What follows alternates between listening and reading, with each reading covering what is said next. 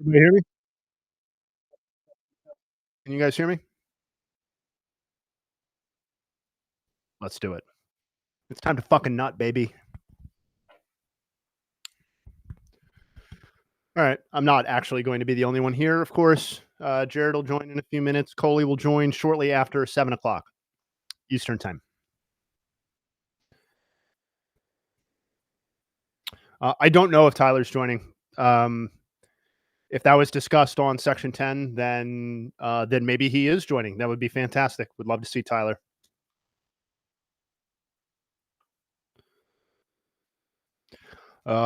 Brick called Emond 2K at Section 10 night. That is a blunder and a half. Dallas said he was going to chime in. You know how it is with him.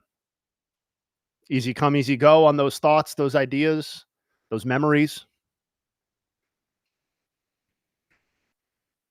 I did talk to Dallas not too long ago, though. So definitely possible he joins. It's always good when we touch base in between podcast days. Like we don't talk to each other enough.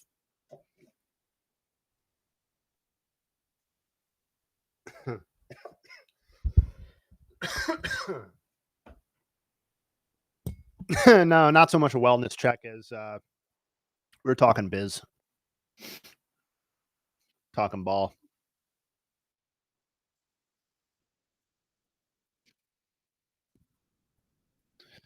Can't believe we're here streaming on September 23rd for, and we're building it around the Guardians game.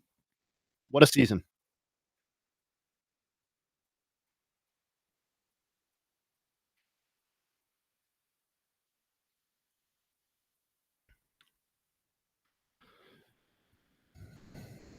Good work to JS4 having Gavin Williams going for his fantasy team right now.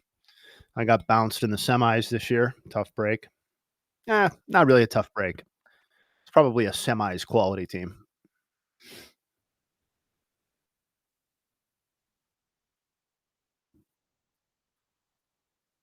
Wow. A player we have yet to have a nug on this season. I'm sure I can come up with that. I don't have like a comprehensive database of all the nugs that I've turned out in a given season. They're kind of like all over the place. I keep my professional research more organized than that, but the nug stuff is it's just kind of in folders and notebooks and stuff like that. Hello, Jay Beck.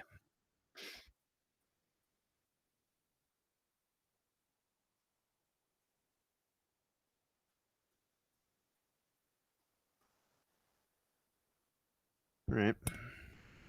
I've never been in charge of the bouncing around.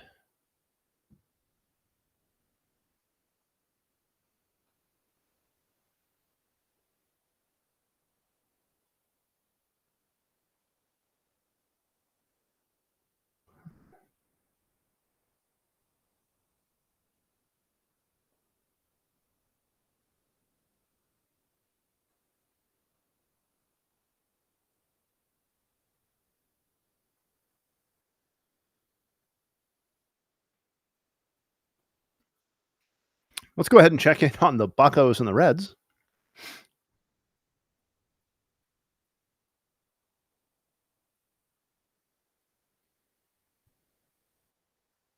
There you go. Thank you for the heads up. I figured it out.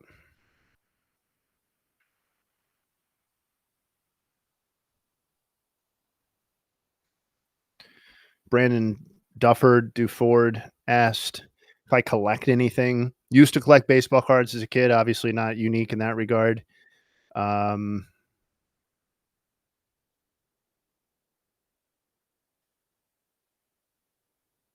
This.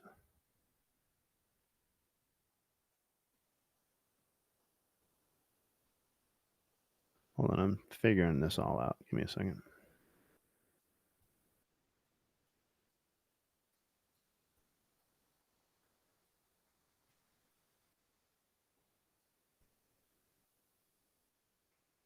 Okay, we're back.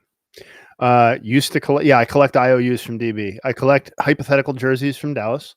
I collect used to collect baseball cards, don't anymore, although I have almost all of them still. The classic need to have a whole day or two to myself to be able to go through all of them. When I was a kid, I got into Star Wars cards for a hot second because my friend's sister was into them and kind of like forced us into getting them.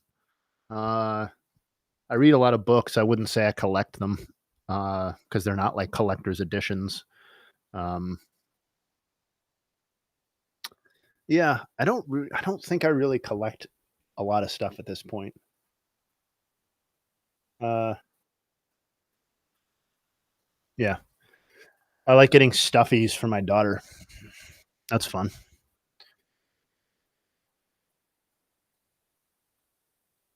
Yeah, I just collect knowledge, man. I just collect nugs. I just store them. Biggest team that'll shock. Favorite REM song? Uh, I don't know.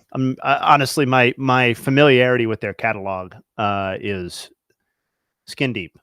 So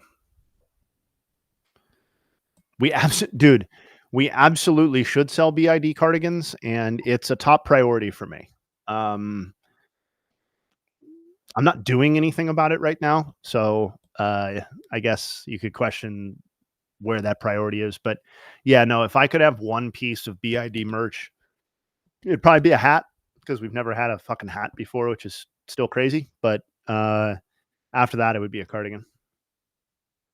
My kids are 3 and change and 1.5, a little under. I don't know about the merch site.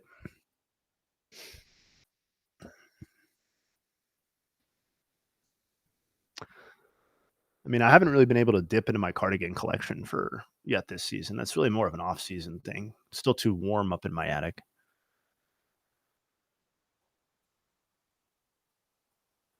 Thank you for checking out the park, Keith Johnson. I will tell my family that somebody on the stream said that they checked out the park. Everybody always gets a big kick out of it. I mean, my destinations were pretty limited down the stretch there just because of the radius that my grandparents were capable of going. I mean, I think University Circle in general is a pretty nice area for what it is. I obviously Virginia Havens Park. Always like to drive by League Park. There are a handful of restaurants, but none that I would like go to the wall for in terms of like this is the best place. Not to say there aren't best places. That wasn't really the focus when I was there. The Jake, obviously. Let's see what else. I mean, I've cliche, but I've been to the Rock and Roll Hall of Fame multiple times. I think that's a well done museum if you put aside some of the questionable inductees. Wow, the star of the show's here. I'm here, baby. I'm ready. I'm locked in. Big night of baseball. How do I tweet this out? Is this on the Baseball is Dead Twitter? It typically has been. Yeah. Stand by. Yeah. Yes. Okay.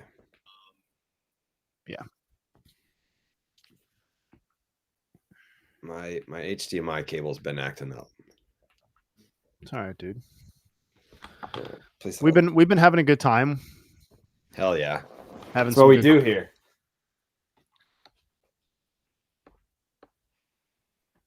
Hold on. All right. Draw there.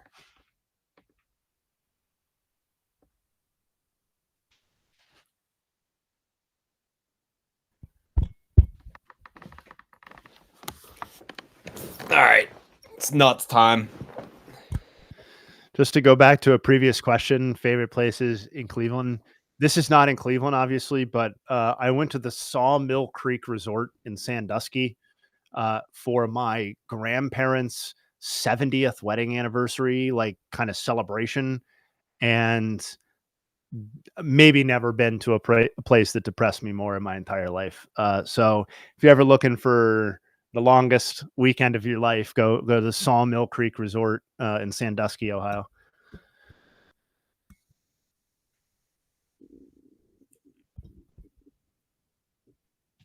All right. We're locked in.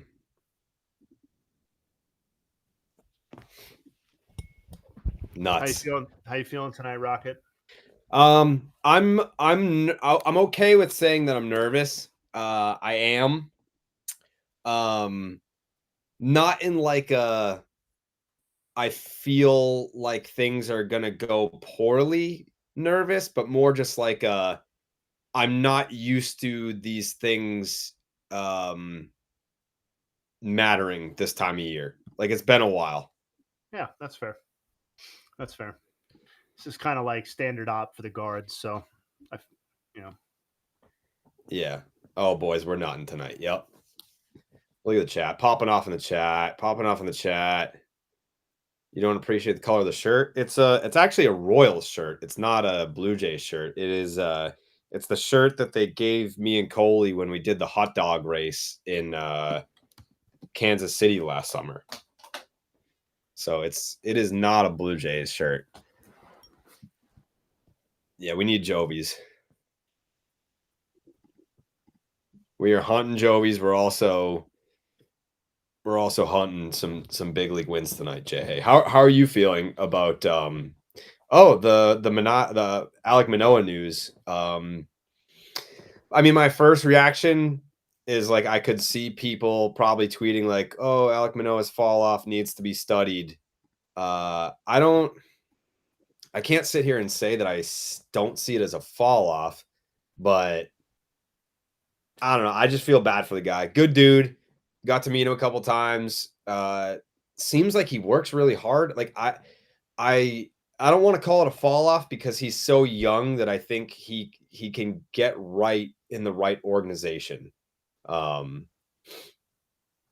Yeah, I think I don't know what team is going to look at that and say, I'm going to take a flyer on that, but I'm sure that he'll have suitors.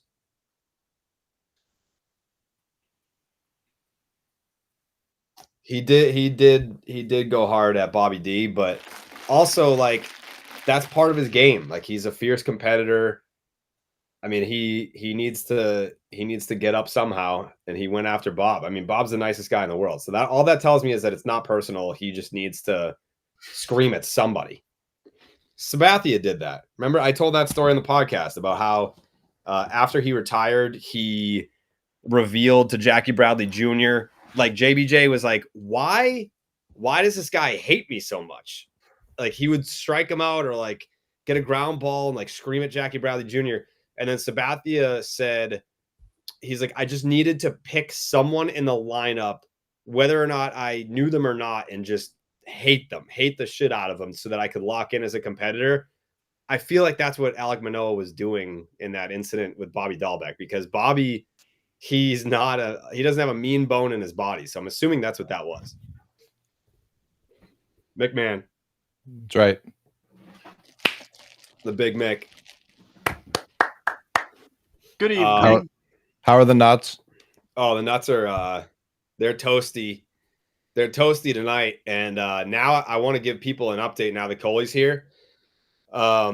So Baseball is Dead merch is very, very close. The last update that I was given is that that website is close to launching. So we will have BID branded merch on the store.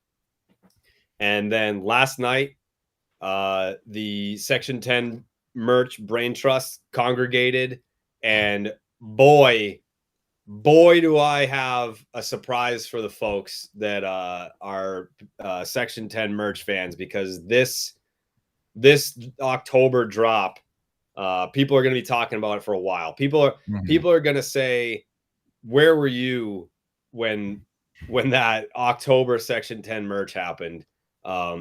But BID merch on the precipice, in the red zone, on the 10-yard line. I know it's football season. You know how much I love football. But yeah, this October drop, you're going to look at it and be like, I can wear this 20 years from now. We missed a fucking Schwarber Jovi. Fuck. I didn't want to come in and just start driving immediately. I thought that would be rude if I was just like, you know what, you go fuck ahead and this drive. Guardians game that Jay cares so deeply about. No, I mean that's an honest miss, but Did you see what I did? Oh, you probably didn't. When after your phone exploded the other night when we were doing Tied in the Eighth extended, right when your phone exploded, Devers came up, a leadoff Jovi. Did we miss a leadoff Jovi? No, I think someone in the chat said my mic wasn't selected correctly. Is it coming on the mic now? Yeah, you sound great. Boom. Okay, boom. But I was like, I'm just going to stay on for this Devers at bat, and that's when he went Tink Town, right? Like first pitch. It was unbelievable. Saturday night? Yeah, it was right after your phone exploded. Yeah.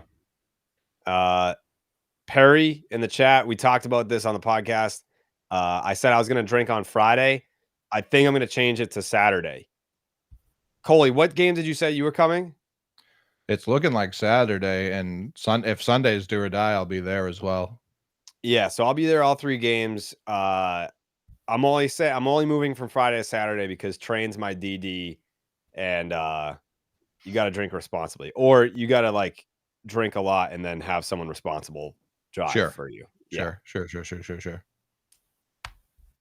What is that for Schwarber? 59? 54. 54? I'm thinking Raleigh. Now 4 behind Ryan Howard for the franchise single season record set in 2006. Is T coming Saturday? I don't know. DB's checking in on Justin Nuts at some point tonight. I don't know when. He said he was going to be here. He was like, oh, that's 3:30 West Coast time. Honestly, I'll give Dallas a pass. I don't know if he knows how to get in here. He did last time. From his phone. Oh, true. Coley, you're doing games now, right? I can, yeah, but listen, I know we're chasing Jovies. There's no doubt about that's the crux. We're chasing glory tonight. It's Jovies and glory. Nuts, but we've got some big time playoff aspirations happening in real time. Yeah. The playoffs have effectively started for a couple of squads. Like your guards, our Sox, the Tigers, obviously. They're fighting for their lives. I'd prefer you on the 1s and 2s because it's admittedly a little hard for me to do nugs and big time. We all listen. Yeah, okay. We're all playing our part. I just didn't want to come in here and be like, get the fuck out. Like I was flailing. Thank you, Adam. Adam's gonna drink for me on Friday. I appreciate that a lot. Did I like college? No. I went to night school with like 55-year-olds. I was in like a program for adults going back to college, either to change careers, get a degree for the first time, or get a new degree because their degree from the 70s was no longer relevant. They put me in a program because I was like working during the day and blogging. And then they were like, we'll let you go to night school too, to get your degree out of the way, which was nice. It was generous. But I mean, I don't think I do not have a friend that I met in college, my age, that I did not have a true college experience, but wouldn't have had it any other way. You and Steve went to Endicott, right? Did Pete go there too? Yes, Pete. So you made multiple friends from Endicott, is what I'm hearing. I knew Pete before I went there, and that's fair. I knew Steve after I graduated. Yeah, that's wild. Yeah, it was zero friends from college. You went to college with people recently out of the military or prison. Yeah, or it was like Dale, like recently sober. Dale was sick and tired of stocking shelves at Target, and he was like, you know what? I'm going to better myself for my kids. I'm going to go get that business degree. And shout out to Dale. He did it. I hope he's doing well somewhere. Welcome to the stream.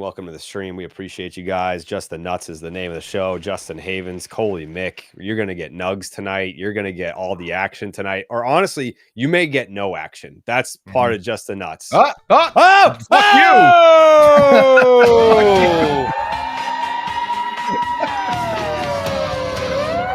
O'Neill Cruz said, honk on this Bobo, Carrabis. Oh, it's an O'Neal bomb. Go crazy, folks. Go crazy. It's a home run. Pretty early for a Jovi.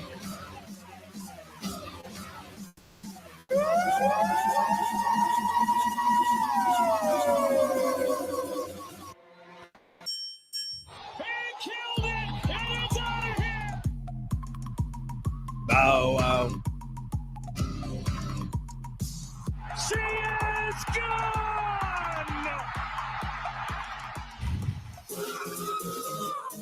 I'm going to text Connor. I forgot. He was keeping track of our nuts last time.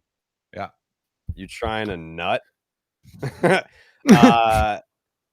Yeah, Connor's going to keep track of the nuts if he's around. I don't know what he's up to right now, but hopefully we can get Connor in. I mean, are you gonna keep yapping, or are you gonna apologize to O'Neal Cruz for doubting that we were gonna get an Are you guys gonna thank me for jinxing it, or no? You gonna thank me until you apologize? I have you guys gonna lay out for a nug or what? Yeah, I would love to hear one. Yeah. O'Neal Cruz, that gives him 20 homers on the season, so he now has a 20-30 season, 20 homers, 30 stolen bases. That's the 8th 20-30 season in Pirates franchise history, and he's the 4th player to do it. Andy Van Slyke did it in 87 and 88. Barry Bonds did it 4 times, 87, 90, 91, and 92. And Starling Marte did it in 2018. Obviously, O'Neal Cruz is very close to a 2040 season. He would be one of only 2 players in franchise history to do that. That's Barry Bonds in 90 and 91. So, that's right. Hogdale in the chat. Shout out Hogdale. Jay, you were referencing Ryan Howard before, talking about Schwarber. Does he have like a historical 1-to-1? Like I don't know that. Like, I guess because he and Prince Fielder were going off kind of around the same time, it felt like they were doing the same thing. But I don't believe that was true. I believe Howard was so good so immediately and fell off such a cliff so shortly thereafter. Yeah, it was crazy because, like, you know, he shouldn't have won the MVP, at least in my opinion, in 2006. But that can't obscure completely the fact that he had 58 homers and 149 RBI with, it's not like it was an 800 something OPS. It was a 1.8084. It was a legitimate monster season. But yeah, I remember living that in real time. I have a lot of friends in Philadelphia. I went to some of the playoff games in that era of baseball, in person. And it was just like the descent was so swift and like pretty much immediate. And then he was just Achilles. Yeah. Yeah. And even before, like, the Achilles was the death blow. Like, that was more or less the end of Ryan Howard as a player who was like a net benefit for the team. But like, I mean, nobody repeats really a 58 homer season. So that's an unfair standard, but like, he never even came close to that overall caliber of play ever again. Was kind of crazy. It is interesting to note every time that Howard and Rollins were the ones who came out of that with MVPs, and Utley is, you know, fighting for his life on the Hall of Fame ballot, in part because of the lack of hardware. Even though he was someone in the chat, I also can't read like T. Someone asked, what's a stat that you'll never see repeated again? I will amend the question. Let's keep it to single season, and let's remove anything Barry Bonds did. Yeah. Okay. Remove Cy Young too, because my mind. Yeah, like that old pitching bullshit. I'm not even going to think about. Yeah. That's a great question. Let's do it from 1968 on. Okay, I was thinking 68. I'm just thinking like the mound being lowered. Post Gibson. Oh, Corey, I did tell him about the merch. Yeah, post Gibson. Yeah. I told him, I didn't tell him what it is. I just told him that prepare to shit your pants when you see it. I feel like the 20 strikeout, even with guys hacking how they do, just pitchers even facing enough batters, like they'd essentially have to be throwing a perfect game with only strikeouts to even come close to that, I would think, these days. Like what's the high total for a single pitcher this year? Is like 14, 15? I think we'll see 20 again. I think we'll see 20 again. I mean, how recently was the last one? It was Scherzer, right? It was like what, 2019, 2021? When was the last one? It was Scherzer. What I year don't was remember that. I would have said Randy Johnson would have been. No, the last Scherzer one, did it like very recently. Can I toss out a non-traditional answer? See Yeah. what the temperature is on this. Can I guess what you're gonna say? Yeah. You're gonna say, is it gonna be a stolen base total? No. I mean, there are so many answers to this potentially, but like I'm just trying to think of something that maybe I don't even necessarily believe, but that would be fun to toss around. Maybe like a Tony Gwynn fewest amount of strikeouts. I think that's definitely true. Like we could talk about that because I think that's definitely 2015 for untouchable. Scherzer, 20 strikeouts. I think Okay. so. I thought about K-Rod's single season saves record, and which is 62 set in 2008. I know Edwin Diaz just got 57 in 2018, so it wasn't that long ago that somebody made like a half-hearted run at it. I just sort of wonder if we've moved in a direction with bullpen usage where like no single reliever and their wants and needs and feelings on the matters and like their priorities are going to be leveraged or like prioritized in that way ever again. Like I just like that was in some ways about getting K-Rod as many saves as possible in as much as it was like, this is what's best for the team necessarily. And I feel like we've come so far with bullpen usage that you still have closers and you still have dominant closers. But I just don't know that anybody's going to be in a position to rack up 60 saves themselves anytime soon. Maybe they will, but I don't know. It's also the use, like K-Rod, I can't imagine ever came in the 8th and also didn't pitch the 9th. Like there's no way they weren't just throwing him out there for 2. So that's where it's like, I could see almost like if you told me someone got 50 saves and 15 holds, like that sounds preposterous, but that's where I could see them passing the 62, not just straight saves. Yeah, because now, I mean, not every team is doing this, but I feel like the way that the game is played and the way that the analytics would tell you it should be played, if you're paying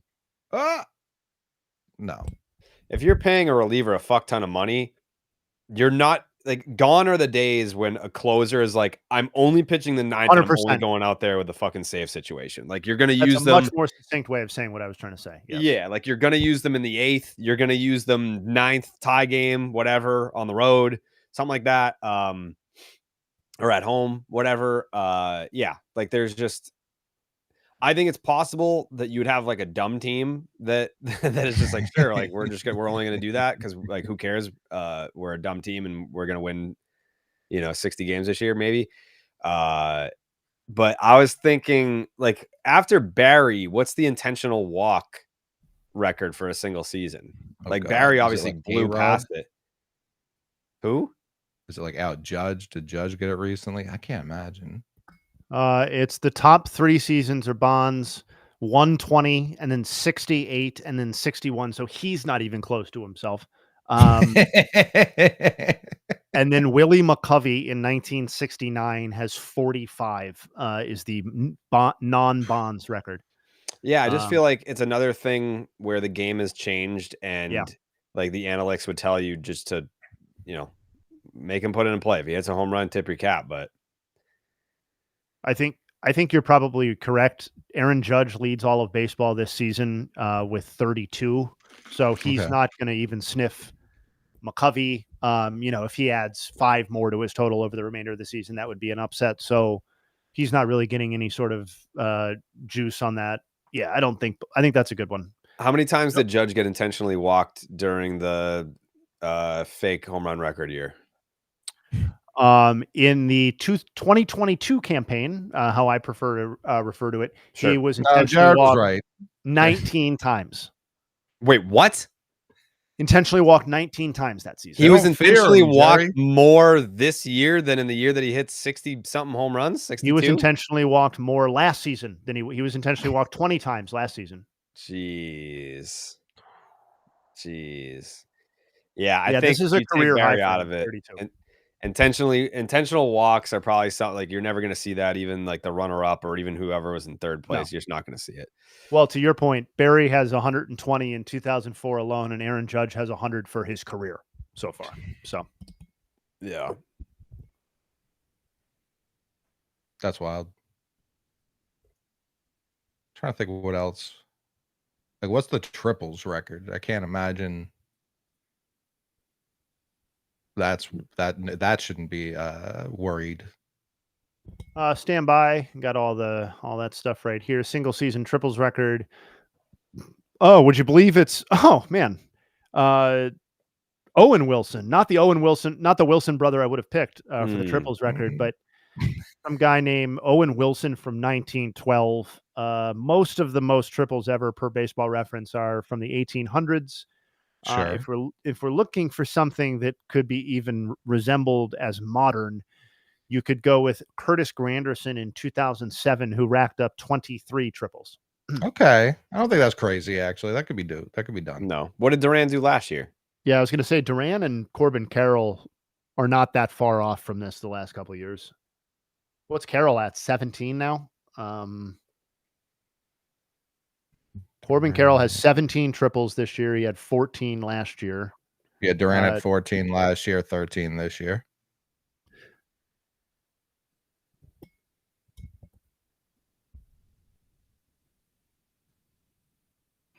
How did the Tigers score a run? I missed that. Don't know. I didn't hear anyone. No one wrote Jovi in the chat, so No. A Wenzel double.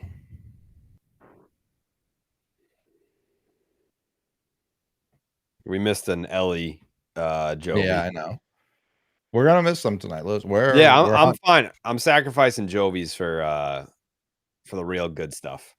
Oh, one because someone put it in the chat, like, don't discount Shohei breaking the saves record, because I think most people do believe he eventually becomes the Dodgers closer. What kind of crazy is it? 40-40? Is it 30-30? Like, what's he gonna do with saves and dingers in this season? Because that's gonna be laugh out loud funny. Yeah. Oh, we're already fucking up. Yeah, big time error. Let's see. Oh God, throw. No one's got it. I mean, I just watched the replay because I got it pulled up on my laptop too. Absolutely should have picked that ball. I mean, just reach the man in the air. That too, but like it was a very pickable ball. No doubt. I as a former first baseman, I'd love the first throw of the game to be in the air. That's all I'm asking. Sure. That's all. Right in the chest. But I think Shohei 35-35 is both reasonable and on the table. I won't say 40-40. That's a bit preposterous. You should just go into every season looking to rack up some sort of like random combination of stat numbers that nobody's ever done before. Like, oh, like this year, like last year it was 50, obviously 50 homers, 50 stolen bases. This year, everybody made a big deal, and rightfully so, about 50 homers and 50 innings pitched, right? Or 50 strikeouts as a pitcher. Yeah. Next year it'll be the saves. Yeah, it's so funny to me. Like, it just feels like he's like, what do I want to do this time? Like, what's on the menu for Shohei? Cutter. Nobody will ever break Judge's 37 straight games with a strikeout. That feels like not even that many. Like, I feel like that seems super breakable to. Yeah. I mean, like I would have guessed somebody breaking that like right now. Mark Reynolds. Oh, every game. Yeah. John Boy said something the other day that I completely agree with. Okay. So Jazz went 30-30. By the way, side note on Jazz is claiming 40-40 because he has 40 homers and 40 stolen bases in 162 games with the Yankees. No. So when they asked him about his free agency, he was like, what? Like, wouldn't you want a 40-40 player on your team? And it's like, you're not a 40-40 player. But he is 30-30. And I want to say, I can't remember the exact numbers, but it was like 70-something players have gone 30-30, like 40-something times. Jay, hey, do you have the exact numbers by any chance? Like the number of 30-30 seasons? Yeah. Yeah, 1 second. Like it's much rarer than I thought. So I think because, like Jimmy was saying, like we just had fucking 40-70 and 50-50 that we see 30-30 and we're just numb to it when that's also pretty damn rare. Yes. It was rare. I imagine there's been a lot stacked up recently, especially since the bases grew. But my bad, Jay. I didn't mean to cut you off. No, I was going to make the exact same point that I think it's definitely becoming. I mean, we're on the verge of. I mean, I think I said it on BID.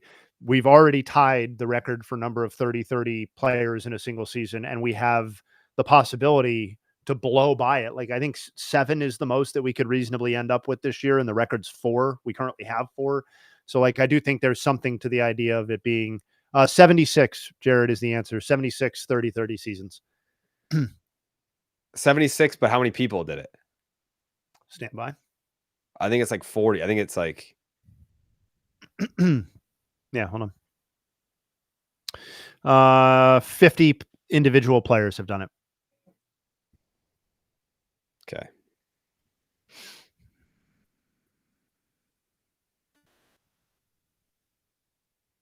So, Joey Gundy, arguably the number 1 Section 10 fan of all time.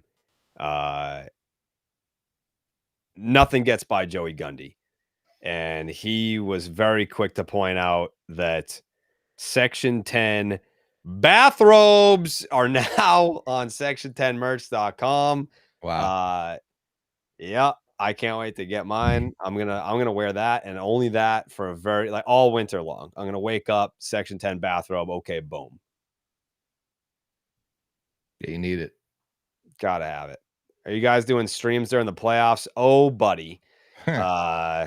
So the plan right now is House of Blues a week from tonight. It's gonna be fucking outrageous because we're in such a tough spot where we don't want to put tickets on sale for a Red Sox playoff show and without them clinching. It's just bad karma. So we might have 24 to 48 hours to put out tickets for an event where it's capacity is 2,200 people. So I guess be on the lookout for that when we drop the tickets. So that's going to be for wild card game 1. And then for pretty much every other playoff game, we're either going to be streaming at my house, we're going to be streaming on playback, we're going to be at the games, we're going to be doing a lot of content for every single game. I think if the Red Sox are in it, we've thrown around the idea of doing a quick Section 10 after every game. For BID, once it gets to World Series time, it's a podcast after every single game. Yeah, it's going to be a fuck ton of content. What if the Red Sox are in the World Series? Then I think we should double pod. We should have everyone on. If the Red Sox win the World Series, we're all in the same podcast. Yeah. Yeah. Section baseball 10 is dead. I would keep that out of it. Section is baseball.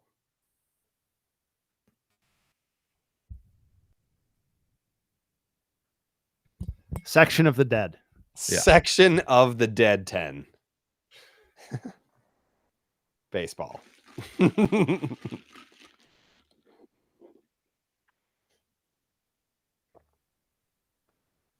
Baseball is 10. Yeah, it's going to be great.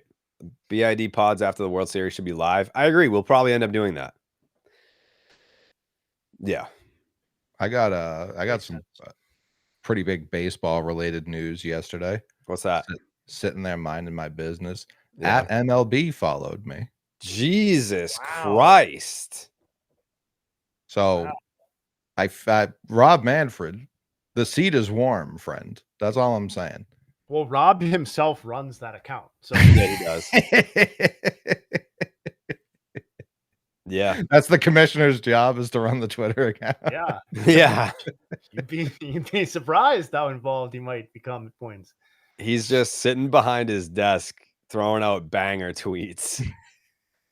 You guys see this fucking dinger that just happened? That was sick. Quit shaking your dumb Starbucks. Hey Jesse, how about fuck you? All right. Yeah. This Ever is drink just a the coffee nuts. before, idiot.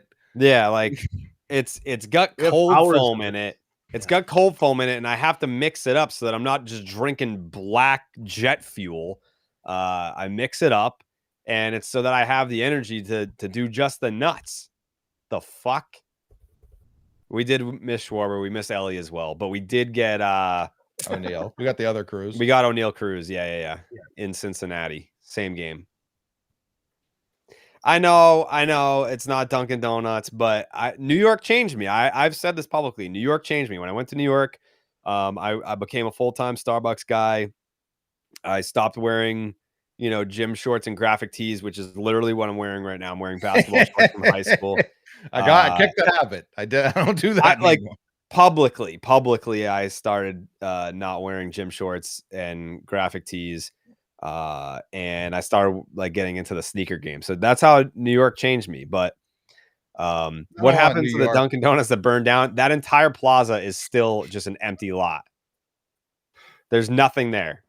I've driven by it since. It's not good. That was last summer. There's nothing there. Nothing. I'll not show you my legs. Have you thought at all about reaching out to the community and saying you're willing to fund maybe 1% of the recovery cost of that plaza if they rename it Carrabis Plaza? I thought about franchising a Chick-fil-A maybe. Yeah. I saw somewhere that it's it's very inexpensive to franchise Chick-fil-A. It's inexpensive maybe, but it's very expensive to find all those smiles and positive attitudes in your employees. Yeah. The Auntie Kathy Memorial Plaza.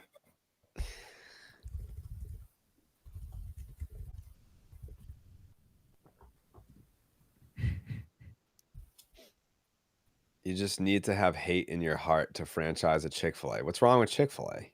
Big We're not anti-gay community. Oh, really? Yeah.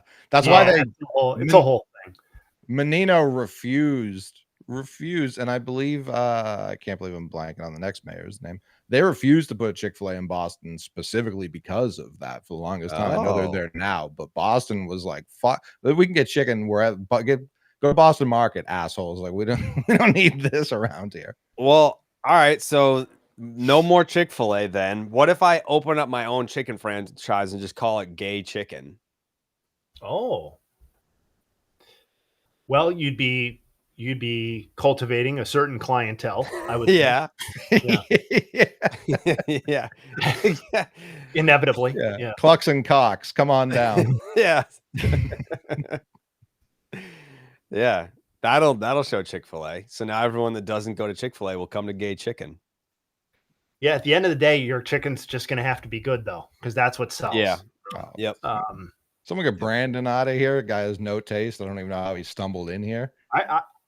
The Chick-fil-A directly across from Grand Central, Gay dildo chicken, was the best chicken I've ever had in my life. That place knew how to do a Chick-fil-A sandwich. Oh, all right. Good sheet on his horse. Yeah. Chugging that ass on home. Let's go. Lo Vaughn, Masataki Yoshida, where were you? Where were you when? Yeah, that's the combo right there.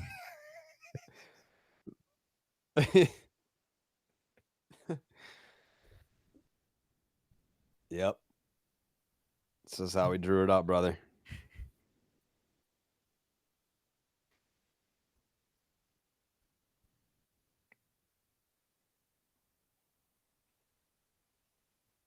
Yeah, imagine if he just did that once in any at bat. Pick any at bat in Tampa in that finale. any a one. So many opportunities. Yeah.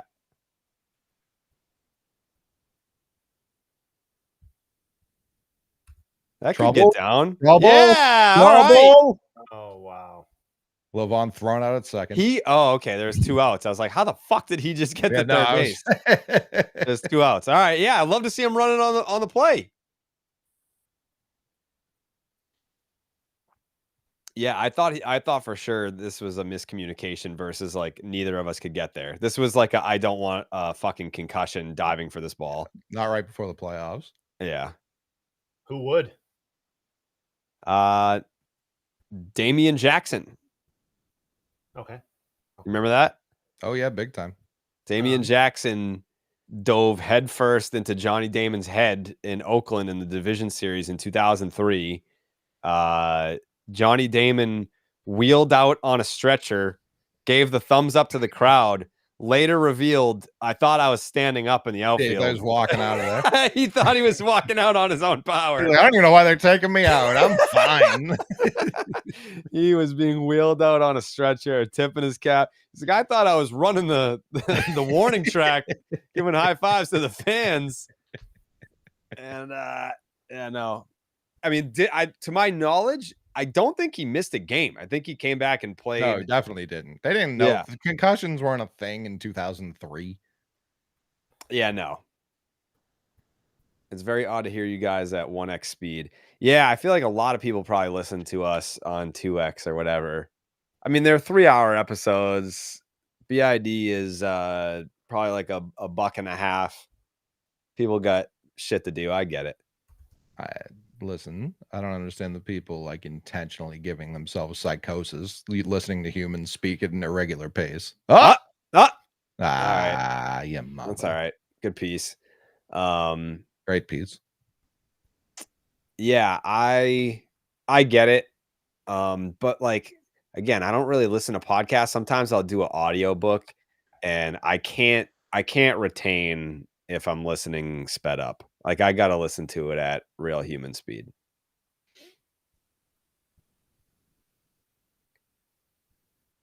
Yeah, that's crazy. Imagine the people that only listen sped up and then they come to the live shows and they're like, are you on heroin? Figure it the fuck out, boys. Pick it up. Energy's like, way down. You sound like you're on Quaaludes, dude. Like, this is how I talk all the time.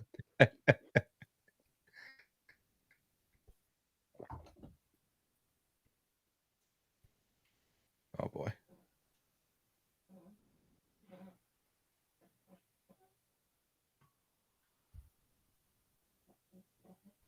Yeah, audiobooks, yeah. I even understand that less though, because depending on the book, like people are doing real deal voice acting. You can't speed that up, shit all over their process. I think I kind of missed my calling with voice acting. I only have one voice that I can do, but I feel like it's I feel like it's profitable. Yeah, when Pixar does the balloon animal animated movie, you can play most of the leads in that. Yeah. I can do a lot of voices. But you do Pee Wee Herman and what else? That's it. Oh, I can do Gollum. I can do Gollum too. Yeah, true. For Brandon Fott. Yeah. Yeah, I can do Gollum and Kermit. That's my bag. But like those are two very prominent figures in the space. Oh yeah. You know? Would you I can do Sean Connery in The Rock and Robin Hood. Let's hear it. Robin of Locksley. Yep. Without you, I wouldn't have a throne. Nailed it. That is really good. Thank you. That is really good. That was obviously the Robin Hood one. Yeah. Who did the Connery back on the old Will Ferrell Jeopardy skits? I can picture the guy's face, but I'd never remember his name. He crushed those. Those were so funny. He was a cast member, right? Definitely, yeah. Because it was Norm Darrell Hammond. It may have been Hammond. I don't think it was crazy. Yeah, Hammond. Oh, I can also do the guy that announces the SNL names at the beginning of the show. Sure. Will Ferrell. Wait. Booby Tassel says your Jared Steve impression is undefeated. What can I get a little taste of the Steve? Yeah. I love my dad. I don't want to hang out with the fellas because I gotta hang out with my parents.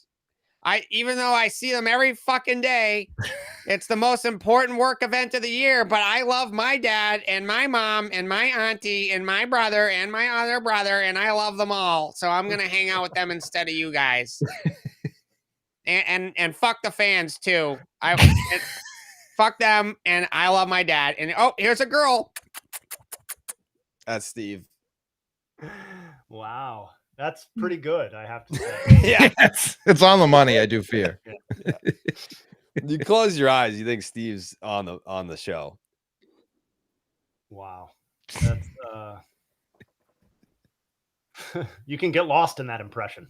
So good. Yeah. Mm-hmm.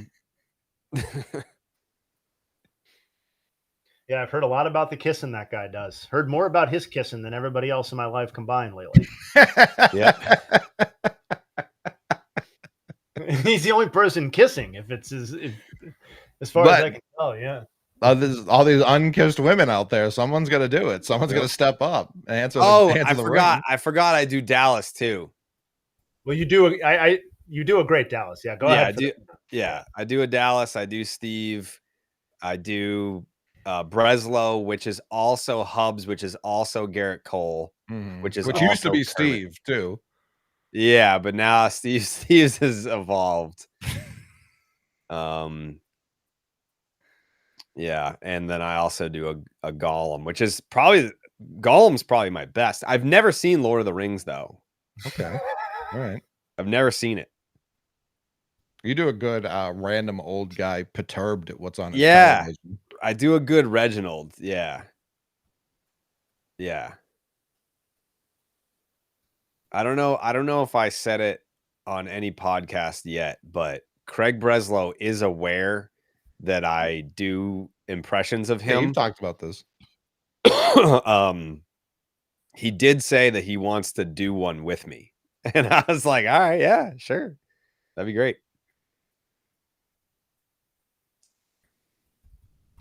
Knows of the thing, never seen the thing. Okay, so a little BTS behind the scenes. So today I started fat camp today.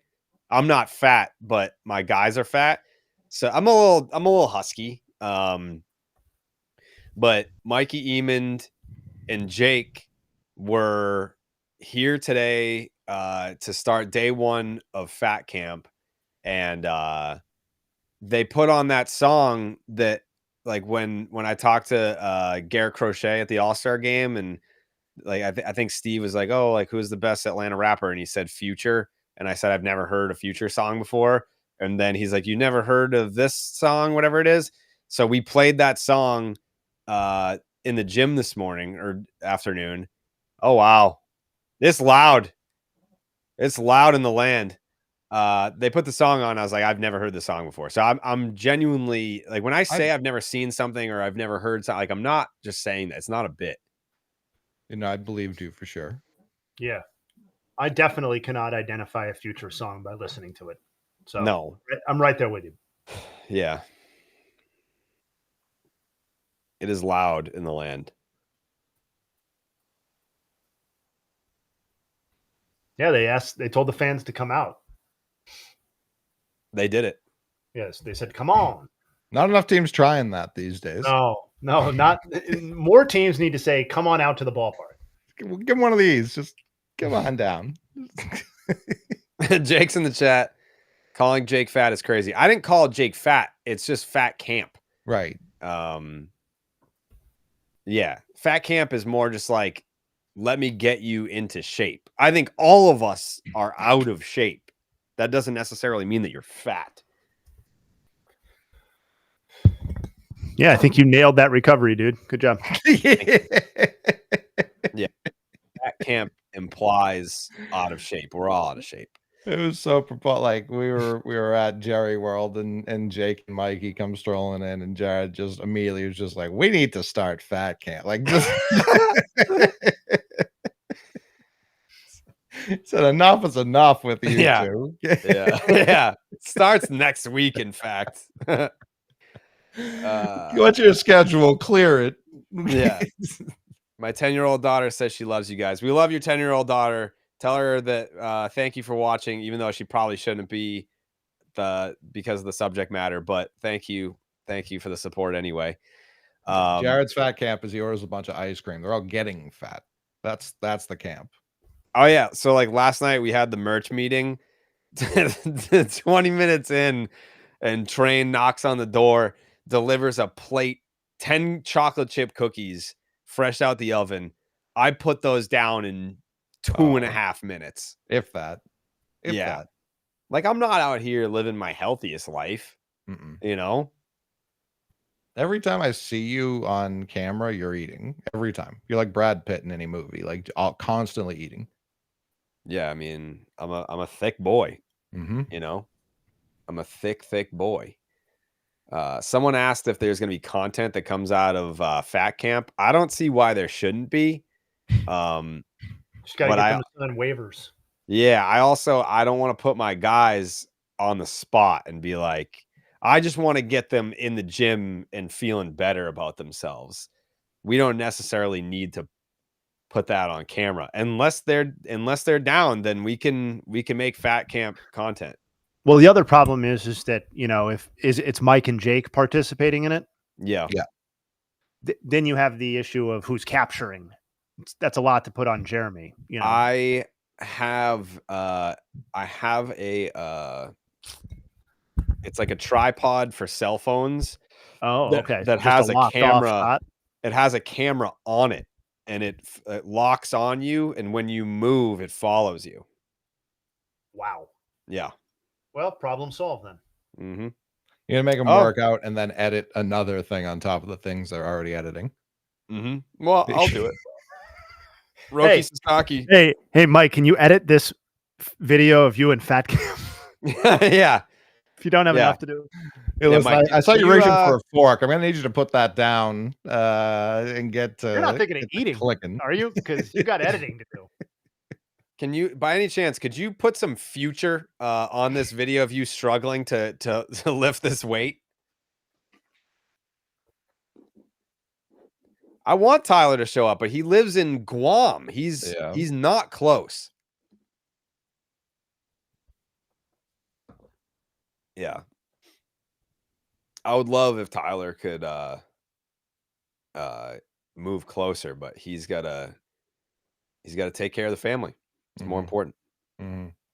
Roki Sasaki likely to be activated from the injured list on Wednesday and will pitch out of the bullpen. Wow. Sounds like something to talk about on the pod tomorrow. Yep.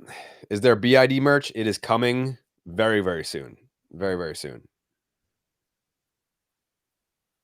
Yep. We're in the lab on the BID merch.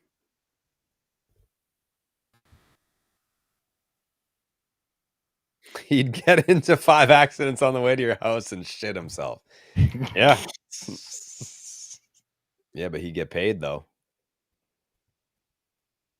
Oh, he missed a Lindor Jovi. Yep. That'll happen. 29. 29 for Francisco Lindor. Is he about to go 30-30? Is he one of the 7? He's one of the list. He's now one away. How many bags does he have? 32? Yes. I don't remember offhand, but it's north. Hold on. That's boat crash money if you shit yourself. Shout out to Bruzo, man. 31. 31. Bruzo, the OG day one Section 10 guy. Bruzo was listening when we had 7 listeners in 2015. Like, legitimately.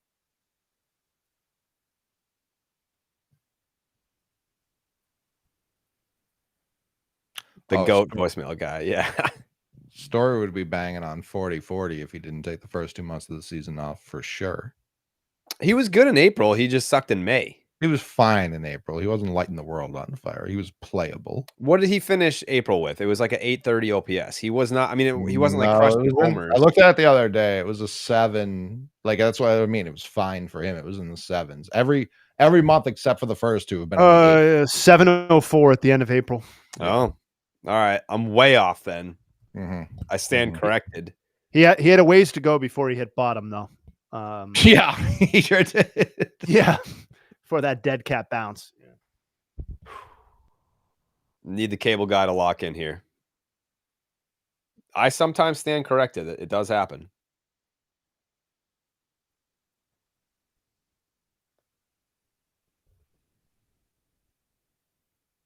Yike. Story opt out. So I thought he was not gonna opt out, and then now I'm like seeing people say that it's like a foregone conclusion. I don't know what to tell you. I don't have any inside scoop on that, but it makes no sense for him to not opt out. See, even you just starting that sentence, I didn't know where you were gonna go. I've consistently been on the side like there are no free agents. He has to beat like $48 million over the next 2 years. Like I feel like he's going to do that. Not over the next 2 necessarily, but over the however long of a contract. Oh, Jesus Christ. I review that.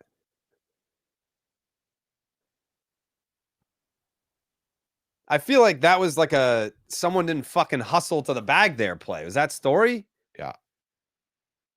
Or maybe like a bat. Oh, catch the ball, which is part of the issue. Oh, he didn't catch the fucking ball. He just simply didn't catch the ball. Yeah, throw to first. I don't know why you even go there. Jesus. All right, so good. George Springer's up. We've already given the Blue Jays 2 free outs.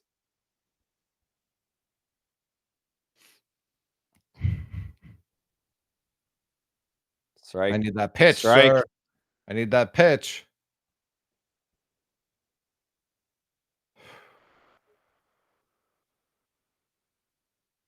Need that pitch.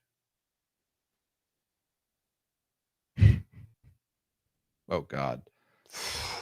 Shattered his own back. I was gonna say he just shit himself. he saw that pitch and shit himself. Grand Jovi. Jay, where do you stand on the comeback player of the year debate? Is it coming back from injury or coming back from simply being dog water like Springer was last year? No, I always feel like it should be the coming back from something other than being crappy award. Right. But I don't know. Because like if you're bad and everyone's saying that you're washed, you're coming back from adversity of everyone saying he's done in this league. I guess, sure. I mean, there are plenty of people who have won it like that. And okay, I'll phrase it this way. I think the most compelling candidates are always the people who are coming back from foul. So let me shut up, George. Shut up, George. Your fucking pants are too high. Like say, for example, I'm a rookie in 2020. Like I'm a 22-year-old rookie, and I'm almost like Jonathan India, the first name that came to mind. Awesome rookie season, and he's kind of just always been bad since then. But like, say it's like his rookie season, then a bad season, but then like a good season. It's like, well, you're 25. It's kind of just like you're still getting used to the league. I think if you've been in the league for 10 years and you have a shit season and everyone thinks that you're done, and then you have a great season and you're 34, I think you should be eligible. Sure. I think that's fine. I just think up against, let's say, coming back from cancer or, coming back from something like that, like a catastrophic injury, I think those are. Yes!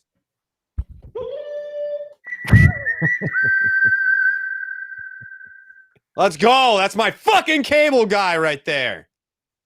What? Let's fucking go. That's right.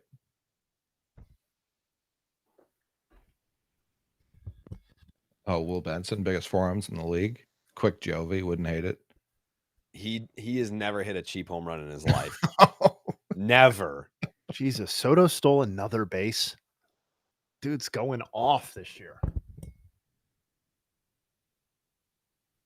But does he miss the other side of New York? That's what I care about. No, you don't.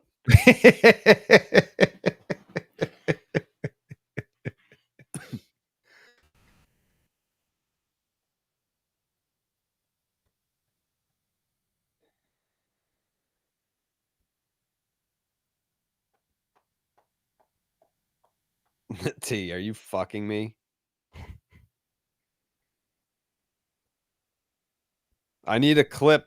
Yeah, okay. I need a clip of this. Oh, Springer's going nuts in the dugout right now. I'm sure of it. I mean, it was a strike. He's worried. No, he's pissed about the foul ball call.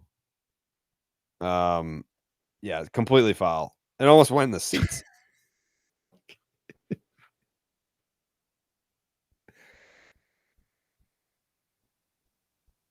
Yeah, that third base I'm currently eligible for catch up. That's a fact. That's a Snapple fact. Yeah, this time of the year, anybody can get it, you know? Mm-hmm. I like, by the way, Fleming chirping me being like, oh, I might pull a Coley and vote for a different team entirely. Like, he's the one who voted for Craig specifically for his trade deadline. Like, that was the thing that happened. I don't want to hear that I just toss votes around all willy-nilly. Quick nug. Yeah. No big deal, but Oh, wow. Connor, What's up, boys? how we living? I just wanted to drop in real quick, drop my nuts, if you will. Yeah, please do. Just say hello. What's up, boys? Yeah, we missed your Jovi counter for the stream. It is definitely an aspect that is lacking on this particular stream, but we only have one Jovi so far. Well, the Rangers play at 7, so you can count on it. You're at a basketball game right now? No, I'm at a volleyball game. Girlfriend's volleyball game. All right, well, leave. What the fuck? They're Girlfriend, not they're wife, up 2-0 right? right now. We're about to get out of here in a minute. Honestly, leave. Yeah, you got to get out of there. I'll get back on a little bit. All right, let us know. All right, later. Steve tweeted a still shot of this ball that is so fucking foul. Right. I'm just gonna say it. Me being interrupted so that Connor could tell us that he's at his girlfriend's volleyball game was not worth it. You know, I'll be brave enough to say it. Back to that nug that wasn't that important, but now seems pretty important in comparison. Yeah. He's up. Juan Soto's now up to 42 homers and 36 stolen bases. Those arbitrary numbers. It's only the 6th season in Major League Baseball history featuring at least 42 homers and 36 stolen bases. Canseco in 98, Bonds in 96, A-Rod in 98, Alfonso Soriano in 06, Ohtani last year, and Juan Soto this year. So it's him and all the 40-40 guys, I take it? Yeah, basically. So there's no other even like 40-35 guys. It's either you got 40-40 or didn't. Yeah, that's true, actually. Wow. Let's see. Yeah, because I did look at that last year. There are people who have come one homer short of the 40-40 homer club, but nobody's ever come one stolen base short, right? Because that makes sense intuitively because you can kind of control that, right? Like you're going to go for the stolen base in a way that you can't possibly go for a homer if you're close. After this TS10 at bat, I would love to check in on Cleveland. The land. Brother, I'll change it now. You don't got to tell me twice. I kind of want to see. Let's change it after the top of the third, or at least let me see TS10 Breggy. So the rest of the inning, gotcha. You think they're both gonna make outs? It's just kind of what we do. The whole team. There's one. Toss it around. Did you see the and maybe you just know this, so I don't want to be rude, but did you see the Pot on Lansdowne boys found out the origin of the woo-woo the Red Sox play after strikeouts? No. I didn't know it was just like a guy doing that. Yeah. So what had happened was, I believe it was the Bay Area, Oakland. I could be down. Nope, it's not. So, yeah. Oh, Big Christmas. Love it. Love it. Go on. There was a Bay Area, Oakland. This was probably like 06 or something. This the car scene. They started installing these whistle tips in mufflers, and you could hear it for like a mile away. And it wasn't technically illegal. And so the news ran a story on it. And one of the guys was like, yeah, it sounds like woo woo. And the Red Sox, for some reason, have just made that their strikeout call. Yeah, it did kind of come out of nowhere. And it did feel like the Red Sox were like, the Yankees have the whistle. So we need something too. Yeah. Whatever. We need a micro viral video from, I think they said it was from like 07, 08. Like it was like one of the original YouTube videos, but it doesn't have a lot of views even to this day. I don't know how they happened upon that. Yeah, I don't know, but I believe them. Tosh.0 classic. I could see that. That would make some sense. Were they joking, or was it really Fitzy Mo Pena's sister is the Caroline and Sweet Caroline? That's who the Not song a is joke. about? Yeah, not a That's joke. real. Mm-hmm. Fitzy Mo Pena's sister is Caroline. No. It's not. Okay. Let me rework that. Fitzy Mo Pena's sister is the Caroline, not that the song is about, but that it's the reason why they play it at Fenway. Correct. I believe his dad worked at Fenway, and while Caroline was born, and they played it like right after for the first time, like as a nod to her, and they saw the crowd's reaction and they just kept running it back. Got it. Yes. Okay. Yes. That's what it was. I was going to say, yeah. I'm pretty sure the Caroline that the song is about is Caroline Kennedy. Probably. Yeah. 99 dotted. Yeah, this guy's all right. Good ball player. You know who Scuba looks like to me? Like if Frankie Borelli grew up to be an adult, that's what he was like. That's him right there. The woo-woo guy. Woo-woo! Yeah, like if he was like two of Frankie in terms of build. Yeah, right? if they just mushed two Frankies together. Yeah.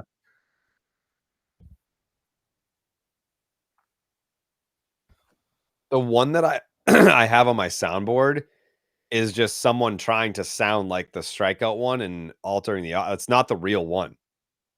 Okay. Someone was just like, I just went for it, and like it sounds close enough.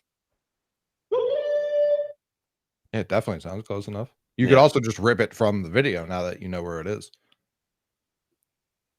Yeah. I guess. Yeah. No.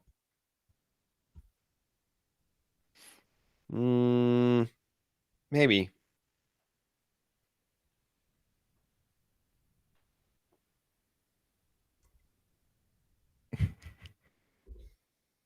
I met a 10 fan at Costco the other day, Jerry. Yeah. Nice guy. Was just talking to me, and then his wife or partner or girlfriend or whoever came up, and she was like, "This is the guy from Section 10." She goes, "The baseball podcast?" He was like, "Yeah." She's like, "Who gives a fuck?" I was like, "That's exactly agreed." Like completely agreed. Yeah. Who gives a fuck? She just kept it so real. I was like, I love that. Not Matt Damon.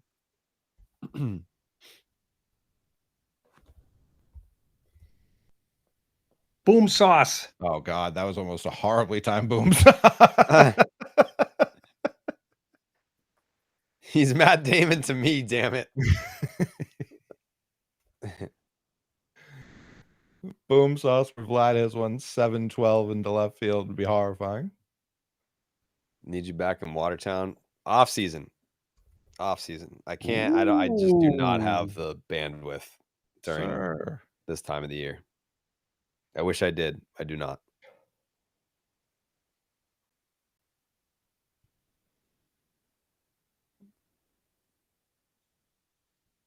This is a vibes-based ump. I don't think he's really locked into the strike zone at all. He's barely paying attention. He's just he's listening to the crowd, and he's like, "This might piss him off."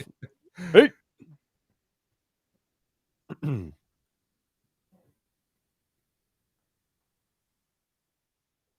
It's sickening that I have to root for the Red Sox as a Yankees fan. Yeah, one of my buddies is a huge Yankee fan. He texted me today and he said, "Go Sox," with a bunch of exclamation points. And I was like, how do you like, even if like roles are reversed and I needed the Yankees to beat a team, I would never put "Go Yankees" in writing. They also don't need us to beat the Blue Jays. They're 2 out, I think. Sure, but like it doesn't matter. Oh, it matters. No. Winning the division? For the Yankees, they can't celebrate winning the division. No. Like the team that talks about 27 rings cannot talk about winning the division. I feel like this group does not. They're not like a 27 rings group. And I'm talking about the fans. I'm not talking about the players. Well, the Like, fans are dumbasses. I don't think the players get like obviously, yeah, they want the easiest road possible, but I also think they know like it doesn't matter. Like they're not winning anything.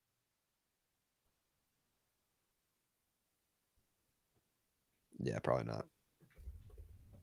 It's the only time the Red Sox, like most fans, I'm not saying every fan, but the majority of the fan base rooted for them, the World Series against the Diamondbacks. Is that the only time? I didn't root for them. I didn't either. That's why I said it that way. But like I remember SNL doing skits about that at the time. Like, it was definitely a thing. I mean, I was in 7th grade. Yeah. I think. Yeah, I was in 7th grade. So I mean, I can't, and like this was pre-social media. My reach to really know how many Red Sox fans are rooting for the Yankees is very limited, given my age and society. But I don't remember that being a thing at all. And 01? I remember everyone rooting for the Patriots in the Super Bowl because that happened too. The Patriots in America. But that was before everyone hated the Patriots. Everyone still hated the Yankees. I don't think anyone gave a fuck. They were like, I was rooting for the D-backs.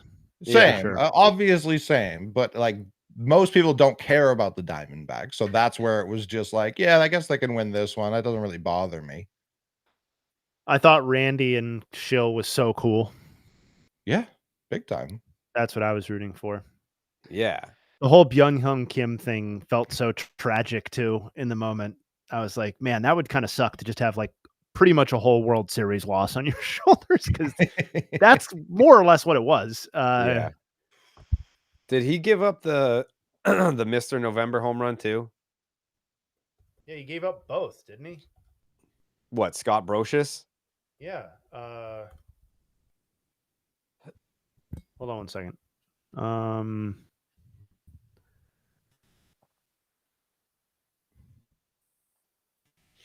See, like that's the kind of thing that, like, let's say 2001 played out in 2025.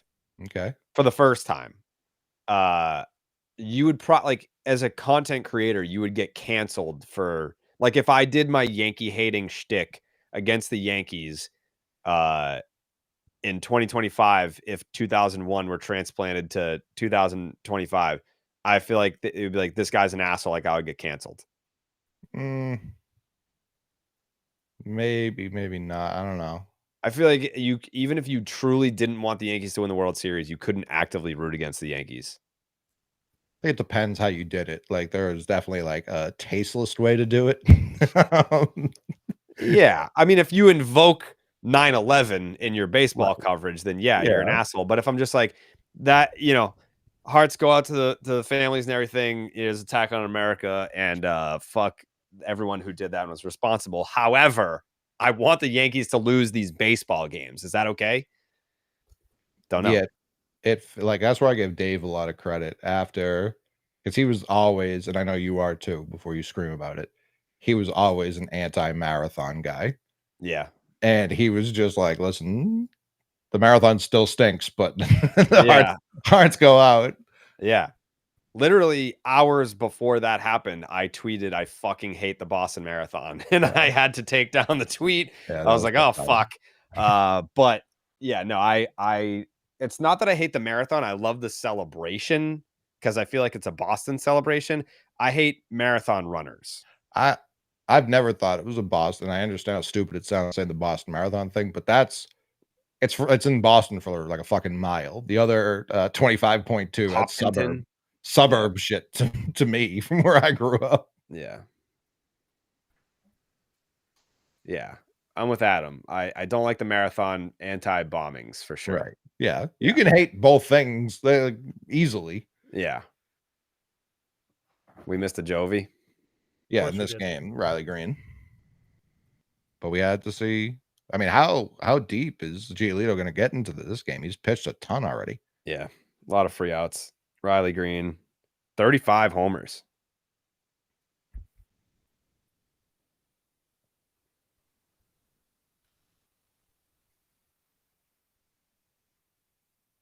Dot. See you later.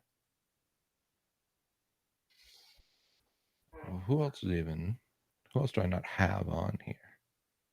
Nats, Braves. Oh, Mets, Cubs. I have seen a lot of Mets, Cubs talk. And the Mets are. Oh, they played a doubleheader? Huh? Did they play a doubleheader today? No. They didn't? No. What the fuck was I watching earlier? I have no idea. I really hope they didn't, because I fucked up if they did. Yeah. Kerry Wood on the bump. Jared's like, fuck yeah. Yeah, this is what I'm talking about. No, it's Horton Peterson tonight. I watched the Mets game today. Definitely watched the Mets game today. I promise you. Yep. Just the Nuts is typically every Tuesday since we started, like 4 weeks ago. But last week was a busy week, with the Section 10 night. So we didn't nut. And the Views. Yeah, and Views Day.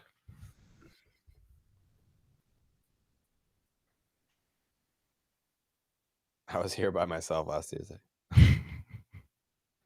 Giolito needs this ump for sure. Yeah, I think now if I like Just the Nuts came together kind of like late in the second half, like next season, if we know that Just the Nuts is going to be a thing, and I don't know, maybe we can go out and get a sponsor for it, then I can commit to Tuesday nights, and then when we go into the Views, I can be like, I'm unavailable on Tuesdays for the Nuts. Will the playoff live streams be on playback or at your house? Both? Yeah.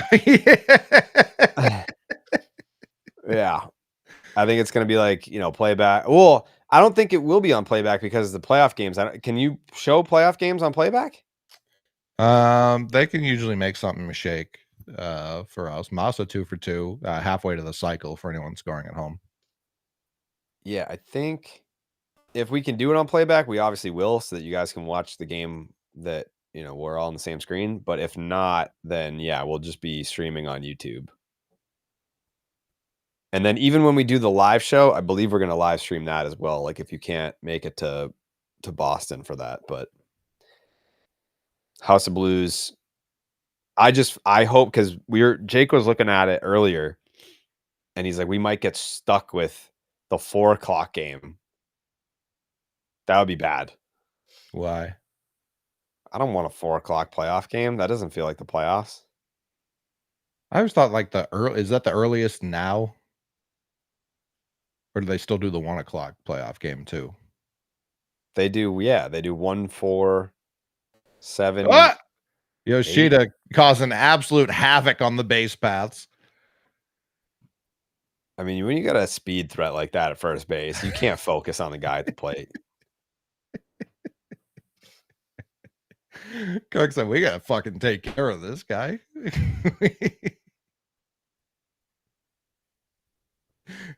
I don't know why we're throwing this baseball.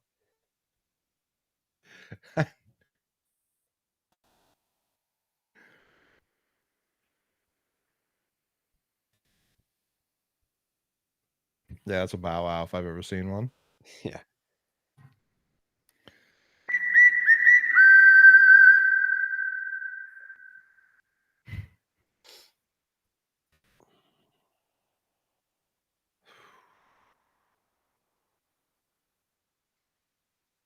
Scoobs is on the ropes. I'm gonna say we might need to. We're gonna watch this first pitch Rafaela home run, and then we'll get back over to Scooble. Yeah, let's get back over to Scooble. Can we just fast forward to when he's 0-2?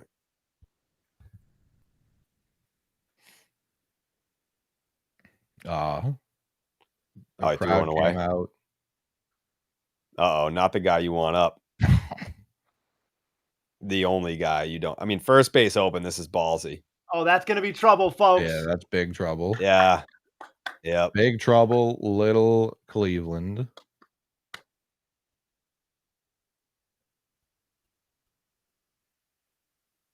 Mm-hmm.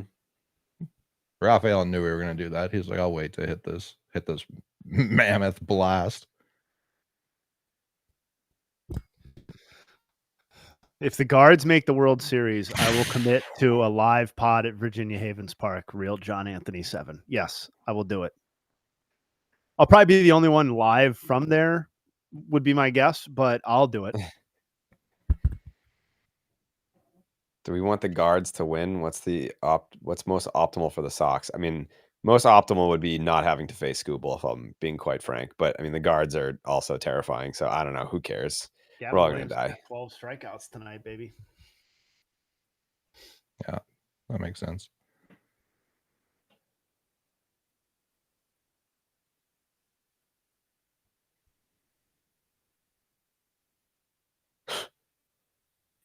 Here we go.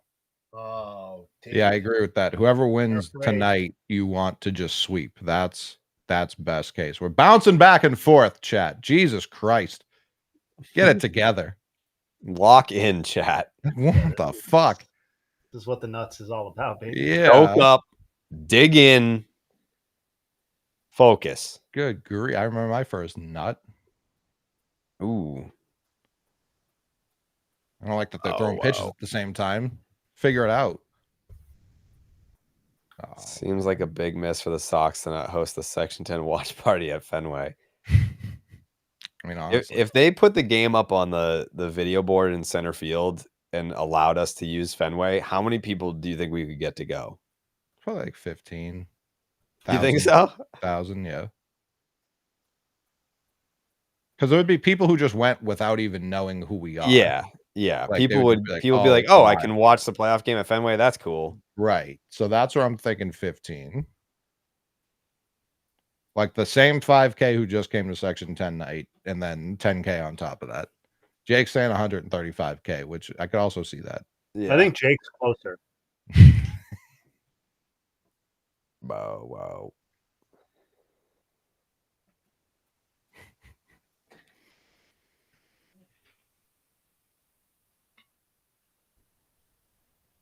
Oh, we'd sink into the earth below us with that many people at Fenway.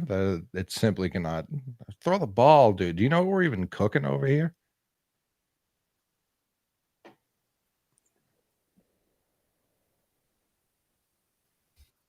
Oh, my God. Oh. No. Got him in the nose, I think. I mean, he killed him. Oh, Jesus. I've never seen a pitcher throw his hat and glove simultaneously, just being like, didn't want to do that.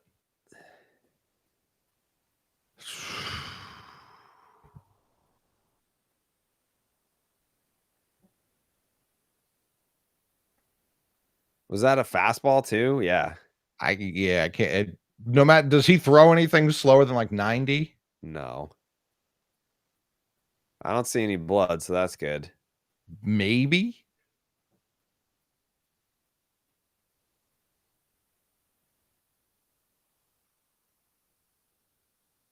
Yeah, I agree. I think that feels worse. I'd rather see blood.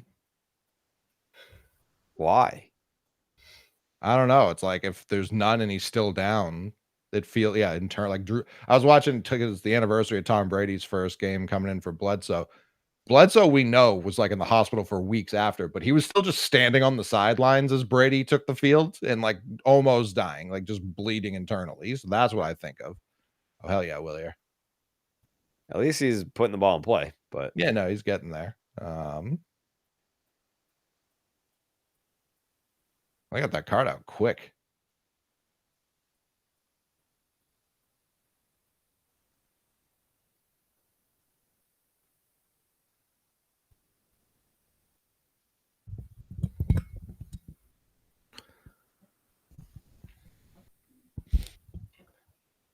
Did it get bat first? It maybe. It happened all so fast. We like turned and he immediately got rocked. Yeah, I think it got bat first. Okay. Some blood. I think hopefully he just fucking broke his nose or something.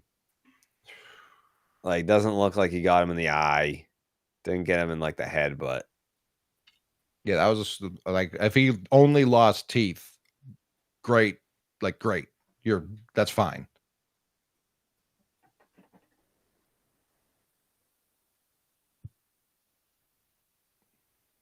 Yeah, that was horrifying.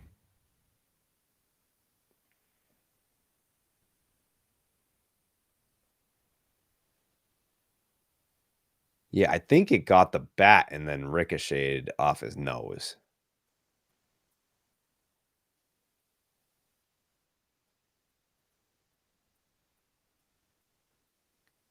How do you even throw your next pitch after that? Yeah, that's tough, man. Oof.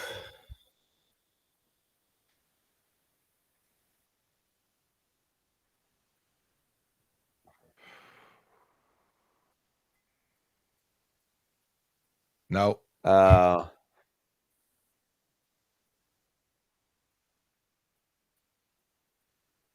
Yeah, Scooble almost like threw up. Like his natural reaction was almost to puke, which I understand.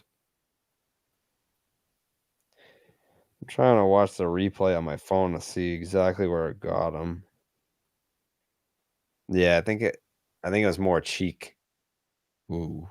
Like I worry most of obviously like orbital, anything in the eyes. Was it Bryce Flory, Jared? Obviously Yeah. different.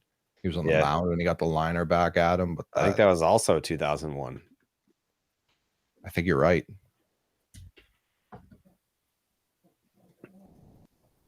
Jaw injury would be bad, definitely. There's no like I said, broke a couple teeth knocked out or a broken nose. You'll take that.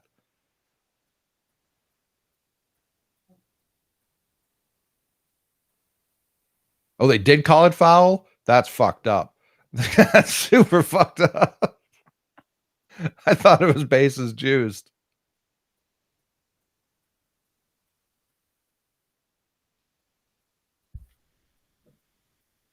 Oh, yeah. Next pitch to the backstop. And the Mets are collapsing, by the way. Oh, Jesus. Cubs are adding more. In game 2 of the doubleheader. In the nightcap. Yeah. It was in 2000 that happened. Okay. It was late though, wasn't it? September, yeah. Yeah. Okay.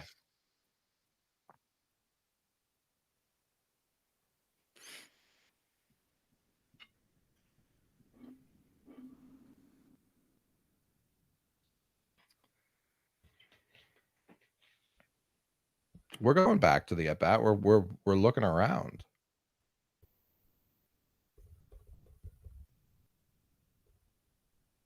Missed nothing.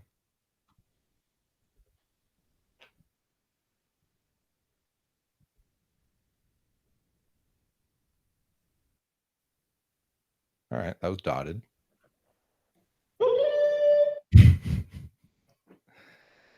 Just dotting 99.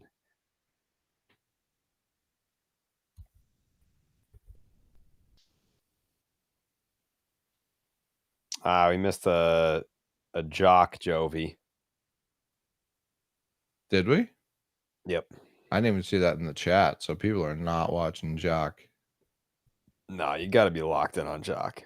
Locked on Jock. Jocktober coming soon. Is he still in the Rangers? Did he get traded? Jocktober.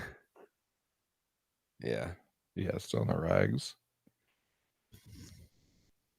Tough season for Jock. There wasn't much of a market for that. No.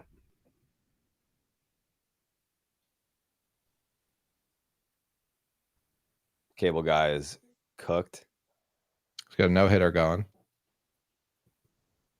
Not anymore. Oh, just gave up his first hit.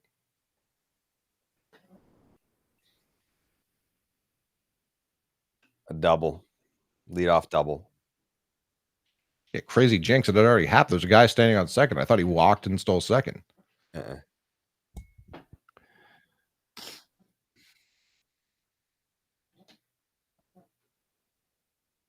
By the way, all it takes is he balked. Oh, wow. Are the guards Is in intentional? Scooble's head? No, You don't think that was an intentional block? I do not.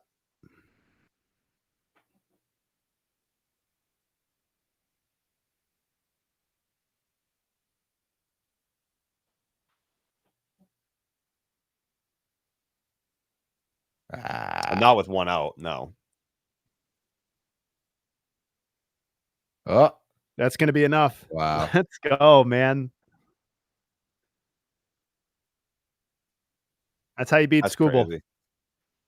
You It's dinky crazy. do him to death. You just don't need. You either take them long, like in the postseason, or don't leave the infield.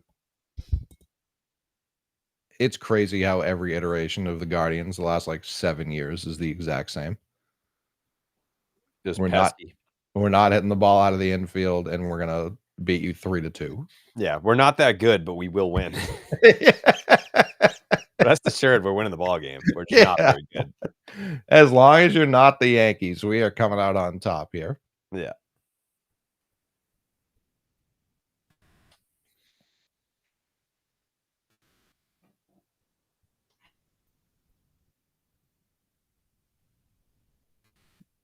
Oh God.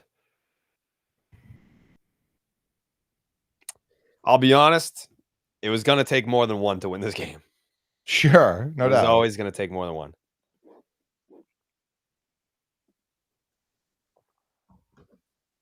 I'm going to have to do a pee-pee break soon. This coffee is doing Dude, a this is number. way too long to not be taking pee breaks. You go ahead and take care of yourself. Yeah. brother. Yeah, coffee makes me piss like crazy.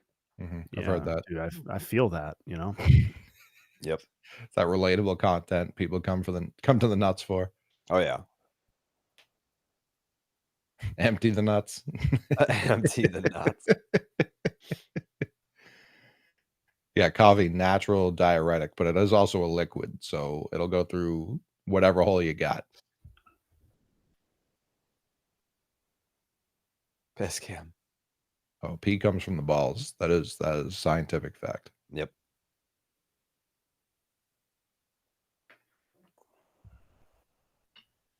Doof, I would assume you're blacked out in that region. That would be my guess.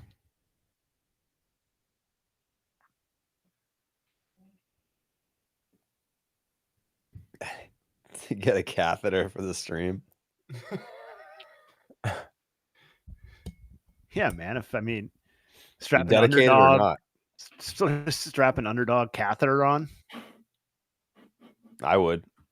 If you pay me, I'll do just about anything. Yeah, get me an adult diaper. I'll piss my pants right here. I was gonna say I would for sure rather go diaper than catheter. Oh yeah, no, I'm joking about a catheter. I'm not doing that. Catheter, they put it right up the pee hole, right? Yeah, I that's not happening. Well, not right now. For the playoff. well, yeah, maybe a World Series game. Yeah. Come on, man. Stay in play. Yeah. All right.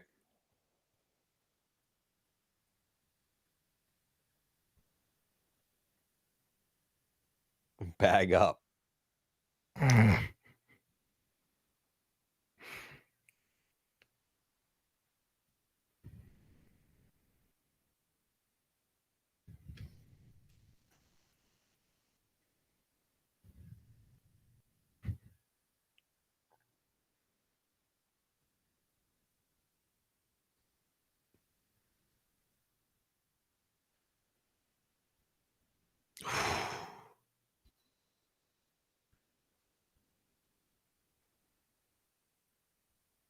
You mean Rob Manfred?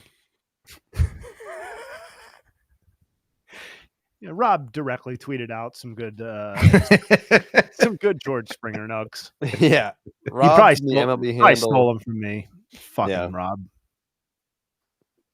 That fucking guy, man. Is Bagzewski in the chat? Oh, you gotta assume. Yeah, Present. There he is. Eventually, this will get to a point where people are like, wait, his real last name's not Bagzewski? Then why do you call him Bags? Because his name's Bagzewski. Yeah. Duh. You got 9 TVs, but no piss bucket? Brother, don't give me ideas. Do not give A me trough for the live streams would be very funny. Yeah, don't give me ideas. Please. Say Don, say Don! Oh, what? Oh, nope. I thought for sure he had that. Yeah. I mean, I was just more worried about him keeping it in front of him for with 2 outs. You don't have to pull them. Like, these are not, it's not hard contact. These are little dinky doos. I'm shocked you didn't get that.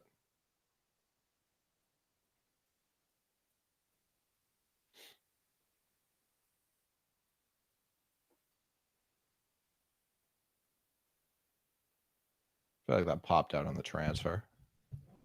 I'm not saying he looks great, but like, I'm not pulling him right now. I need to give me 4. What are you gonna do? Fucking torch the bullpen when you're about to play your most important 5 games of the season? Just light it on fire with no off day? I know you love him, but be objective. I am. I think pulling a guy,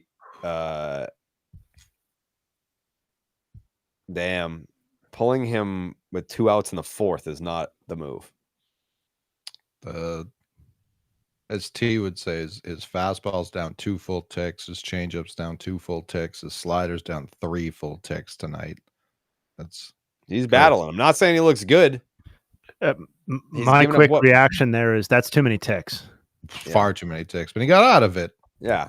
Okay, boom. Be objective, Jared. Be objective. Shut the fuck up. That's Lyme disease ticks. You know, sucking the life out of you, ticks. Gurtowski demanding some trivia, and I agree with him. Has been a little bit. All right. Let's see. I liked that leaderboard stuff earlier. Let's pull that up.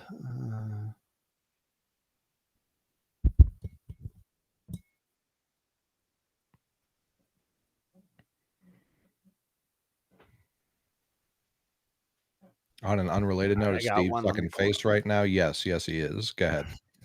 No. I know what I'm gonna do, but I've got to pull it up. Oh, okay. All right.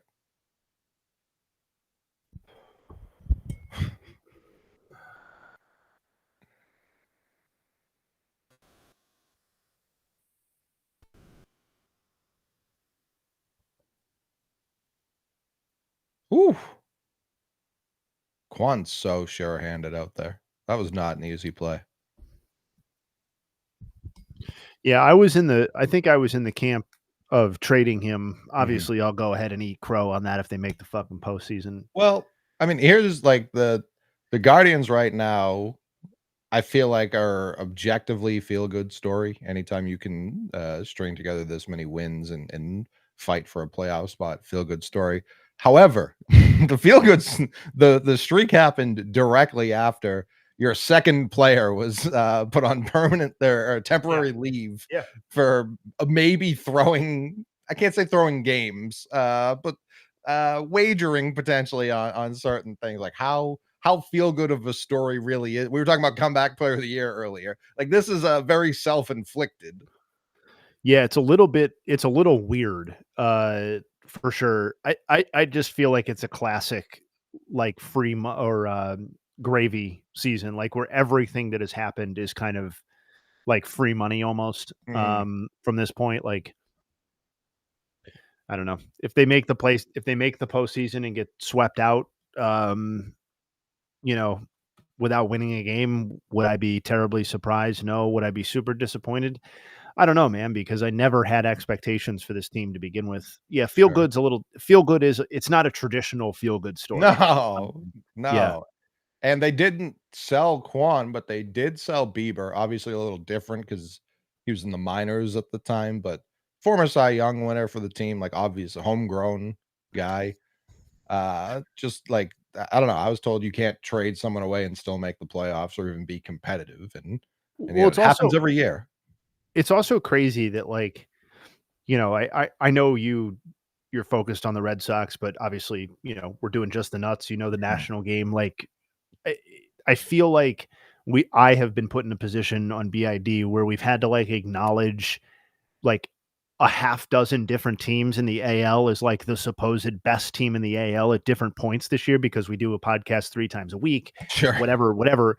But like, it's just crazy to me that the Detroit Tigers were being held up for a large part of the season as, if not the very best team or definitively the best team in the AL, then at least the one we knew was good, right? Or like that was going to the playoffs and all. It was like the safest team. It felt like in a lot of ways. It had the one thing you needed in Skubal. It had a great manager. It had an offense that looked, like it was ascending. And now we're at a point where like that team may not even make the playoffs, where like who are the Blue Jays the best team in the American League entering the postseason? Are the Mariners, who 2 weeks ago we were talking, are they even going to make the playoffs? Right. Be like, are the Rangers going to catch the Mariners? Like, are we overlooking the Astros because we're tired of talking about them? That was an actual conversation that we had on BID fucking last week. And now the Astros may not even make the playoffs. It's just like, I know they've cultivated this environment in baseball where it's parity driven and all that sort of stuff. So it's not necessarily surprising, but it is crazy to like go through 162 6 months of baseball in an environment that's like that, where like you can't hang your hat on a lot over again, like those Dodgers teams from a couple of years ago, or, like that Braves team that felt juggernaut. Like, we just don't have teams like that this year. No. And I don't really know why. Like, there wasn't, I'm misremembering, there wasn't a ton of movement this winter. There was obviously some, as there always is, but there was that Soto moved again. I don't know. It feels very balanced. All the moves that happened felt like they balanced out the league more than one team. I wonder if that's I wonder if that's true relative to the leagues. Like, I'm trying to think of the most recent free agent. So obviously the 2 most recent mega free agents are both guys who went from the AL to the NL in Soto and Ohtani, right?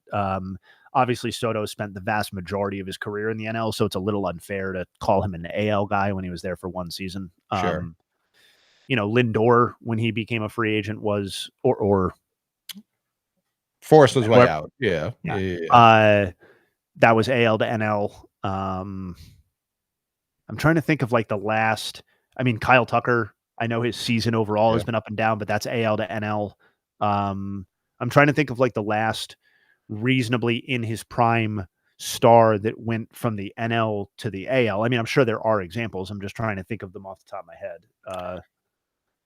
NL to AL. Javi Baez. Trevor Story. Yeah, this might be a different conversation that we need to have then.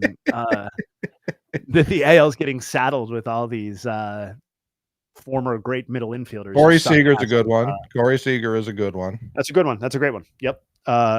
Someone said Pujols, Stanton. That's going okay, but Pujols is going back quite a ways. Oh, forever. Stanton even was a while ago at this Stanton's point. Quite a bit. Trey Turner is what? He's in the NL. Oh yeah. Well, he was historically only NL. Yeah, he's NL to NL. Fried's a good one. Fried is a good one. I would say that. Yeah, we can include him. I was thinking mostly position players. Sure. Yeah. Yeah, I think pitching's a little bit more fluid, and I'm not sure I would throw Max Fried in the class of player that we're talking about with Corey Seager and like legitimate franchise cornerstones. But yeah, good call out. Bellinger doesn't count for this. No. The come on, guys. Happy to get rid of him. Machado was AL to NL, so that's another one. That's a little bit of a ways back, but definitely counts. Mookie, good. So these are all going the wrong way, fellas. These are all no. But I'm saying Mookie's another good example. That's AL to NL. Like this is all a talent shift from one league to the other. Oh, sure. I mean, the Red Sox, just think of the Red Sox in general. They put their top 3 best players of the last 6 years all into the NL West specifically, different teams. And I do think there's something to this, though, like where the standard in the AL for a long time with how baseball was set up and how the divisions were set up is that like the Red Sox and the Yankees were in a lot of ways the standard that you had to meet, and that level of spending, while not every team was going to meet it, that was the threshold that you kind of had to break through, or that was the mountaintop. And I do feel like A, the Dodgers, if any team is that right now, it's the Dodgers, and B, like most of the top end talent in free agency, or at least prime level free agents, have made their way to the NL. Like Coley, you're an NBA expert. Like there's been something of this going on east to west for a long time in the NBA as well. If not the entire history of the NBA that you and I have been alive. I was going to say the whole, like pretty much since Shaq went from Orlando to LA, it's been, and I know it happened before that too, but Shaq doing that off his rookie deal, mind you, and kind of laying that groundwork. But yeah, it's been pretty consistently always the West has been like the All-Star game. People pined for the old All-Star game. It used to be the West starting like KG, Tim Duncan, Dirk, Shaq, and Yao Ming. Like that's the type of starting five they would roll out. I leave for 5 minutes and we're talking about Yao Ming.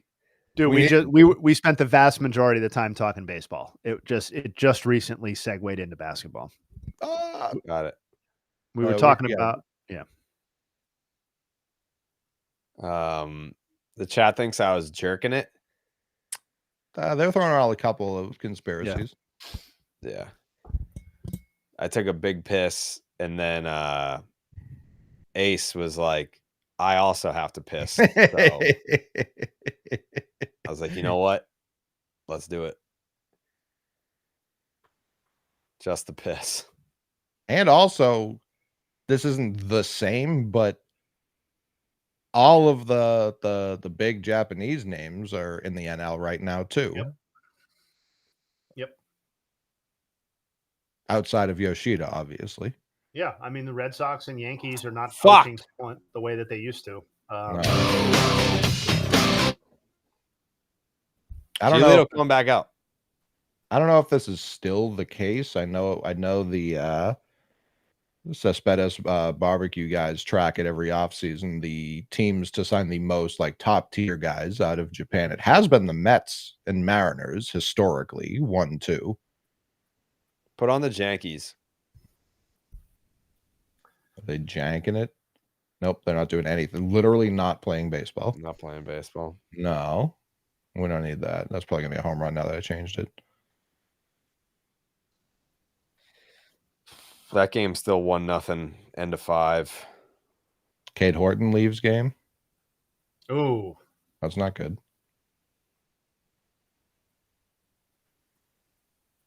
Pitch count, okay. Stephen Kwan coming up in the bottom of the 7th. We only have one Jovi tonight. Yeah, that's far. War Games Matt Latos. Sure. Ooh. Any name, any number, I would believe, honestly. Matt Latos. Jared, you can go ahead. 16-8?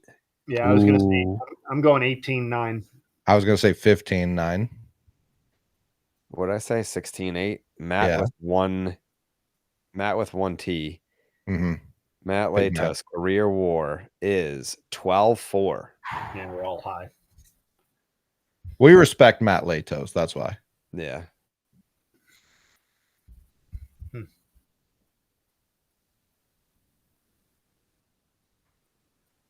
He spells the name with one T.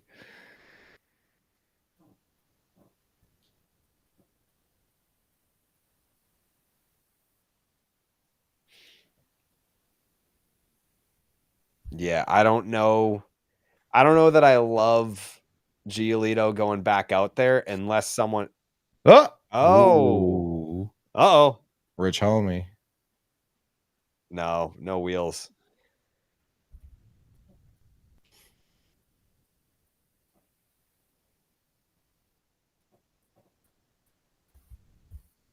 Couple ducks in the pond. Quick out.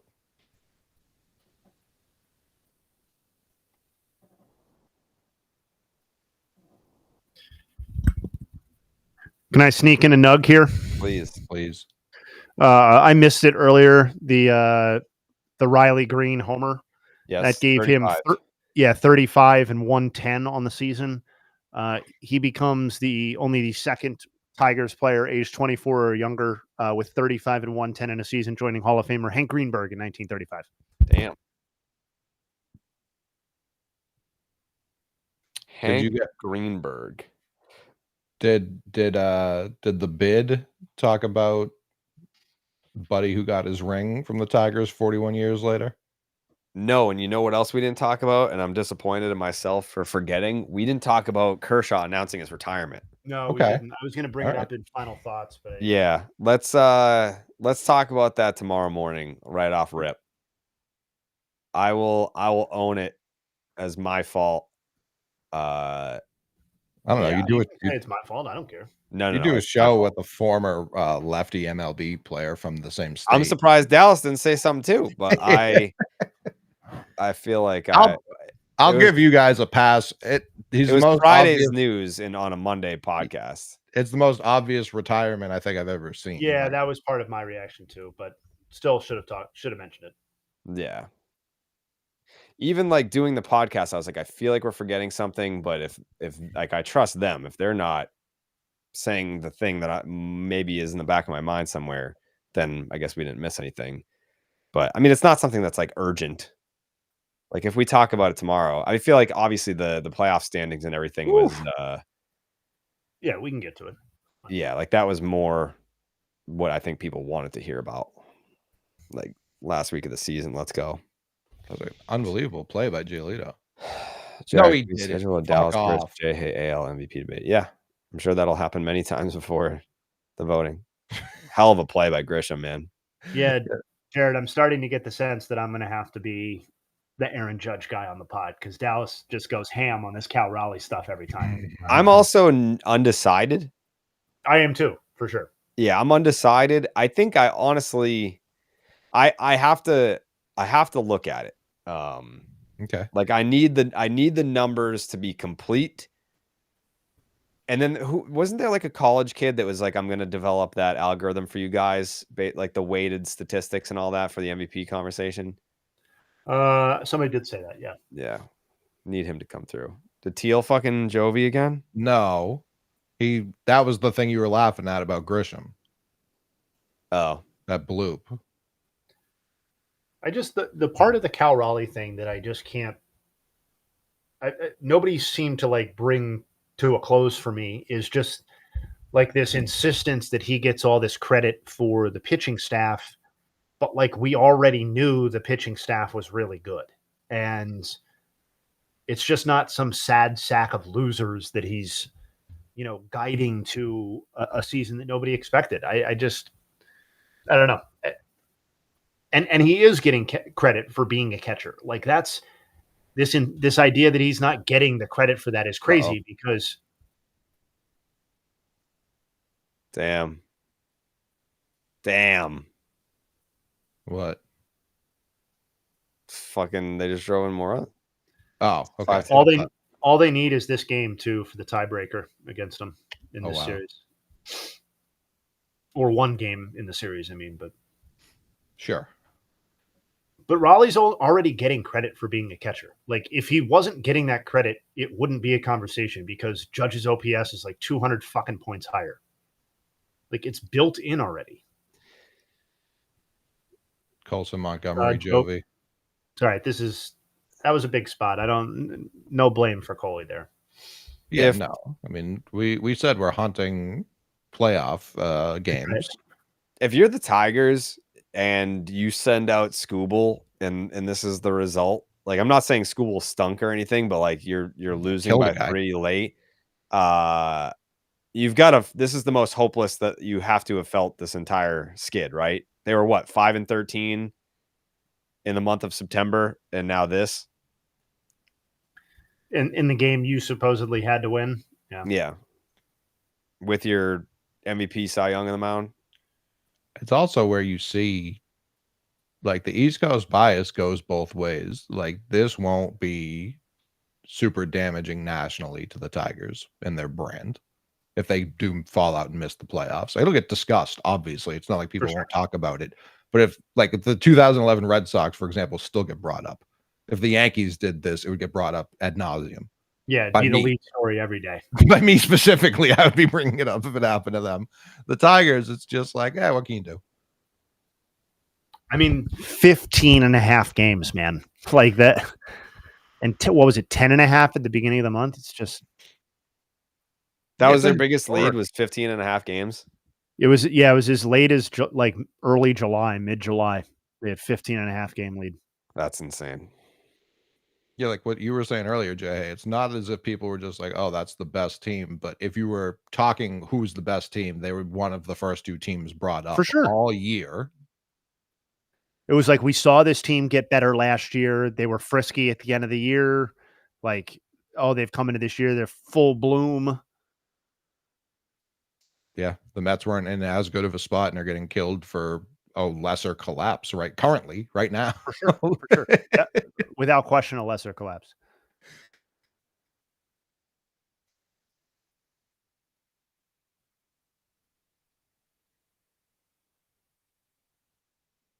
Justin Wilson, sneaky, not been great for a decent bit now. Marlins Jovi. That's fine. We were never going to see that. No, we'll probably never see a Marlins Jovi ever again. No.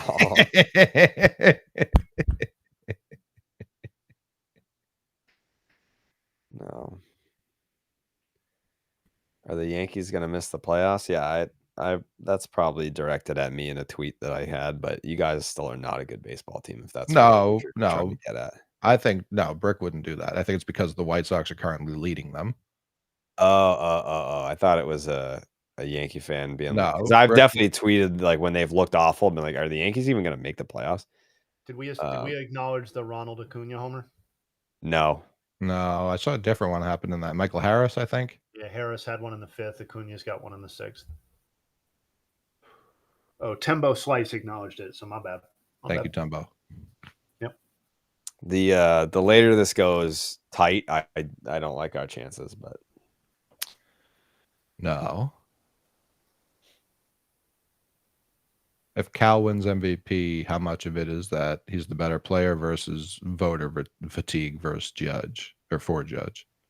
I think I'll definitely play a factor. I think that's a real part for sure.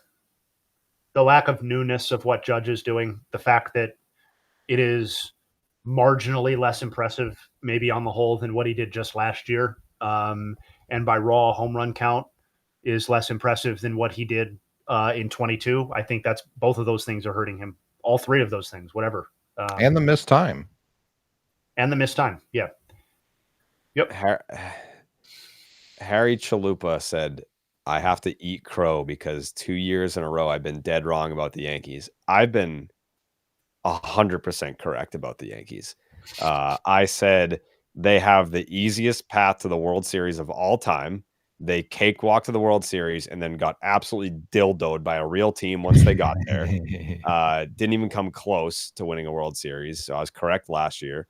And then this year, I said, this is a bad team in a shitty American League. They are going to get it. I don't think they're going to make it to the World Series. No, but it could happen again this year. Almost the exact. Yeah, there's no I agree. Team that's as good as the Dodgers right now. That's what I said to my Yankee fan buddy today. I was like, you could tell me that if you line up all the American League teams and make the postseason, if you told me any one of them were making it to the World Series this year, I believe you just because everyone is so bad. But if the Yankees do find a way to the World Series again this year, they will get throttled again. Yeah, just not a good team. There's no one in the American League that impresses me. Like even like Toronto, it's like their bullpen sucks.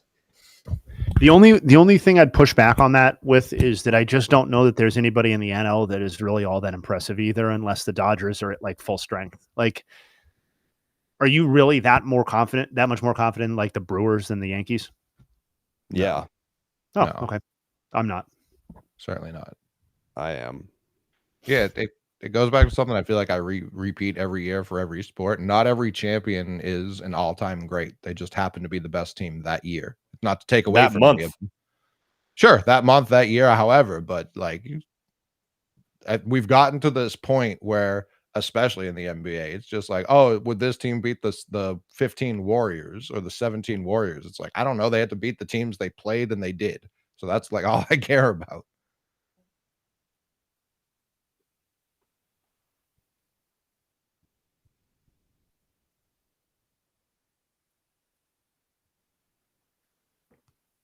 The best offense in baseball. No, it's not. For who? The Yankees. No, They're not. oh boy, Justin. The Yankees are cheeks. Yeah, 2 cheeks.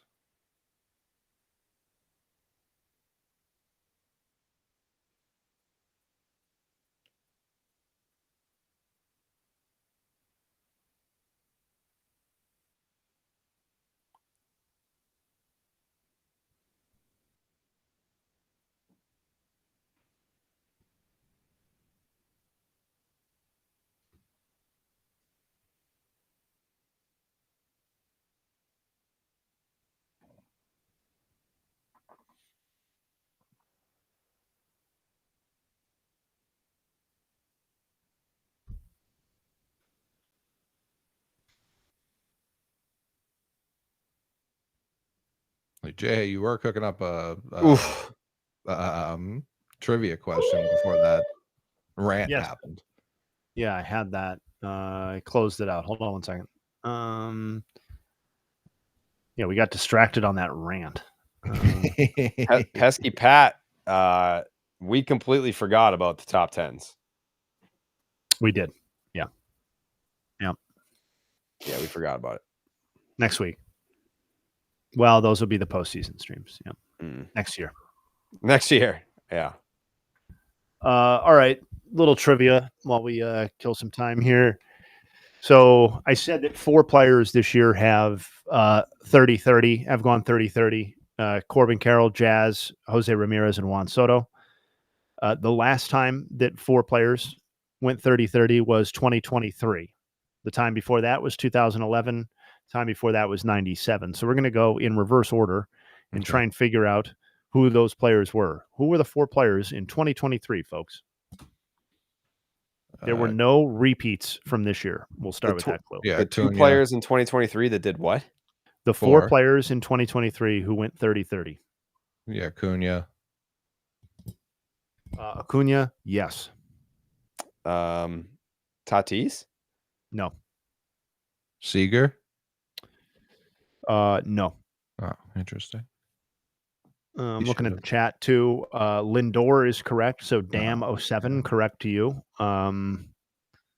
Did Ellie do it that early? Ellie did not. Bobby Witt Jr. did. Congrats to a couple of people in the chat, including Brian1225. So we've got 1 left that has not been named.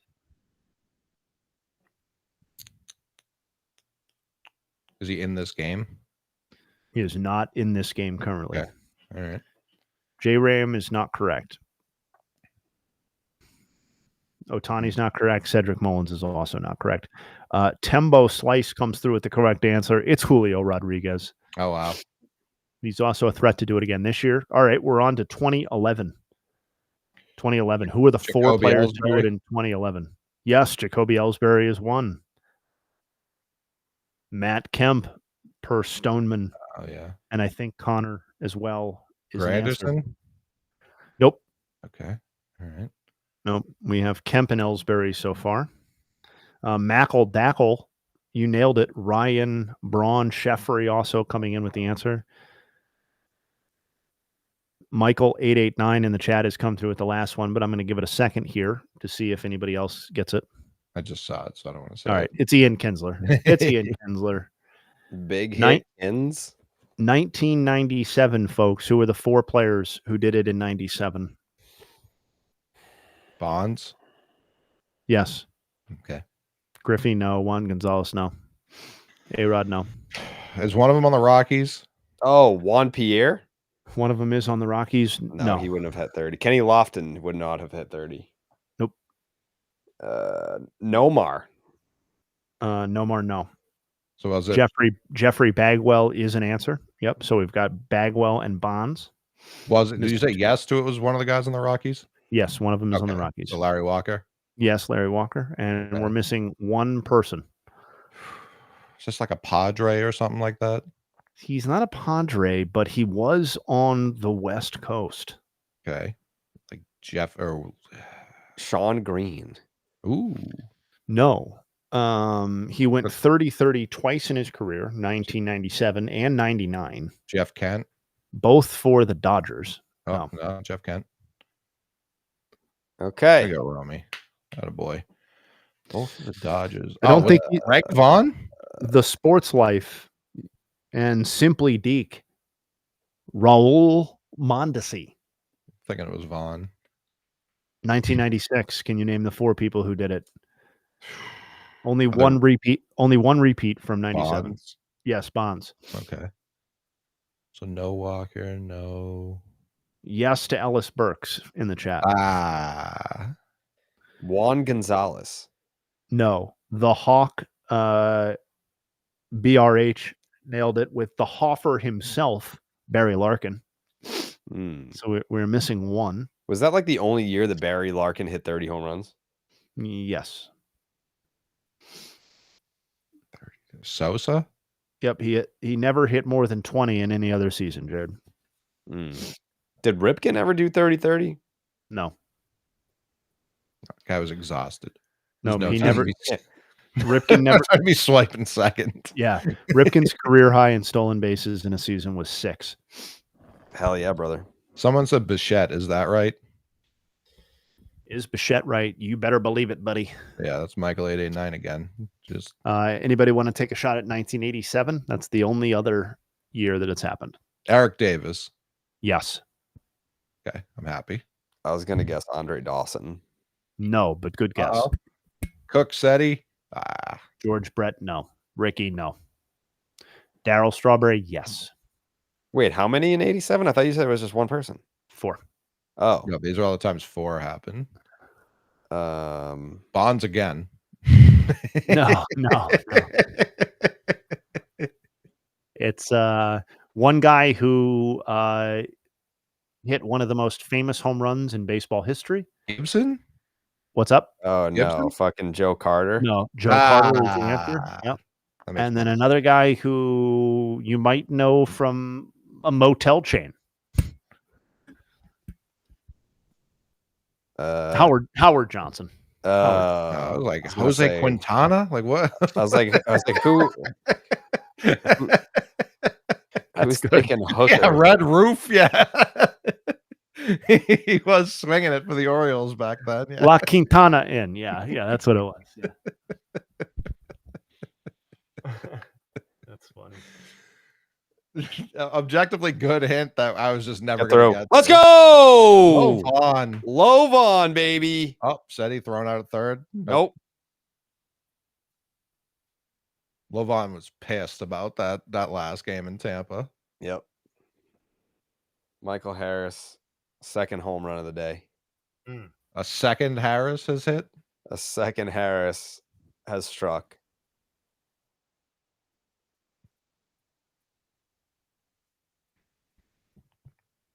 I'll also point out Alex Bregman did post the movie clip today. Yes, he did.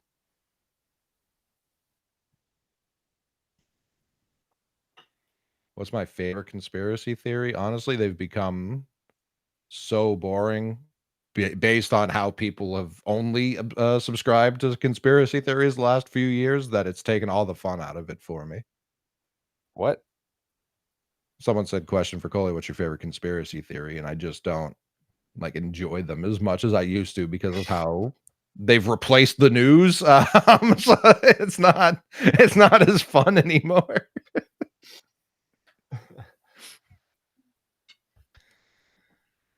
Yeah, just old school, just boring ass vanilla news is the new conspiracy. Yeah, and honestly, people like couldn't happen.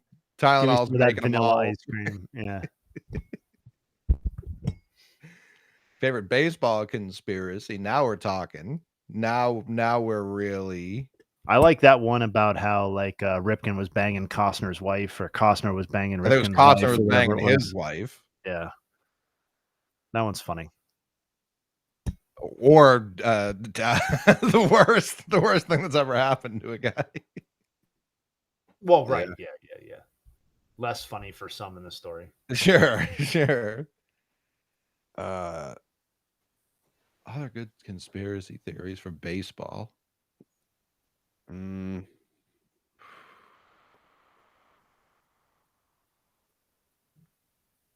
Yeah, Babe Ruth, not a conspiracy. He just did that shit. Yeah, definitely.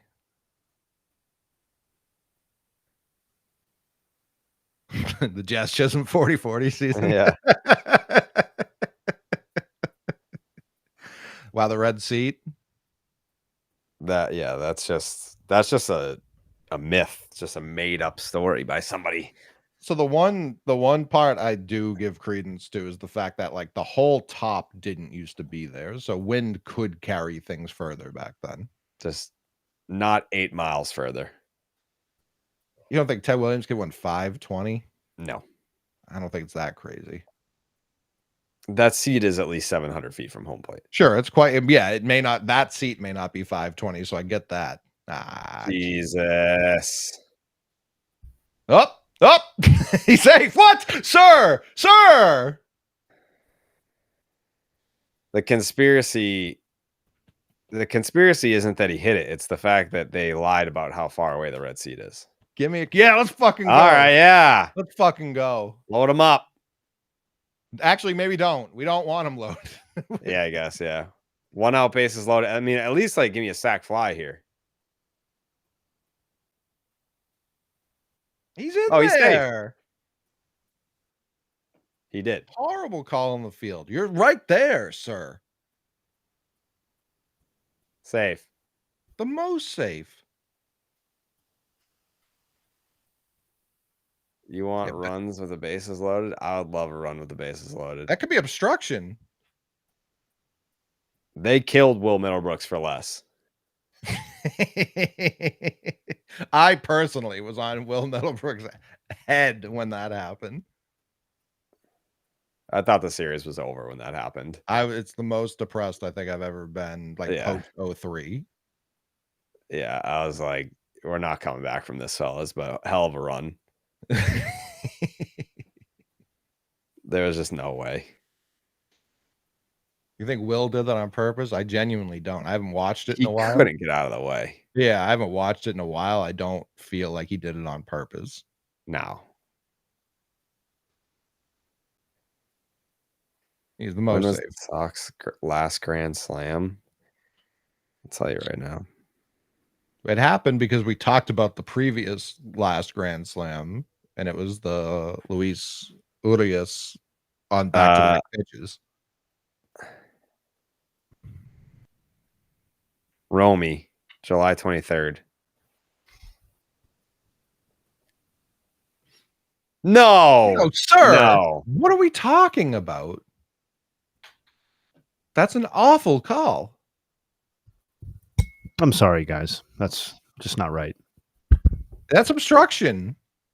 At least call that. You had to make the guy go out of the base path to even get back in the first place.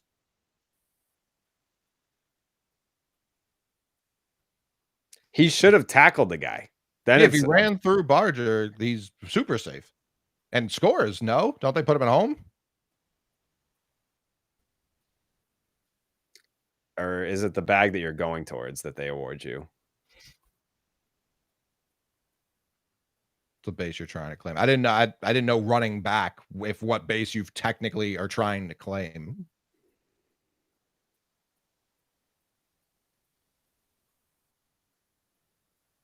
That stinks. Maybe we don't want the bases loaded after all. We'll find out. Yeah. Right here on JTN. Yep.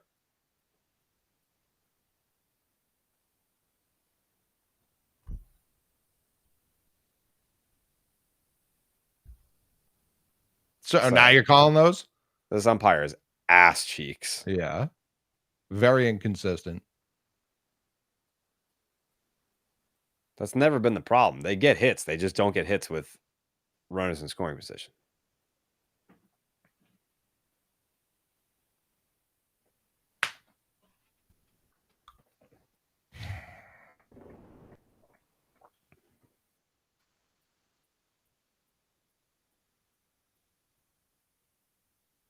That wall he had. That dude with the beard, His name is Clayton. He gets on TV. He's a huge Sox fan. He gets on TV every single time. It's a decent ride. Let's go! 2. Let's go. That's the most obvious double play with the bases loaded. If I agree with you, Coley. Yeah. If the bases were loaded with 1 out, that doesn't happen. No. That doesn't happen. Yes. I agree.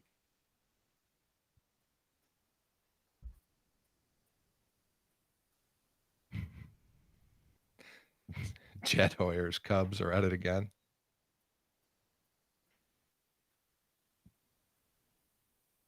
This has to be the most runs they've had against Gosman since he joined the Jays. I feel like there was one start early where we shelled him, and every other one has been horrifying.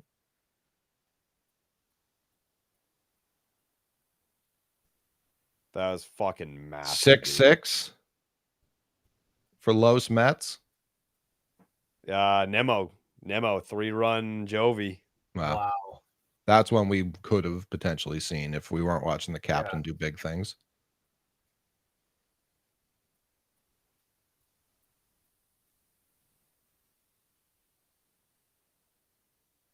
I don't think I knew Rafael Montero was on the Tigers.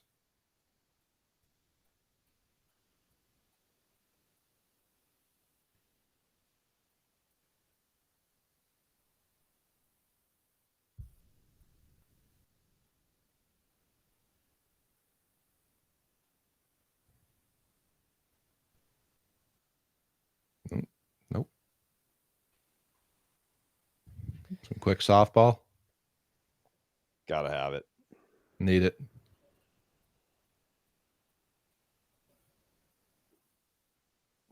Oh, God. They realize they're a commercial, too. That's drilled to deep right field. Suzuki going back into the well. That ball is out of here. Brandon Nimmo ties the game with a 3-run homer. Good for the Mets, man.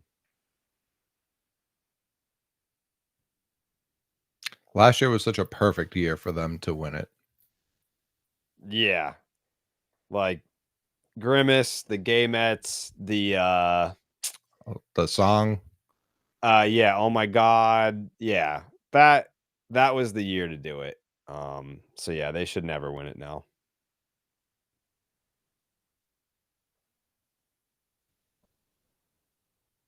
Yeah, they did have. It's not always about the money, Spider-Man. It's about the Mets, baby. Love the Mets. All right, baby. Let's go. Get a home run, baby. Love the Mets. Let's go, Mets.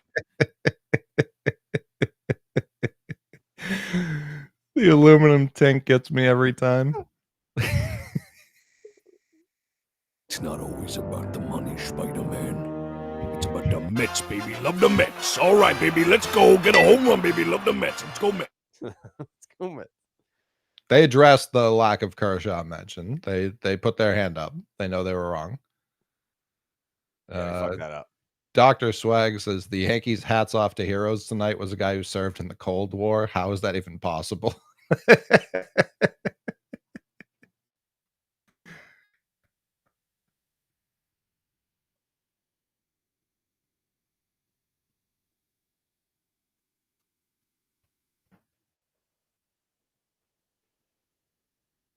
Are there any other baseball conspiracy theories? Sure, I think it was a time traveler started World War II so that Ted Williams wouldn't have more home runs than Barry Bonds. You guys ever hear that one? Possible. It's about the Mets, baby. Love the Mets. 2016 weather delay. Yeah. What? People are saying that they're real. John Anthony said there was they conjured that weather delay to help the Cubs win the World Series. Oh, yeah. Because to be fair, oh, wow, what a play. Pete's getting lower in that net by the second.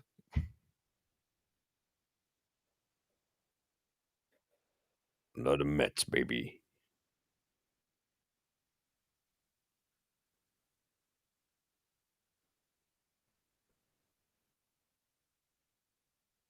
Yeah, more like the Nets, folks. Oh, I mean, the Aaron Judge Goldilocks balls was a conspiracy in the sense that a bunch of people conspired to do something. So yeah, that was a conspiracy in the truest sense of the word. Would you guys give Pete a bag this offseason? He doesn't want to leave the Mets. I assume they'll pay him. Put it this way. Freddie Freeman really didn't want to leave the Braves, and it's worked out tremendous for the Dodgers. Yeah, but that he got another team to offer him a contract. Pete Alonso did not.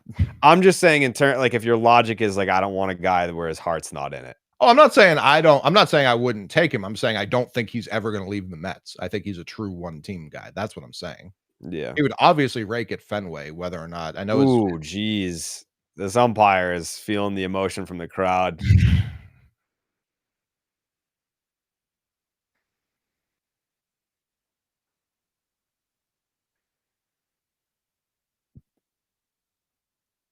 So yeah, I just don't think he's going to leave.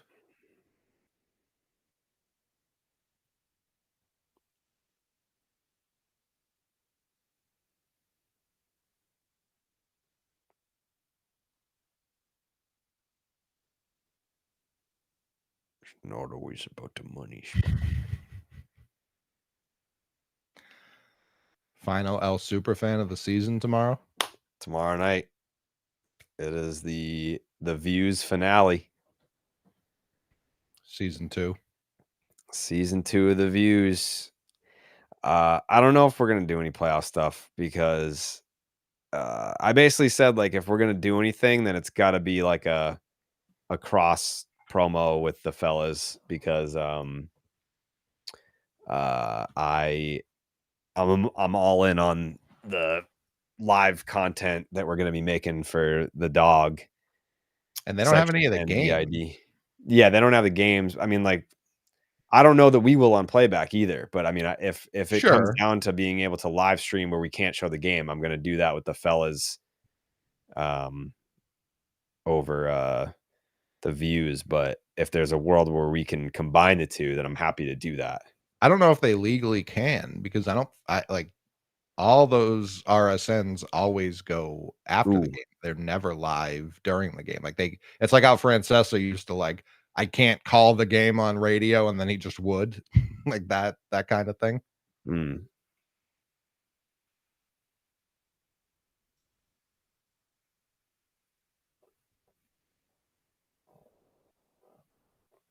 Some up and comers to keep an eye out for the pantry. What do that means? Well, I feel like I do. We talking cereal exclusively or just treats? We just talking treats.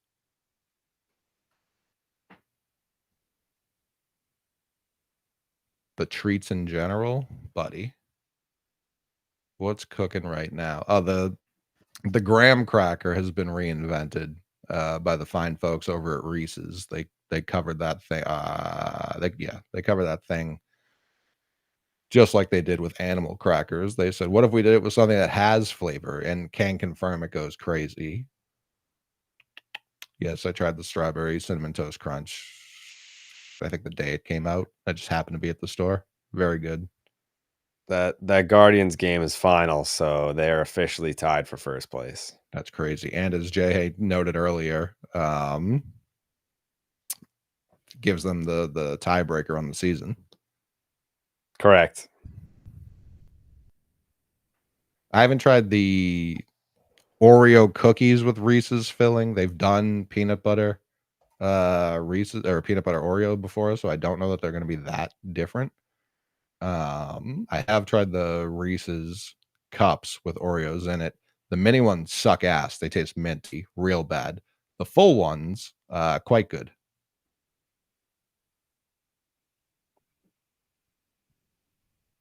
I haven't tried. I have the Trolley Mountain Dews. I haven't tried them yet. I do. They are. Maybe I'll get them now. Get them right now. We'll do it live. Fuck it, Jared. Do it live. We'll do it live. Do you want me to wait till J.A. gets back? Yeah, Oh, probably. there he is. I waited. He's back. James Wood, Jovi, per one guy in the chat. I believe him. Wood, Jovi. I have no reason to not believe him. How about those fucking guards, man? Yep.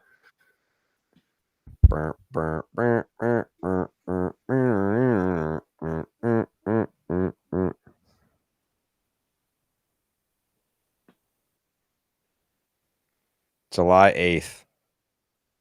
July 8th. 15 and a half games back. There you go. My realistic expectations for the guards, if they do make the postseason, are almost nothing. I would have almost no expectations. But at the same time, I would feel like they could do almost anything because of what we said about the AL earlier this year.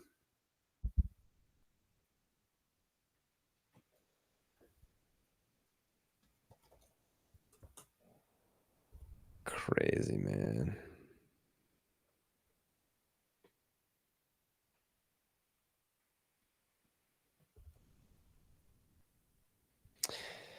What's the chat got for us?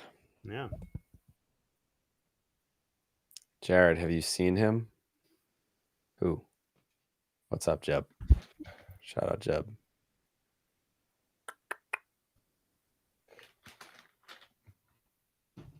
Bruzo. Travis Hafner, War Games. I'm going to say 21.3. Wow. I was thinking 21 as well. That sucks.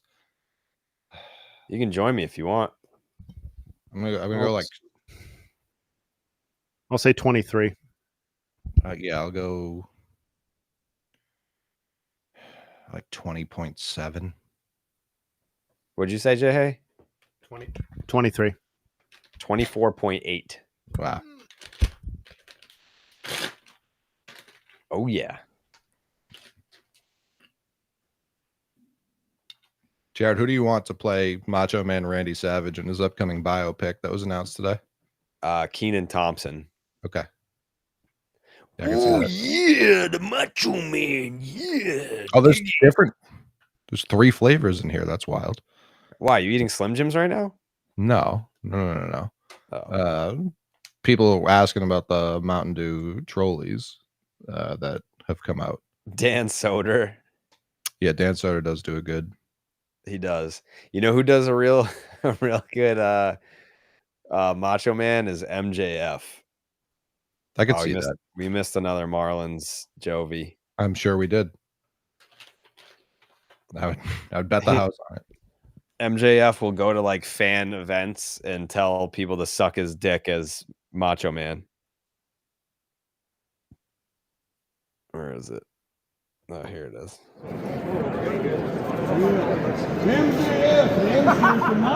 Suck my dick. Yeah. Pretty good.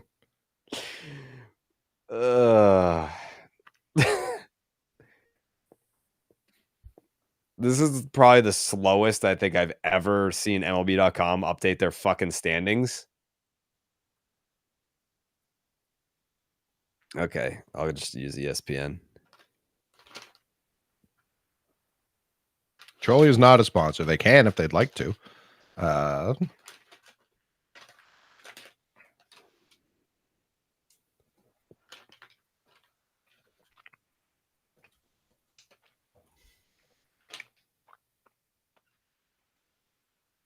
I haven't. Oh, that's yeah. See you later. I haven't tried the soda version of it because I did not know it was sugar free, but now I will, knowing it's 0 sugar, 0 calories. I'll be all in. Those work surprisingly well. I bought them because I was like, might as well try it. Those are really good. I didn't expect that at all. 4 booms. Ohtani bump day tonight. Yeah, he is pitching tonight. You're right.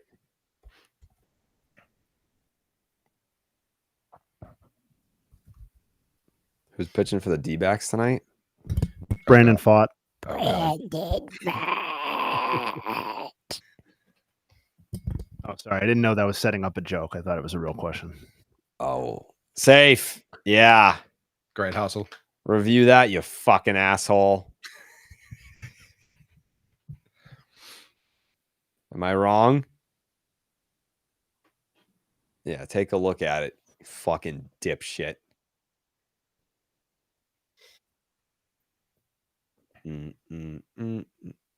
They are going to look at it, you fucking loser.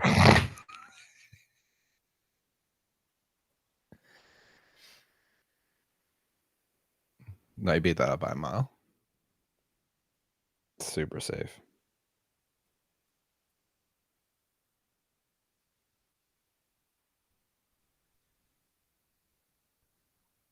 Did our magic number go up with the guards going into first?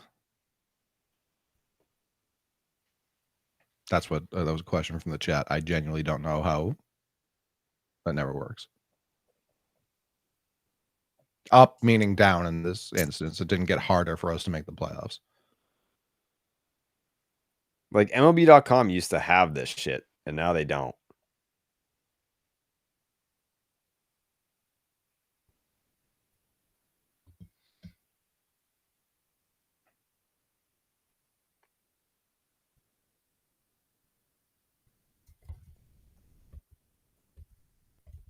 What? You're a I mean, fucking sir, loser, dude. Sir, You're a fucking loser, dude. how did the last one that was bang bang stay, but this one gets overturned? This asshole buys fucking gift cards for his kids for Christmas. Fuck you. What a fucking loser. He just gets them. He doesn't even activate them. He just takes them off the. Yeah, and they're not even like to anything. They're like the fucking American Express gift MasterCard cards. ones. Yeah. Fucking loser.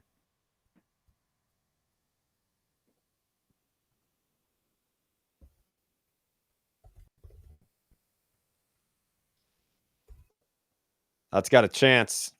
Can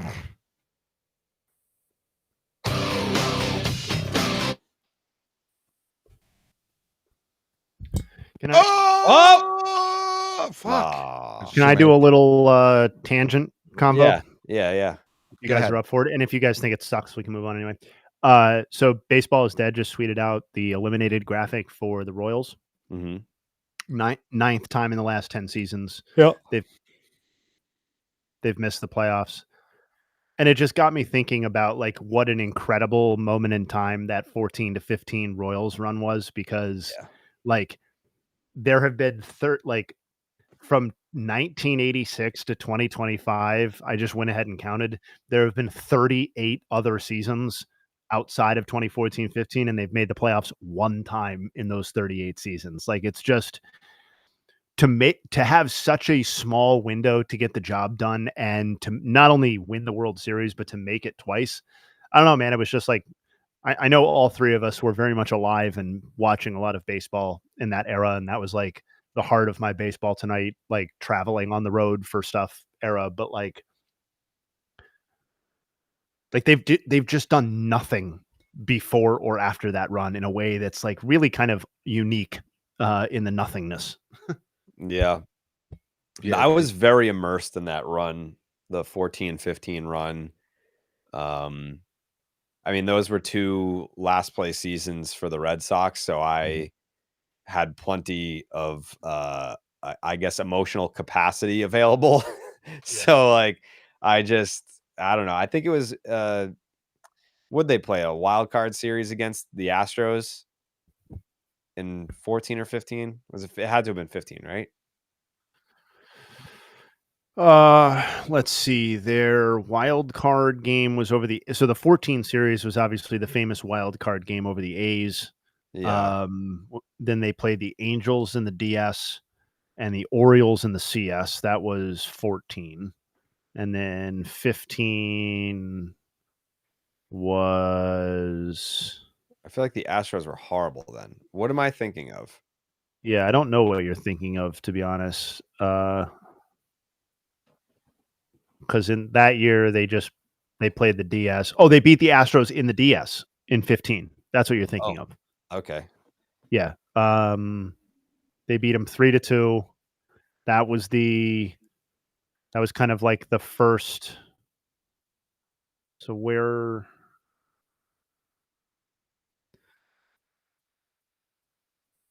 Who was on So the the 15 Stros? All their good players, but 1 year too young.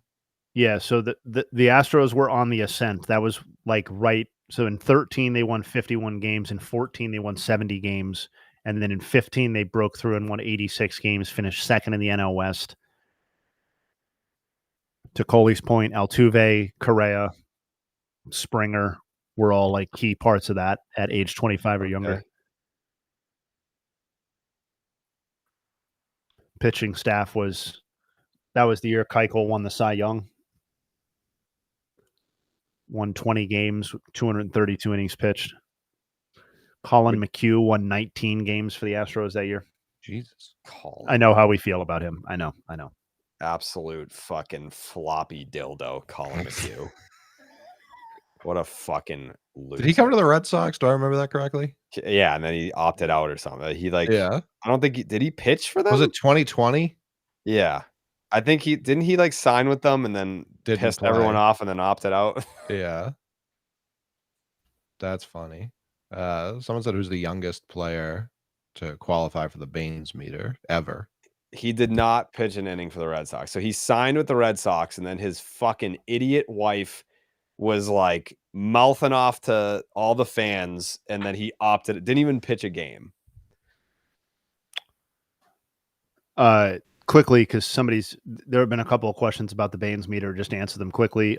Youngest, I believe, is Soto, who was earlier this year, and the nearest to the Baines meter currently is Salvi, but he's like 3 full wins away, so he may never get there and isn't getting there this season.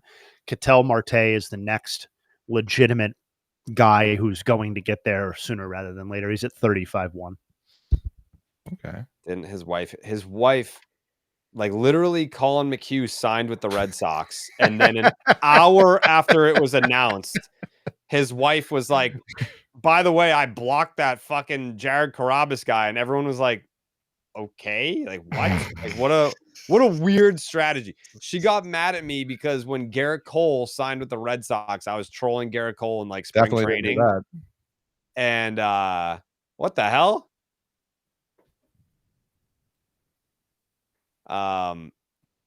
Yeah, like she was like mad that I was like, I guess like Colin McHugh and Garrett Cole are buddies. Like I give a fuck. He's on the Yankees. Of course I'm going to talk shit about him. And then yeah, Who was what the an idiot? Is youngest also the fastest, or did like Shohei do it in terms of games played? You know what? That's a good question. I've never really measured it. Oh, Oh jeez. Oh jeez. No. Antonian Blast.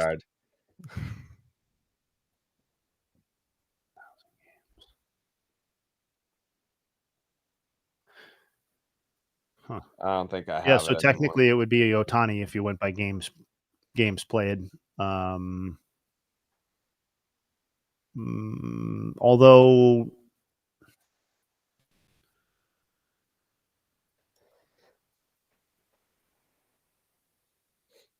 yeah, it's Ohtani. Yeah. That makes sense. Yeah, it's Ohtani. That was actually the answer. By games played, by age, it's Soto. That was a fortuitous bounce. Good Lord. Yeah, to the person saying Trout, that's true, but I didn't officially start tracking it in the modern era until 2023. We've been doing Baines meter stuff for a while, but you know, once we sort of reset, or well, I guess it wasn't we resetting, it was me rejoining the pod in 2023. That's when we restarted it again. That is preposterous, though. 38-8 in his age 24 season. Yeah, completely ridiculous. Andrew Jones is a good one. Andrew Jones, what? Like for how quickly he got to 38. Let's see. His defensive WAR alone had to have been 4 every year. Jared, can you explicitly state the stat weighing software you want? So I can't give you the exact because I feel like when we talked about it, we wanted to take like me, Dallas, Jay Hay, and we wanted to kind of like on a scale from 1 to 10 grade the importance of all the statistics and then get the average of that score between the three of us. And then that's how we would weigh the importance of each statistic, so that if a player was leading in that, then it would spit out like an MVP score. So we would have to, like, I guess maybe we can work on this week, Jay. Hey, like, compile a list of all the stats that you think matter, and then we can vote on it. Like, maybe we can do like a dry erase board, so we can all just like do our scores, so we're not influenced by each other, and we can come up with the algorithm that way. Yeah, that's fine. Yeah, we can do that. Yeah. And don't feel like you have to be like, all right, these are the 10 best stats. Like, if it's 18, if it's 25, like what are you looking at for MVP? Or you can even just use what's in the stat head. But they don't have weighted runs created plus. Like, I would want that on there. Yeah. So like some fan graphs shit. I mean, I like, I think it's fun to look at win probability added too, as like a little wrinkle in the MVP conversation, because I do think sometimes that can get at a little bit of what people are talking about when the contributions happen, and not just like what are the raw contributions, like when did that homer occur, that sort of stuff. So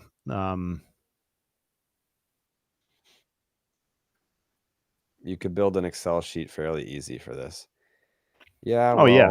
I'm stupid, so I don't have Excel. I haven't used Excel since probably high school. Horton left the game as a precaution due to his back tightening up. So, hate that. Not the end of the world. Is the Cubs core from the 16 team the most underwhelming out of any championship core after winning a World Series? At least in my lifetime, yes, because not only did they only win one, they only got there once. They were close, the year before when the Mets lost to the Royals? Do I have that right? They made it to the NLCS, but I don't think it went 7. Like, I don't think they came particularly close in 15. No one was getting David Murphy. Yeah, they got the Mets swept them in 15. Oh, wow. Right. Okay. Yeah. And then I think after that, they had very underwhelming performances in like their whatever. In 17, they lost 4-1 in the CS to the 104 win Dodgers. And then in 18, they lost in the wild card the Rockies. Yeah. Yeah, that's bad. It's a bad way to go out for sure. Yep. I mean, I hate to say it. The 18 Red Sox aren't much better. No, they're not. And they were better than that Cubs team were, respectfully.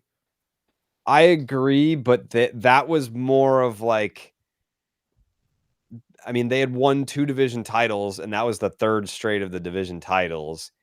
And but they didn't get out of the CS either time. The Cubs did, like we just say, or we didn't get out of the DS. We didn't get out of the DS. My apologies. The Cubs. But by the time they won their World Series, like a lot of that, I can't even say like a lot of that core was on the downside, because that's not true. Not true at all. That the Red Sox have just told people that. I don't think that's true either. I mean, like Mookie, Benny, Xander Bogey was the old man there, and that was because he was a rookie in 13. Yeah, because he was 12 when he got called up. Yeah, but I guess that's fair. I think there are some loose parallels. I do think like that team didn't even make the fucking playoffs. Like, once they won an 18, that was it. Like 21 was just remnants of 18. But I don't feel like the hype and the buildup and the culmination was as intense on the 18 Red Sox. Like, I feel like in some ways, I feel like the 18 Red Sox were more like a juggernaut, not out of nowhere, but like with a little bit of an unexpected flair relative to like the 16 Cubs, which were like, we've sort of been waiting for this generational prospect era to mature and advance. And like, I think that Mookie Betts, I know he hasn't done it with the Red Sox, but I think that Mookie has continued to be like one of the greatest players of his generation Mm-hmm. after winning the World Series with the Red Sox, and that like Rafael Devers and like Xander Bogaerts had, like Devers is still great or very good, and Bogaerts had like another half decade before he was really in decline. Like that really does matter, because like with the Cubs, it was pretty much across the board except for Rizzo. All of those guys got worse, right? And Schwarber ended up getting better, but like quite a bit removed. I don't know. Like I think no the one answer is yes. probably like people myself included get on the Red Sox for not signing Schwarber after he was with Boston. When For the sure. Cubs just outrighted him, no one wanted. That's how he ended up on the Nationals. Nobody wanted them. I also think like that run of championship teams that happened from like 16 to 19 thereabouts are like uniquely heartbreaking or disappointing in a way, like a handful of them, because like you guys can obviously run through the Red Sox and everybody knows that in the chat, and we just kind of covered the Cubs, but like the Astros are a little bit heartbreaking in their own sense, because Sure. like that's now just for a lot of people an asterisk World Series in what looked like one of the most dominant teams or runs in recent baseball history. And then the team that I think still people don't talk about enough in terms of how tragic the aftermath was is the 19 Nationals. Like, Yeah. I mean, that team, I know everybody's very impressed with the return on the Juan Soto trade and all of that with James Wood and Abrams and Gore and all that. But like, man, like Harper left the year before. Soto was 20 years old. Yeah. Trey Turner, Anthony Rendon, Strasburg, Scherzer, Corbin. I can't call it tragic because of the Strasburg of it all. It looked like for a while we were never going to get to, like, he was Skeens before Skeens in terms of the modern era, and he came out to such a good start, and then it felt like he was so up and down. Him having that postseason run that year, was he World Series MVP? Am I making that up? Yes. No, Yeah, you're so not. You wasn't. that felt like the perfect feather in a cap, like 100%. so that's where. But yeah, the rest of it definitely very strange. I mean, they didn't pay Anthony Rendon. That was a positive. For sure. But like even the Strasburg thing, like I agree with you. Like that was a perfect like moment for him. Like, short of Madison Bumgarner, that's like one of the best single postseason runs and World Series specific performances that we've really seen in our lifetimes. But like he basically never pitched after that. Like, like that is even and if actively we fought with the franchise to get his remaining Yeah. dollars, which was ugly. Like even if we knew that Strasburg was always like this kind of fragile thing, like the guy he made 8 starts after that World Series for the Nationals. Like that is tragic on some level. And that Juan Soto and Bryce Harper like didn't finish their careers as Nationals. Right. Like that's on some level a disgrace, I think. Like those guys are both going to go into the Hall of Fame. Like, yeah, Chris Bryant's not going to the Hall of Fame. Baez, Rizzo, none of those guys are going to the Hall of Fame. But shout out to people that are buying the Section 10 bathrobes right now. I can see the orders coming in. I was like, what part of that was funny? Yeah, the Cubs also, they were breaking, was it 108-year curse? Was that the number? Yes, 108. So that, and it was Theo called his shot.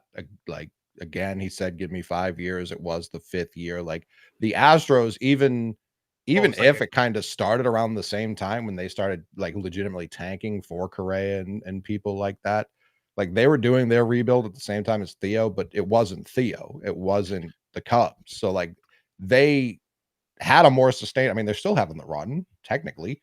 Well, those were incredible World Series too. Like the 16 World Series was, maybe the best World Series of our lifetimes. And the 19 World Series, like Howie Kendrick and that sequence in Game 7 is like, I do not have the list offhand, but I remember looking at the time, they have like a championship win probability added, or postseason win probability added, and like that individual hit or play was like one of the greatest postseason championship odds increases in baseball history. Like if you Sure. want to measure clutch or like impact on a single hit, like Howie Kendrick was like 4th on the list or something like that in baseball history. It was like, I mean, that's cool. Like No, you don't big have to time. you don't have to measure it by win probability added to know that that's fucking awesome, obviously. For but sure.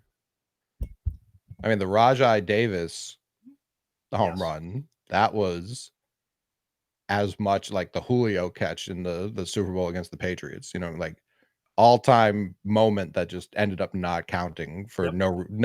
no fault of his own, obviously. 100%.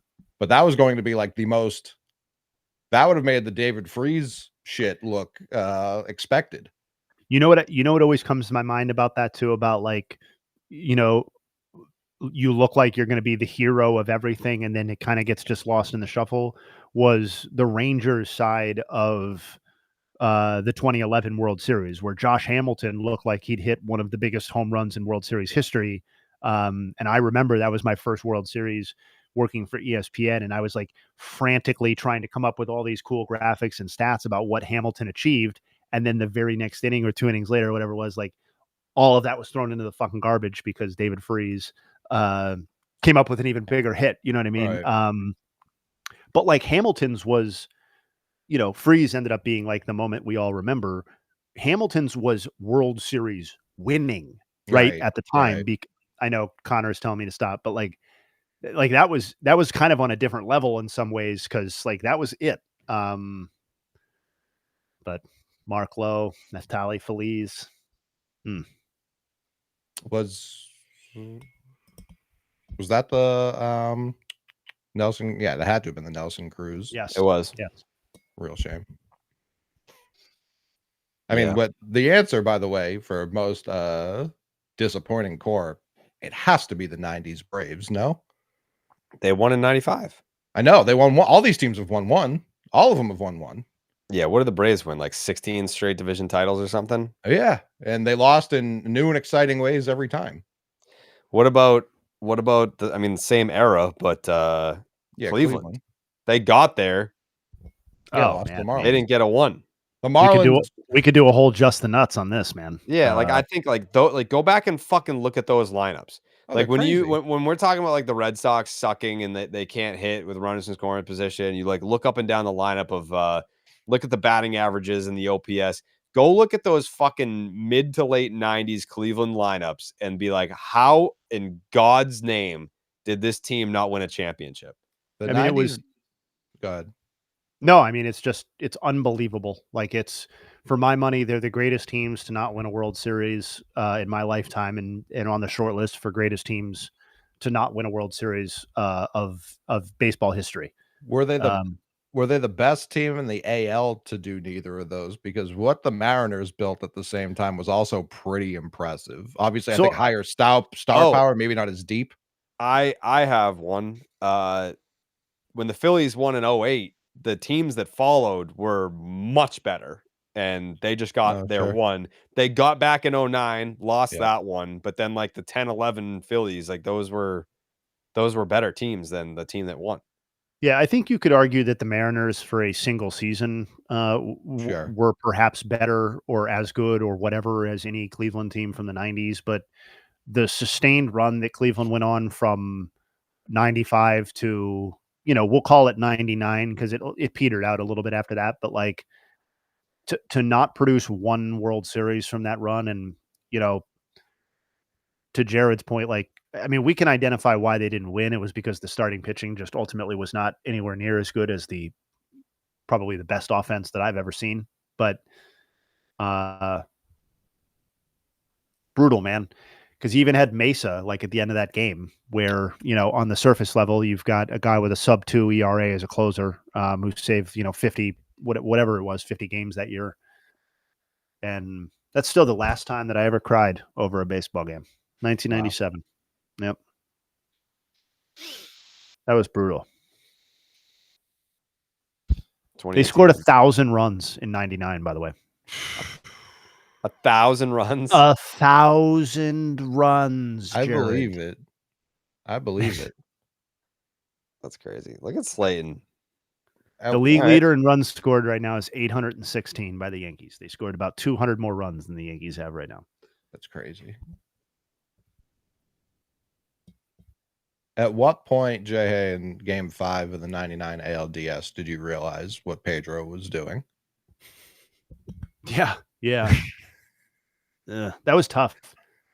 Pretty early on, unfortunately. Uh-oh. Well, that was I probably enjoy it more than you for obvious reasons, but that's the most fun game of baseball ever played, I would argue. The first 3 innings, I think there's 15 combined runs, 14 maybe. It's so like I can still put myself in the position of like watching the experience of watching Charles Nagy start a significant postseason game and just how little confidence I had in any of those moments. Like even I wasn't watching the game back then as like, well, this guy doesn't have enough swing and miss, like that's not what I was thinking specifically, but like, I think you just didn't think of the juice. Yeah. In my heart, I knew what the problem was. And I was like, so they've got that Pedro guy and we've got this Charles Nagy guy who looks like he's throwing literal junk shit up at the plate. Yeah, buddy. It was Saberhagen to start. No. I remember. I just no. I know, but it like what an electric pitching matchup, and both of them were just getting shit on. Fry hit a deep one. I think Troy O'Leary hit 2. Nomar definitely hit one. Tommy hit one. Yeah, Tommy hit one I don't think Toby ever had one like that skimmed over the wall. No.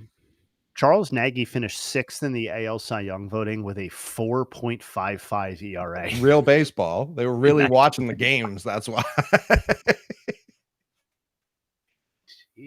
We've only had one Jovi all night, and it was within like the first 10 minutes. Yeah, it's crazy. It was the second you said no one was going to do it. Mm-hmm.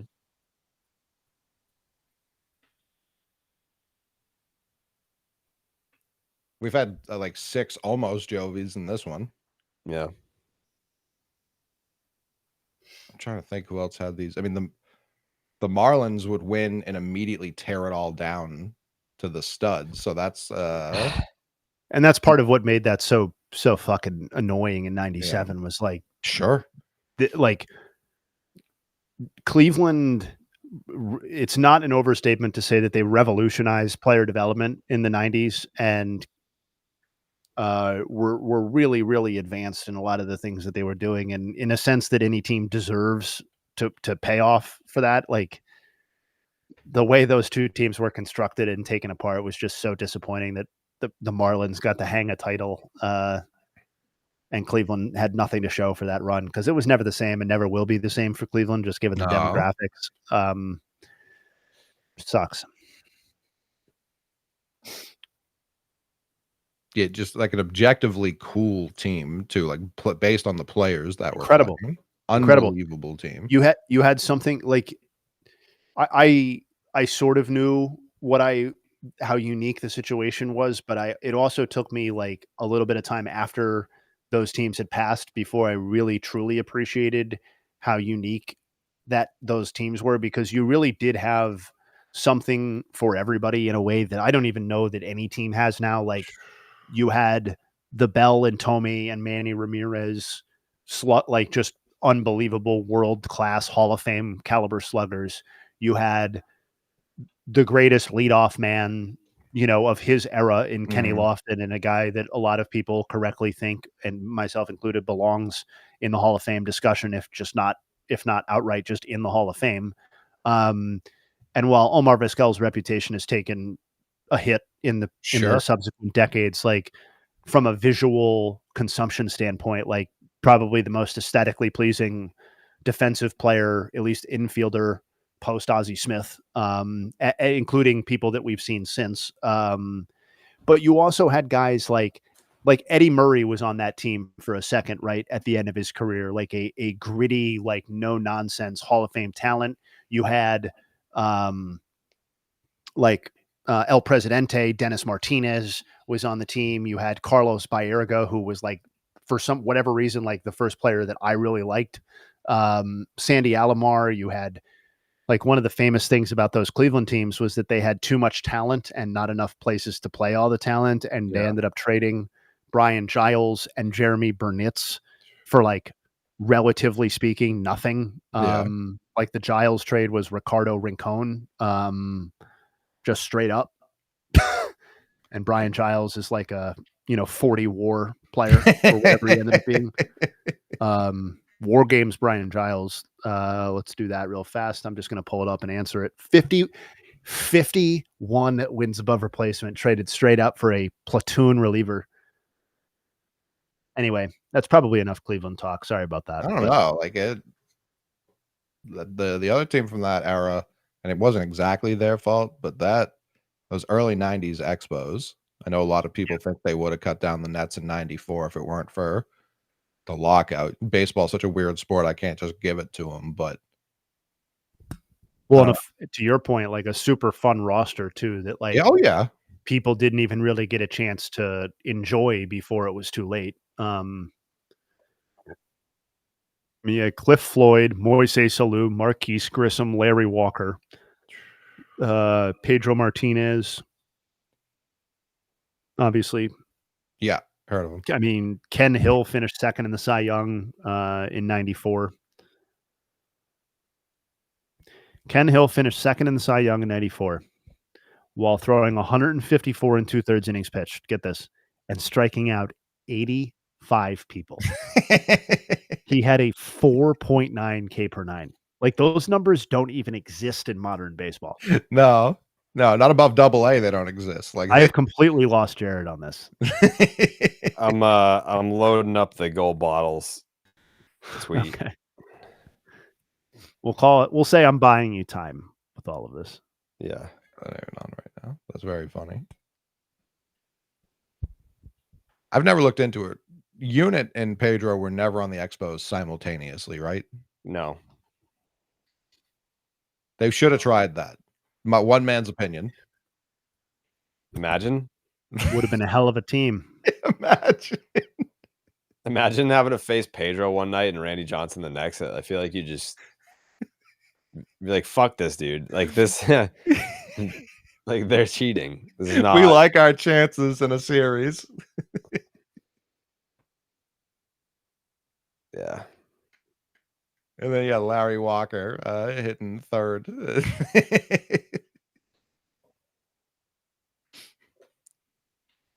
I can't wait for this broadcaster to like say some cocky shit. Have you ever heard this guy? This is the guy that's like, the South Side stand up. Like he basically got hired right in the middle of the White Sox being the worst team of all time. But I respect the hell out of him having any kind of White Sox pride at all. I respect it. I would just pitch to Judge though. You're the White Sox. Like, really, what does it matter?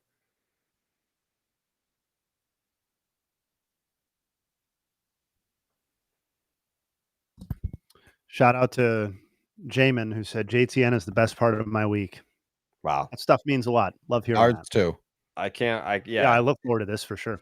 This is it's just a different flavor from what you're used to. It's just the nuts. Cut out the other stuff, leave just the nuts. Mm-hmm.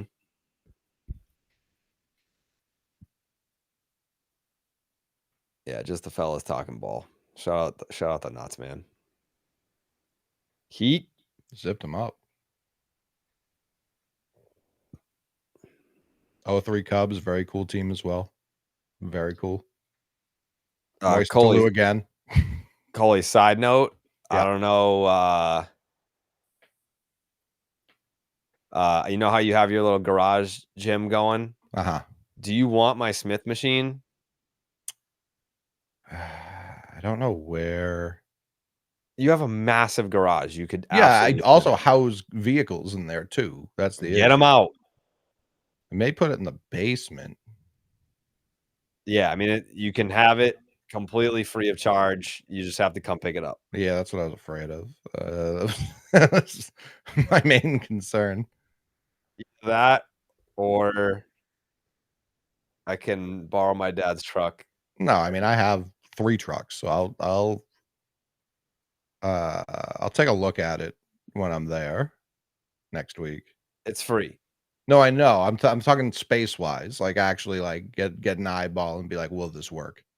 Oh, it'll work. It's gonna work.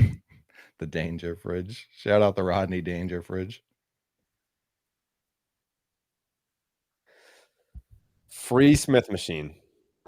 It's been noted by a few people that Taylor Rogers gave up the game-tying homer in Mets Cubs, and then Tyler Rogers took the mound and allowed the RBI to Suzuki to tie it up. So, the brother's unable to hold. Oh God. Oh Jesus. Volpe. Fuck.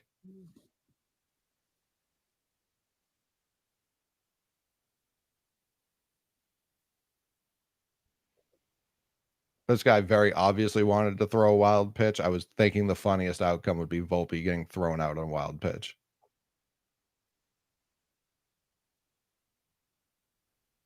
How dumb do you have to be, man?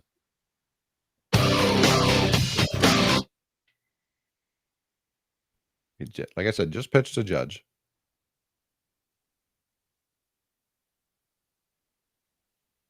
What a dumbass. Awful.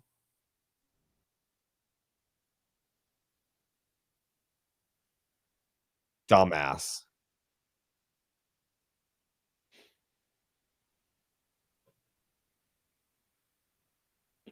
Well, Trying to see what else is even. Oh, this has still got cooking, right?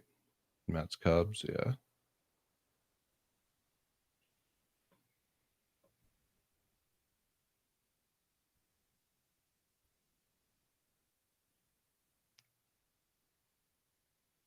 big time Bow Wow.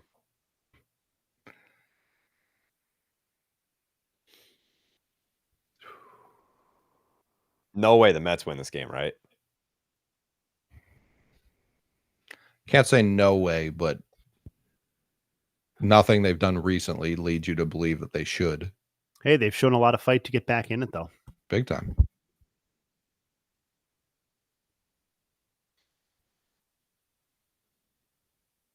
They're not always away team broadcasts. It's just easier for me to add it to the stream quicker. If I click on, like, it's auto set to away, I would have to go in and click and add the home team one, which is a potential miss Jovi. Yeah. Valuable seconds here on JTN.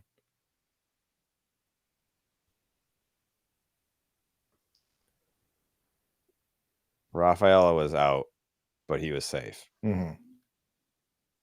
JTN's top minds had it as safe. The MLB had it as out. 44 is in the game right now. Big fours. Mm-hmm. It's true that people forget this is their second game of the day. Yeah.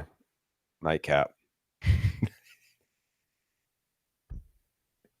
They should throw it to us. They call the booth and the McMahon's just like, I think he's out. The umpire's gonna turn his mic on and be like, McMahon's got him as out. He's out.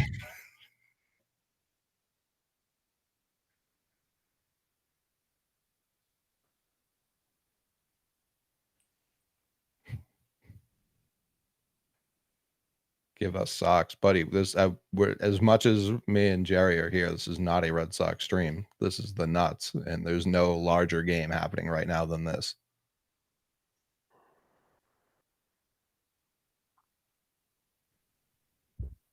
Yeah, he went.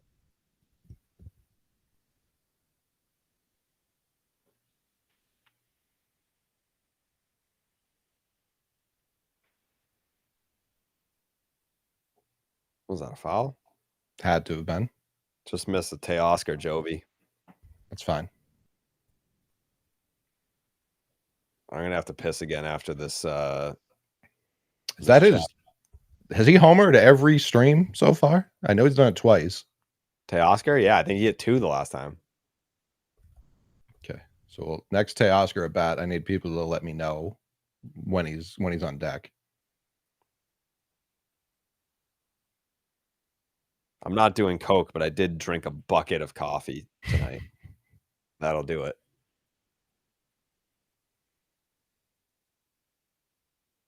Does Coke make you piss? I don't I don't know. I've never done it. I know you go to the bathroom a lot, if that's what you're saying. If that's what you're saying, I got you. We're in lockstep. Mm-hmm.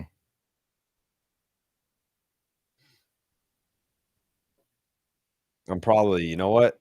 After the Sox game, I'm probably gonna rip a piss and pack a fucking hammer. Stoopy hammer. Mm-hmm. I had to call in the second coffee. Wow.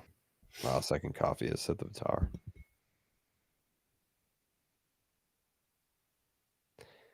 Why is IKF putting up a fight right now?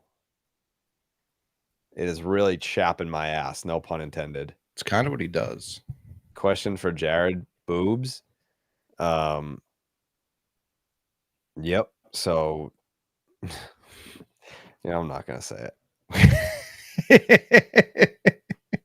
I'm not. There has to be a line. Okay, Yes, Trev. Ben. Okay, Trev. That Now one's on the fly, TS10. Jesus.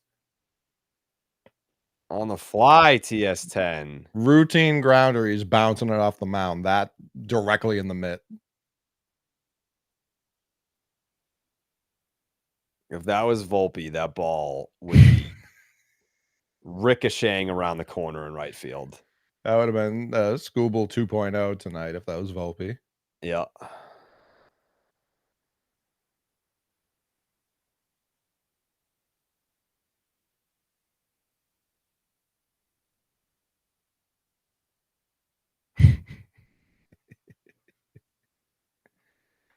Oh, Hearn slam Diego. People are reporting. Jay, hey, what was Ryan O'Hearn's OPS with the Padres coming into tonight? Better or worse than with Baltimore this season? It's 2 down. Oh, it was much worse. 2 down. Yeah, he's been shit. I was right. I was right. 683 entering play. I was right. So far, you were right. He did just homer, though. I was gonna say it's got to be up after the grand slam. Yeah, sure. But when the Padres traded for him, I said he was going to be a non-factor, and everyone was like, "What? What are you talking about?" Well, come on. I don't think anybody was screaming at you about Ryan. Oh, buddy! Every time he fucking got a base hit, Padres fans were like, "Non-factor." All right, fine. Maybe they said something. Wow. Honestly, fuck the White Oh Sox. my god, dude! It's a fucking ball, dude. What's that? That's like not a real. That's not a real win. New biggest conspiracy. That He like pulled up to make sure it fell in. That was the fakest walk-off of all time. A ball to the backstop and an intentionally not caught baseball. Was that Michael A. Taylor? I expect more from him. Did I meet Blake Swihart? Yeah, one of the most forgettable experiences of my life. Poor Blake Swihart. Yeah, okay.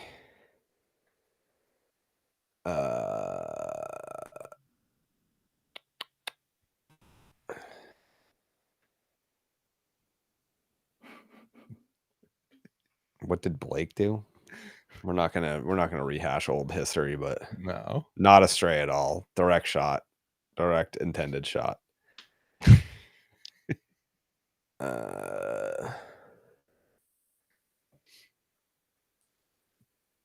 got a question for you, Jerry. Yes. Oh God. No. It's a big win. Let's go. Win for the kids. Let's go. I still don't know how to calculate elimination numbers, but whatever. If they keep winning, they're fine. If they win the rest of their games, they're going to win the World Series. You can double check that. But you talking about the Red Stockings? Yeah, the Boston ones. If they don't lose again, then they'll win the World Series? Yeah. That's fair. You know? Yeah, that's fair, man. The question I was going to ask, if Paul Skeens were to end up on the Red Sox and he demanded number 21, would they give it to him? Yeah, why not? They haven't given 21 to anyone. I understand that, but it's Paul Skeens. Sure. I think does he... Beckett was pretty fucking good when they got him. I guess but like not Skeens. Is he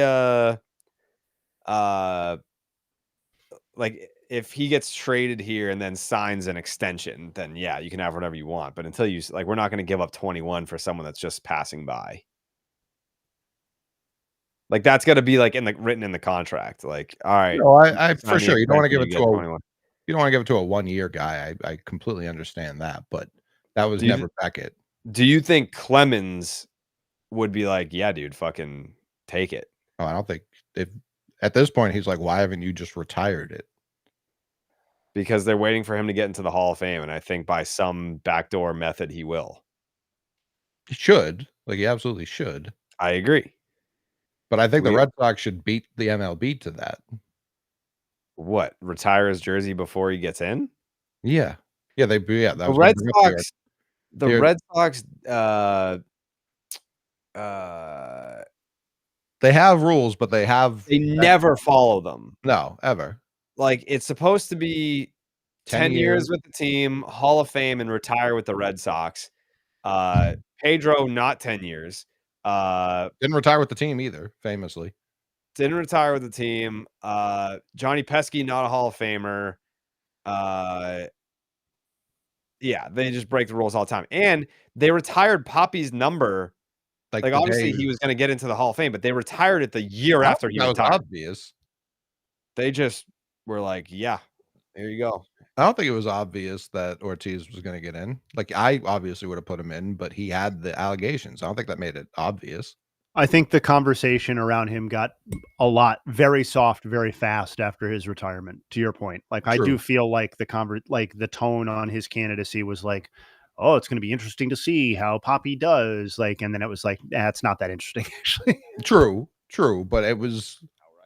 There was enough smoke that they've kept other guys out for. No, I'm agreeing with you. Yeah, I'm agreeing with you. Yeah, but you're right. It wasn't. There wasn't as much of a fight as I think everyone was just like, yeah. By the time it got down to voting time, yeah.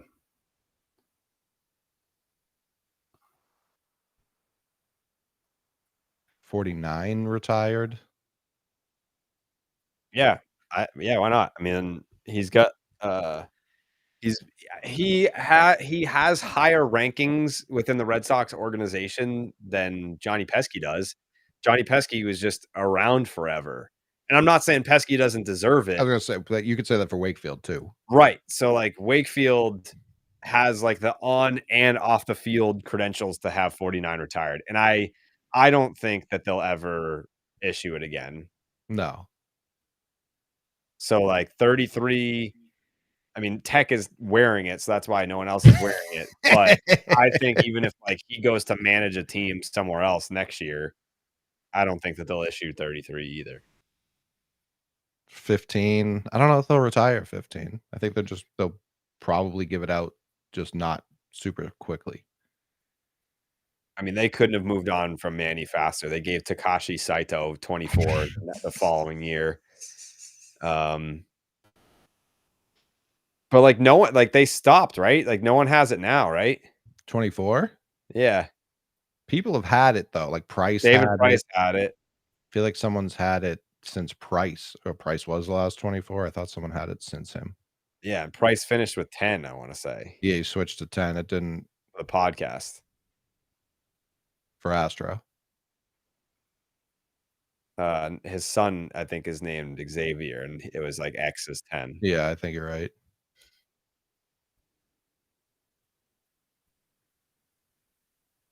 If anyone puts on 15, I'll legit stop watching the Red Sox.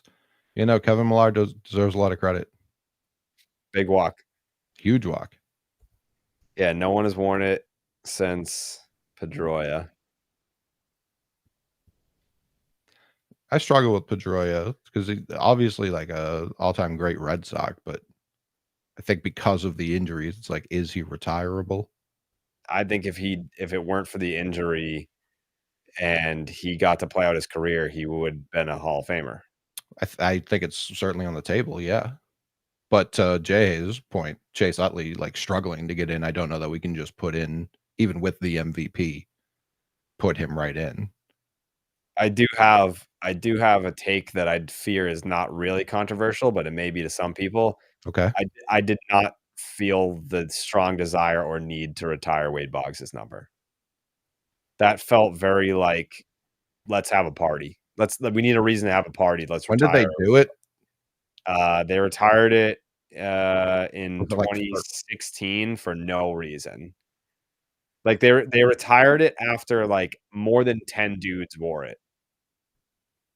Sure, that part's true. He did play from 1982 to 1992 with the Red Sox and had an 890 OPS for the entire. I mean, if you're going to retire Wade Boggs, you have to retire Pedroia.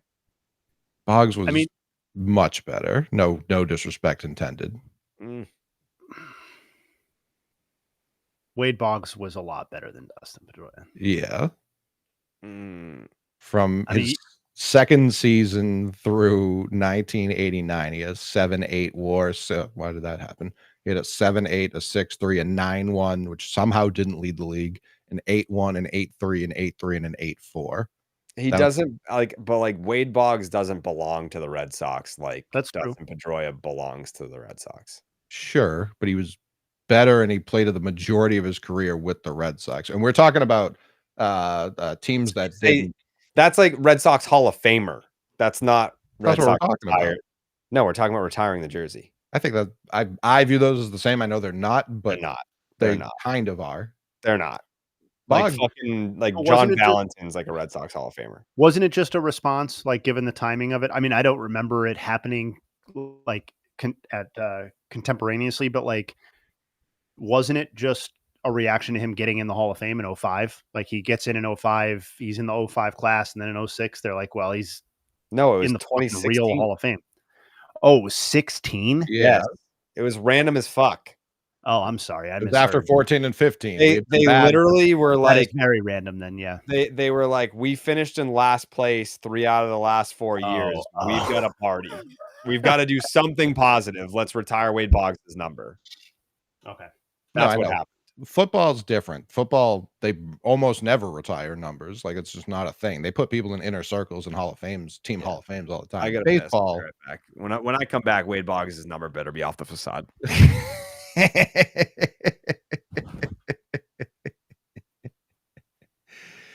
53 players definitely plays a factor, no doubt. Listen, while he's gone, crazy talk saying Dustin Pedroia is as good as Wade Boggs. He's more emotional about Pedroia because it happened during his lifetime for sure. But yeah, no, Boggs is on the short list. Like if we're having a conversation about greatest just hitter of all time, his name's coming up in a way that Pedroia is not. I mean, his on-base percentages right off the bat in his career were 406, 444, 407, 450, 453, 461, 476, 430. And that's like prime Joey Votto shit. Hold on. There's a crazy, it was like his third at bat. His on base was 324, and it never dipped below that the rest of his career. Something stupid like that. I mean, the highest on base percentage Dustin Pedroia ever put up was a 387 on base percentage. Wade Boggs has 1, 2, 3, 4, 5, 6, 7, 8, 9, 10, 11, 12 seasons where he got at least 300 plate appearances and had an on-base percentage higher than that. And if you want to raise the threshold, it's still like 9 seasons if you use 500 plate appearances.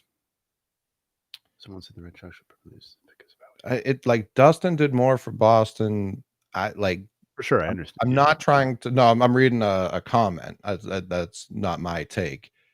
He did because he was on a roster for 3 World Series teams. The last one wasn't his fault for sure. The 86 Red Sox, going back to the conversation we were having earlier, that 86 team was loaded. Like no excuse to lose to the Mets, obviously, but outside of that, they had no excuse to never even get close again.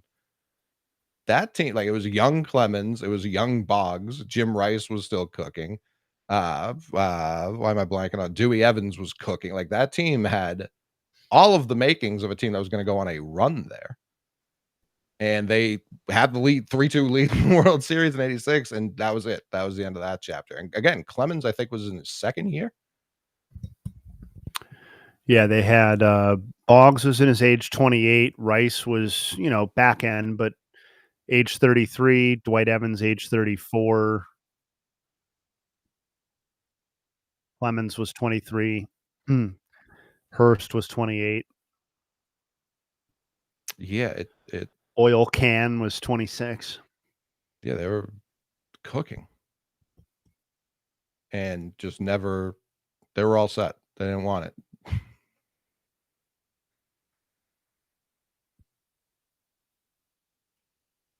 But I think like to the Clemens part too, Clemens, the Red Sox have not given out 21, like famously refused to give anyone 21. He was that good, not just for Major League Baseball, but for the Red Sox specifically. Yeah. I get it. He left on not the best terms. I know I hated him for what happened when he left in 96, 97, whatever that was. At this point, like 30 full years later, it's like, all right, if you're not going to give out the number and he is one of the greatest of all time, like, yeah, I would put 21 up there. Somebody asked if I thought there were any Cleveland numbers that should be retired. Jovi. Wow. And we don't even wow. Oh, Jared gets up to pee and we misses a fucking Jovi, That's dude. crazy. Are you kidding me? A go-ahead 2-run 8th inning Jovi? Hit the fucking horn, Jerry. This guy. Yeah, Bags, can you remotely hit the horn? We need to we need to have a backup horn hitter somewhere. That's wild. Absolutely wild. Massive hit. One of the most important homers of the season, and Jerry's taking a poop. Bow wow. That's the best. We might have to hit the Connery when Jared's gone. We might have to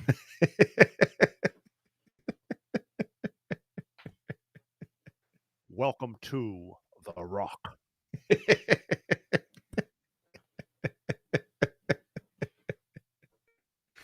Yeah, we need a Connery button.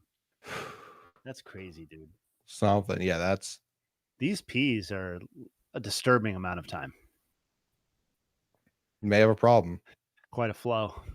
Trying to give away his workout equipment for free. He's got some red flags. Red flags for certain. Back to back for the 30 home run, 30-30.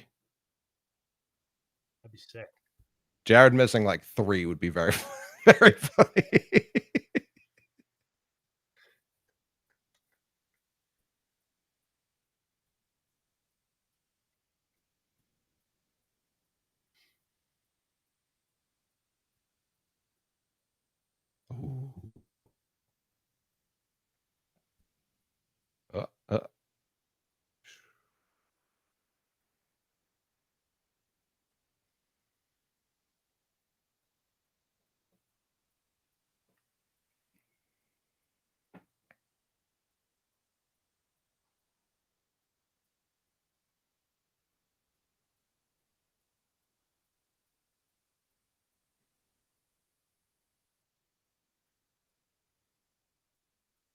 What's my ideal playoffs? The Red Sox win every game by 8 runs.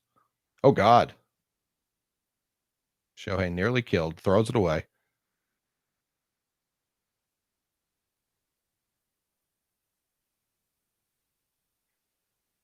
We have addressed the Jared F-bomb. He had an excuse. Did Arise really hit a home run? That I just don't believe people. The thing that happened in the real world? Wow. Where were you? Where were you when Luis Arise hit his second home run of the season?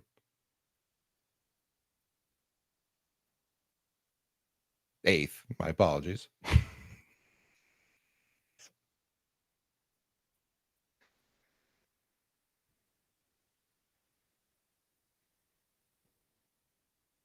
He's a free agent this winter, right?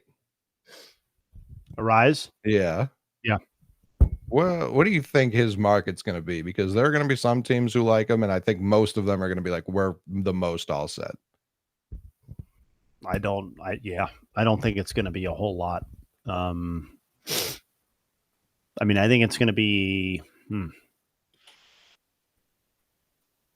Scudero has 5 for 60. I don't know that anyone's given him anything longer than 2 years. Like I don't think people are trying to sign up for a long time with Luis Arias. Man. I think it's a 2 or 3 year deal. I wouldn't honestly be shocked if it's a 1 year deal either. Yeah, like maybe a 1 with a team option. Like he just so I know Mr. it was Jovi. Yeah, he did. Yeah, he did. Honestly, I'm sorry about that. That's fair. I mean, he got paid $14 million via arbitration this year and produced a 286, 320, 382 triple slash line. And per Baseball Reference, 1 win above replacement. Okay. If you're a team, what is the reason to offer him more than that? Like, I don't think I have any interest in Luis Arias beyond a repeat of those terms. 113, 114 or something like that. Cause I just don't like his production's definitively going in the wrong way at this point. Like from 23 was okay. Like that's a glitzy batting average, but there's some other stuff going on there. Like he slugged 469 that year. His batting average is 70 points lower this year than that. And his slugging percentage is 80 points lower. So he's just not really that good, unfortunately. Like what is he? What position is he playing? Why do I want him playing? He's a first baseman now. Why do I want that? First or a DH. Not enough teams have anyone who can be a DH. Like I understand he's not giving you any power, but if you're a lineup, and I can think of one that comes right to mind that strikes out a lot, I think there is value of having a guy like that around. I don't know what the number of it, that value is though. Yeah, but sure, I'd like to have him around, but that goes back to my point of like, it's on a 1 year, like $10-12 million deal. It's not I'm not laying out $15 million over 3 or 4 years to bring in, like a platoon first baseman, a platoon DH. Cause I think that's what he is at this point. He's like, I don't think wins above replacement underrates Luis Arias. Like, I don't think it's bias against his value. I just don't think there's a lot going on here defensively. And when your offense is league average or slightly worse, like what is that? Right. And by the way, 286, which is what he's hitting this year, that's not special anymore. Like we're not talking about a Tony Gwynn type bat at that point. No, I could see if I could see it getting to, I saw someone else put it in there, but that was the number I had in my mind. Like if multiple teams are bidding, I think like 230 is where it maxes out. 2 years, 30 million, not 230 million. Agree.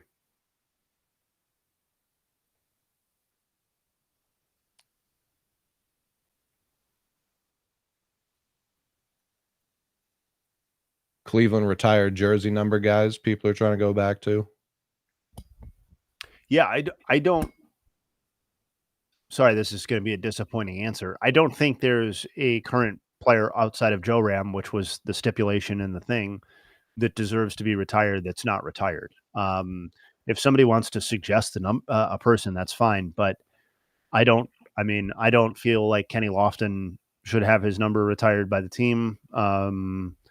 Unless he were to make the Hall of Fame. I don't think Corey Kluber, I understand the 2 Cy Youngs. I just don't think that alone is enough to have your jersey retired by the team. I don't know. I feel like the standard has been set in terms of the people whose jerseys are retired by the team. And Sabathia, that's an interesting one. I mean, the Yankees retire everybody. Sabathia's a no for me for Cleveland. Like I encourage these guys to make as much money as possible. But if you go into the Hall of Fame as another uniform in another hat and you win your World Series with another team and you are functionally an ambassador for that other team, you're not getting your fucking number retired by a second team. Like I don't. Very fair. Very fair. Like Jim Thome went on to play for other teams, but he is a Cleveland player in the Hall of Fame, and his best seasons came with Cleveland, and his statue was outside the fucking stadium. Hafner. No, these guys that are being named are all like great certainly not Hafner. recent players. Like no, obviously not Hafner, not Peralta. Like, yeah, I think it's an easy no for me, to be honest.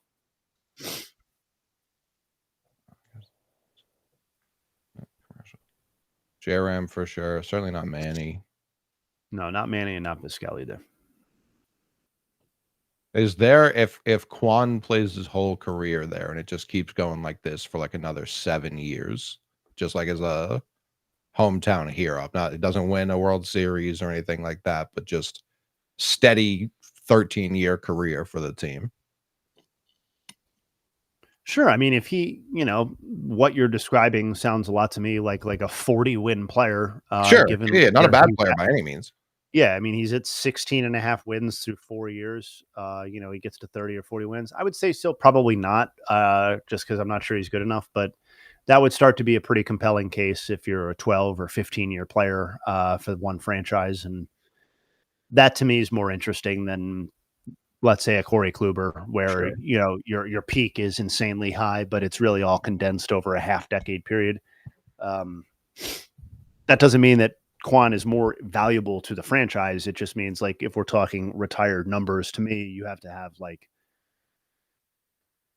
not like embedded in the community. Like, I care necessarily what you're doing with your free time, but there has to be like a quantity there where you're firmly associated with the franchise.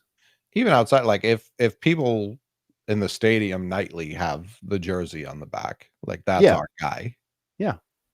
Like Lindor would have been that guy had they kept him long term. Sure. Thankfully, Joe Ram will be that guy. Kipnis does not even get a thought for me. No. I mean, there's just so many guys you can throw into this bucket for Cleveland of like all-time Hall of Fame caliber talents, or people who are literally in the Hall of Fame who played significant portions of their career with Cleveland, but who left for largely financial reasons. Like, I don't think anybody can really match that for other teams, from like the 90s on, when you start rattling off the players that left who were there. But that makes it challenging to retire numbers too.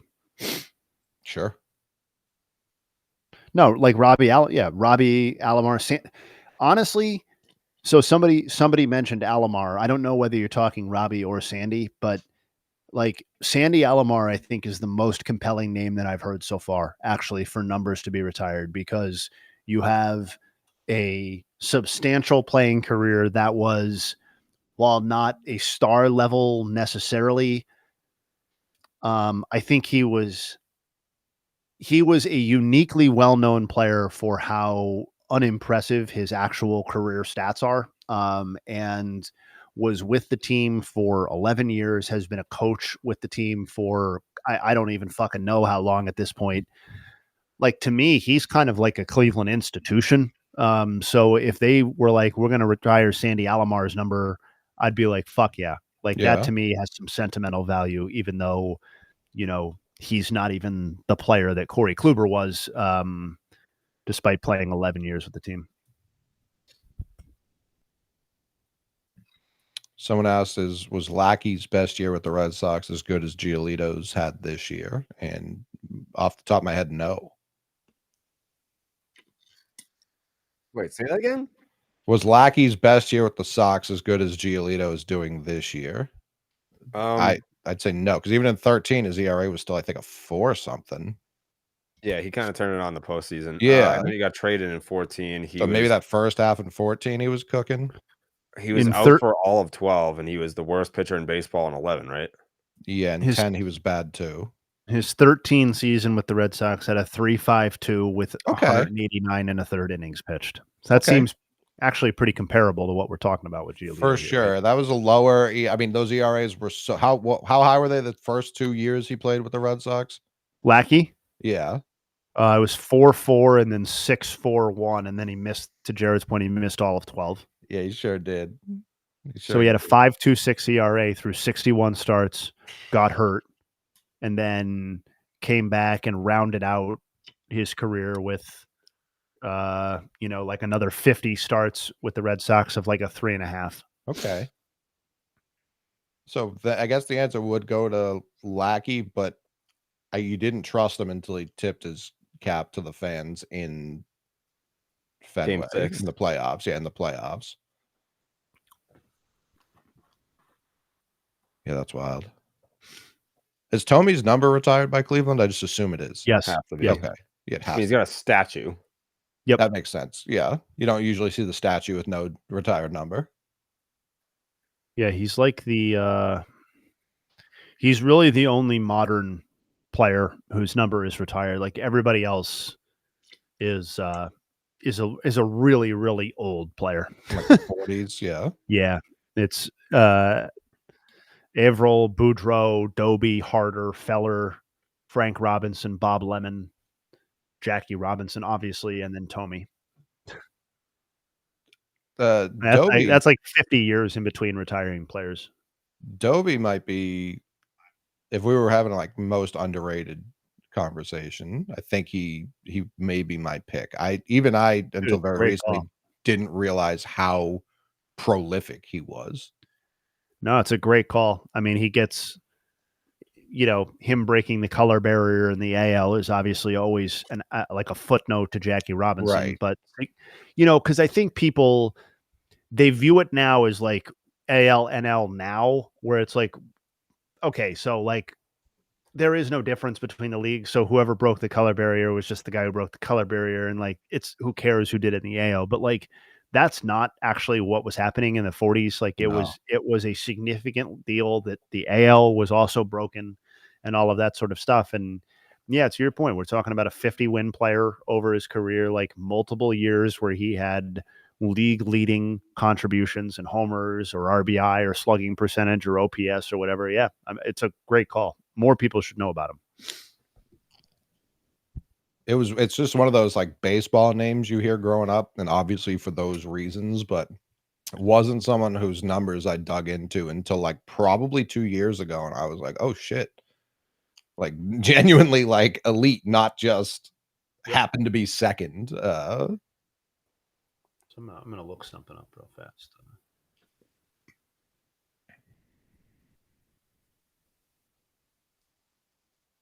Yeah, literally every team integrated before Tom Yawkey allowed it in Boston. Quite literally all of them.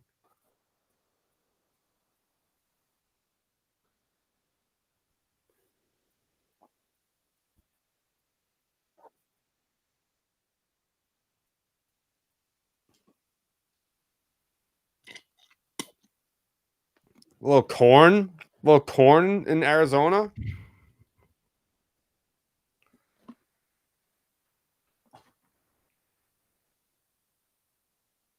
Oh, I forgot the Phillies were in a rainout.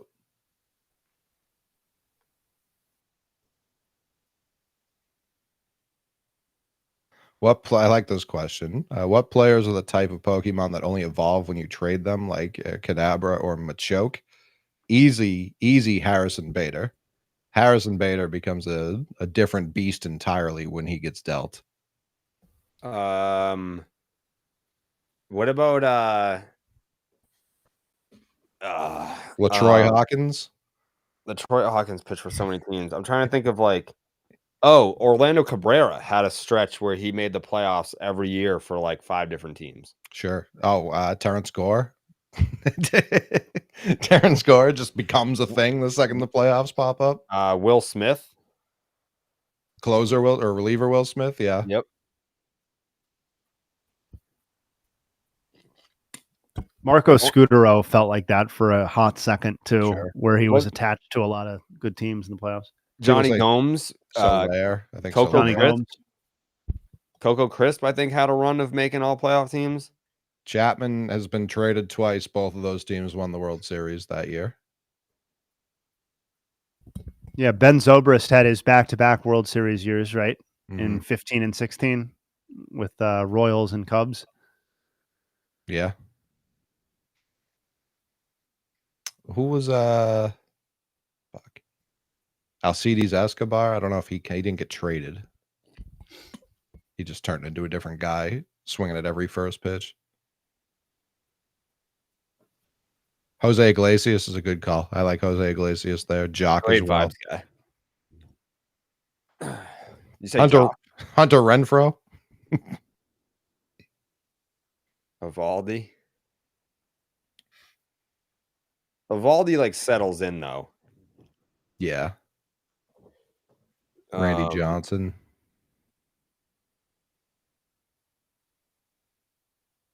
I mean, yeah. Manny with the Dodgers was an all-time. Like that would be something that I would tap J-Hay for, like research wise. Like obviously if you go from one league to the other, you're not going to win the MVP, but like Manny Ramirez in 2008 would have to be the closest that anyone has ever come to winning an MVP after being traded to another league. At least that late in the year. So you know what's interesting about this is that do you guys remember the Shannon Stewart year where he spent part of the year in Minnesota and then part of the year in Toronto? Yes. Shannon Stewart. Oh, so you're talking about two different leagues, which I guess is a little bit different, but like Manny finished 4th yeah, that year. that's got to be the closest. I mean, someone brought up it's different, but CeCe in 08 for Cy Young. Obviously not the same award, but kind of is at the same time.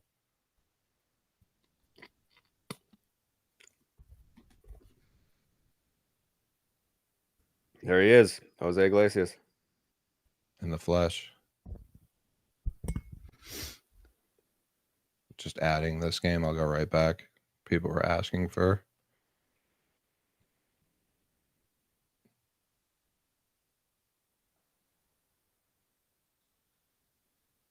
CeCe's second in Cy Young after that trade. That makes sense. So this is not going to be the answer, obviously, because Jared already identified a 4th place finish, and I'm identifying a 14th place finish. But JD Martinez in 2017 is With the not a D-backs. yeah. He finished with 45 homers, 104 RBI, and a 1.066 OPS. But obviously split it between Detroit and the D-backs. But the best part of that came with Arizona, obviously, where he hit 29 homers in only 62 fucking games. Had the 4-homer game. He had a 4-homer game in Dodger Stadium. Yeah. So he played 62 games in the NL and finished 14th in the MVP vote that year in the NL. 1 spot behind Anthony Rizzo, who played 157 games. Yeah, I'll be honest. 14th feels too low based off of the numbers we just received. Dude, they might be. They might fucking be. I want to say, like in 17, when JD got traded, they were looking at WAR more than in 08 with Manny. No doubt. Sure. Like Manny got there in 08, and like WAR was not a thing. And they were just like, this guy hits the shit out of the ball. He's my MVP. But I'm sure his WAR was fine. He was hitting 400 for the Dodgers. Yeah, I want to say it was 393. Yeah. He hit with the Dodgers 396 with a 1232 OPS. Yeah. I can't imagine.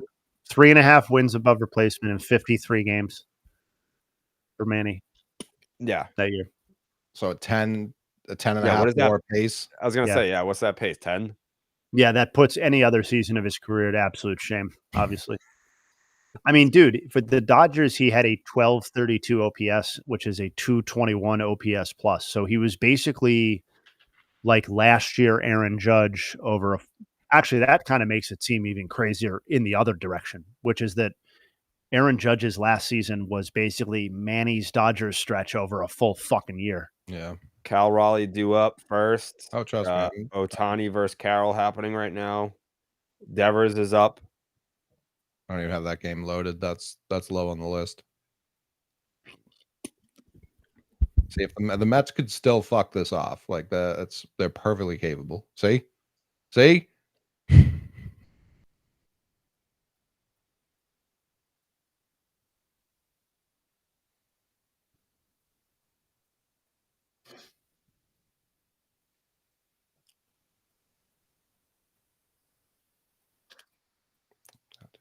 Were you guys Josh Beckett fans? Huge Josh Beckett fan until I met him. I've never met him. Still a fan. There it goes. Mets win. Okay. It's not always about the money, Spider-Man. It's about the Mets, baby. Love the Mets. All right, baby. Let's go. Get a home run, baby. Love the Mets. Let's go, Mets. I thought that was perfect timing on the tank. All right. We won't be back to that game for a while. Casey Fossum War Games. I'm going to go with 2.1. Yeah. I was thinking 3.2. 3.2. I don't remember. Did he have? I might be thinking of Arroyo. Did he have a random 200 inning year or no? That doesn't sound right. With Tampa?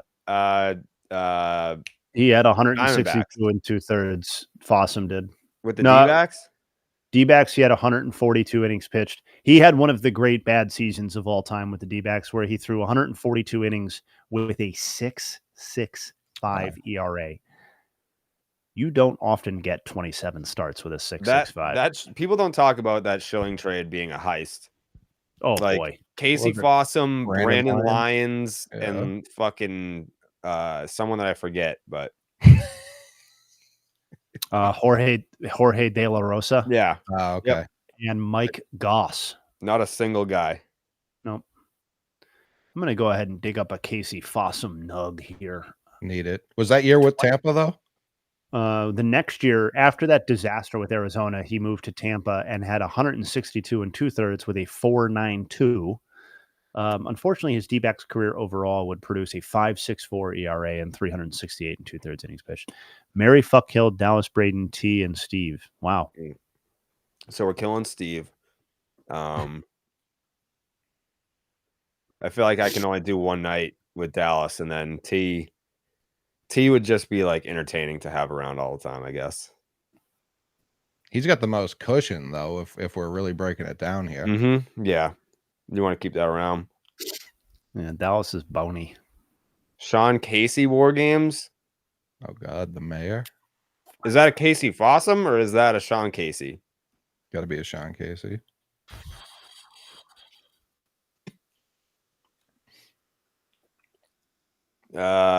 Sean Casey, I'll go. I feel like, I mean, like he could hit. I'm gonna say 28-7. I'll say 21-2. Yeah, I was in the low 20s as well. I'll go 22-4. Sean Casey's career WAR was 16.5. Jeez. Wow. It's a 3-time All-Star right there. I mean, he was essentially Luis Ariz, probably a better defender. Reds Hall of Fame. Is War Games B War or F War? It's B War. At least that's what I've been using. You guys want to hear a Casey Fossum nug? Yes. He is one of only 7 pitchers in Major League Baseball history to receive 27 or more starts in a single season and put up a 6.65 ERA or higher. The other pitchers to join that illustrious list are Jason Beret, LaTroy Hawkins, aforementioned, Jeff Facero, David Cohn, Rob Bell, and Jose Lima. Wow. Time.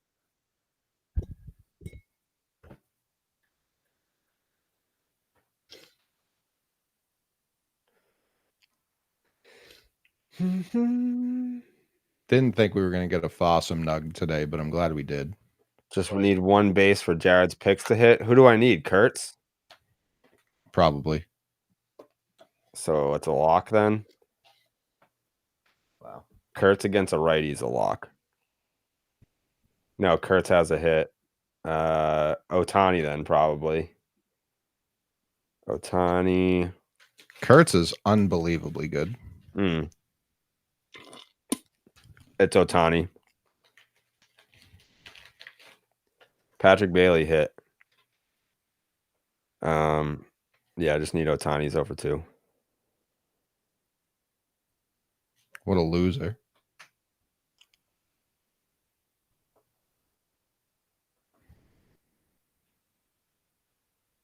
People were very high on Kurtz coming into the draft because he hit everything in college, as one can imagine. But he was also, I think he was banged up both years or his last 2 years in college.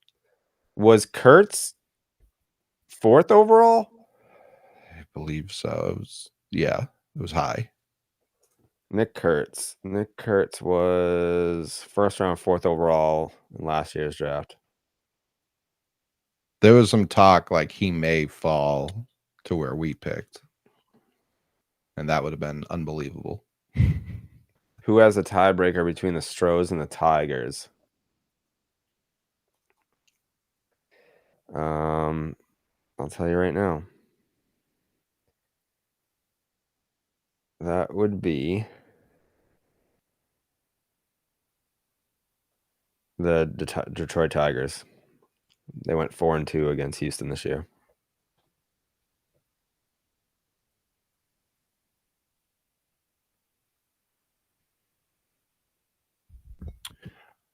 Somebody asked for a Matt Williams nug. Mm, You guys cool if I provide that real fast? please. So Matt Williams, 1995, one of the great seasons cut off. Who knows what could have happened in that season? But he hit 336, 399, 647, which was a 1.046 OPS, and he produced 4.6 wins above replacement in only 76 games. So I looked up the most wins above replacement in the wild card era in a season of fewer than 80 games played. Matt Williams' 4.6 is the third highest total, behind only Byron Buxton in 2021, when he had a 1.005 OPS in 61 games, and Kyle Tucker just last season, when he had 23 homers and 11 stolen bases in 78 games. So there's your Matt Williams nug. I'll be furious if Shohei doesn't get a knock tonight. He's literally like the best hitter in baseball against right-handed pitching. Just you didn't have to even add the end part. I mean, I would still acknowledge Aaron Judge as the best hitter in baseball. Would you not? I'm talking statistically regular season 2025. You'd kind of have to, no, Jay? I mean, he's probably not even going to win the MVP. So how? Yeah, he's the best. Yeah, but he'll win the fucking First team. no, what is that fucking stupid award called? The Hank Aaron Award. Yeah. No disrespect to Hank Aaron, but it's like A little disrespect. well, no, like it's like the best hitter in baseball award, but it's like I don't know. It's not. That's the They try to MVP. make it like the Cy Young for hitters, but that's kind of just what the MVP's been. Speaking of jackets, the 10 jacket Train had at Section 10 night was unbelievable. Yeah, it was mine. She stole it. We might line up to face School for game 162. As long as we're locked up, I don't give a fuck who we have Yeah, I to don't face. care. Like, you have plenty of time to make that not an issue.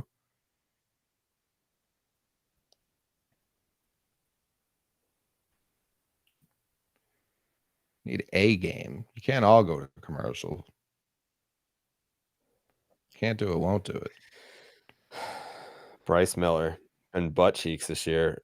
Has he righted the ship at all, Jay Hay, or has he just been cheeks? Bryce Miller. Mm-hmm. I mean, he was on the IL for a little while too. No, he's been bad.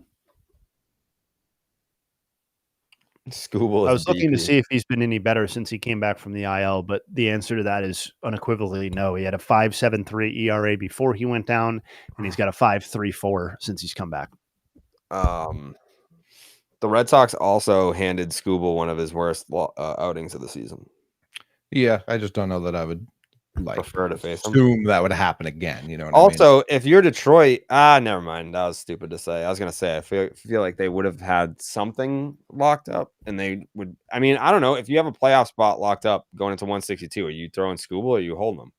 You're holding them if they've got it locked up. They're definitely holding them. I mean, unless the division's on the table somehow. I don't know if I feel like that can't even happen because of the tiebreaker.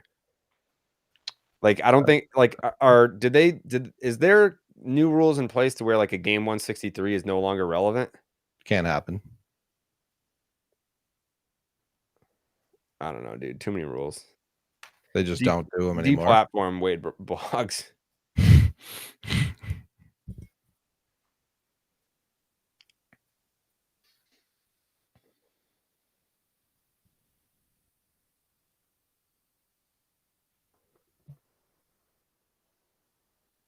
Head to head is a tiebreaker, yeah.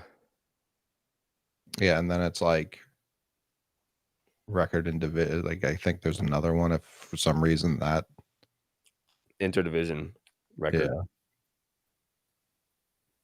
Yeah. Yeah, we need Bruce Chen.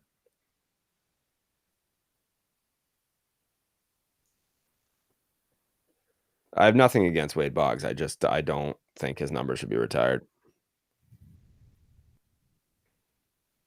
I don't know. If an all-time great played for your team, I'm okay for that long as well. I'm okay with retiring it, even if the Red Sox have to lead the league in unofficially retired jerseys. Sure. Ace is chilling. Yeah, Boggs was at Section 10 night. Hammer and Moons. Also, I was told today at Section 10 night, they sold out of Blue Moons in the 4th inning. Yeah. People were getting after it. Yep. That is brand awareness, folks.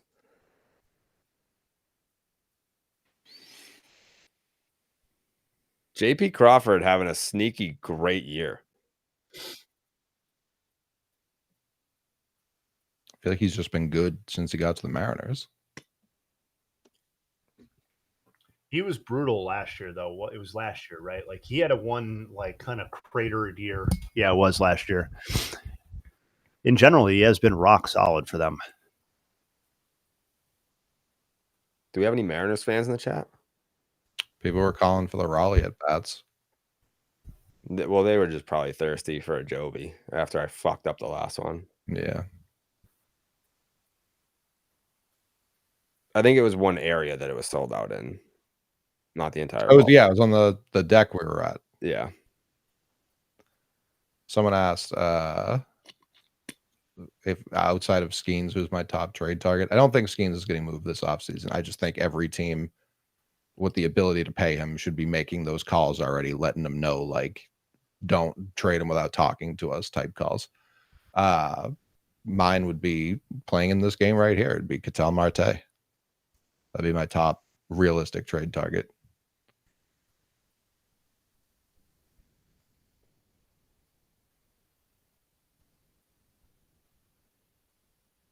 I'm still high on Jared Jones, but we've also developed like 9 starting pitchers this year, so I don't know what the appetite is. Yeah. For trading for a pitcher that coming off elbow surgery. Yeah, I don't think the Pirates are the Pirates. Maybe they will give him away for free. If that case, I'm all in. But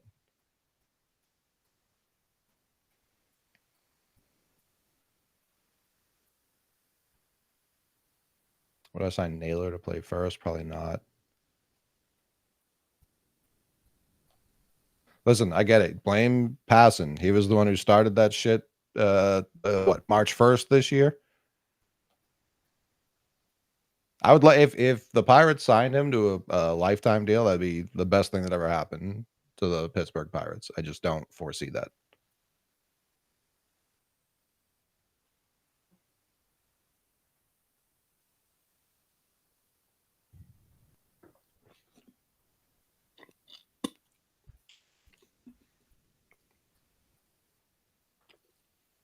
No, I don't think people are itching to get Christian Campbell's guaranteed money on the books right now. If he just was still a prospect and got hurt but didn't have the contract, yeah, people would still be lining up for that. With the contract, teams are going to be more cautious about that. And the Red Sox just straight up shouldn't trade him. That'd be a bad idea. How much longer are we staying on? I don't know. I'll probably call it in like a half hour, maybe. Yeah. Do any of these games have any real intrigue? I want to see Ohtani get a hit so I can hit my pick 'em. I could see that. Astros A's, yeah, it does. Giants, Cardinals, no. Brewers, Padres, I assume for seeding. I haven't really paid attention to the NL's issues. Sox magic number goes to 3 with an Astros loss. That's interesting. This may sound nerdy, but I do really enjoy a pitcher who can field his position. I was just thinking that. Like a pitcher that looks like he could be an infielder when he's fielding a ball on the ground or something like that. To be able to turn a double play from the mound is something that does it for me. I don't know why they get so nervous throwing to second. Like you're literally throwing to the opposite of second for your job. It's easy. Tim Wakefield, sneaky great fielder. He was a first baseman. Wasn't he a third baseman? First with the Pirates. I thought it was third. Well, somebody just asked for a Pedro Siriaco nug, so that's what I'm going to go ahead and dial up for you here. Please. Pedro Siriaco had 1.4 wins above replacement in 2012 with the Red Sox. In all other seasons of his career combined, he was worth negative 0.6 wins above replacement. All right, that's not what we were looking for. Well, the positive spin is that the Red Sox really got his best work. In fact, his only good work. So congrats to the Red Sox. Shout him out.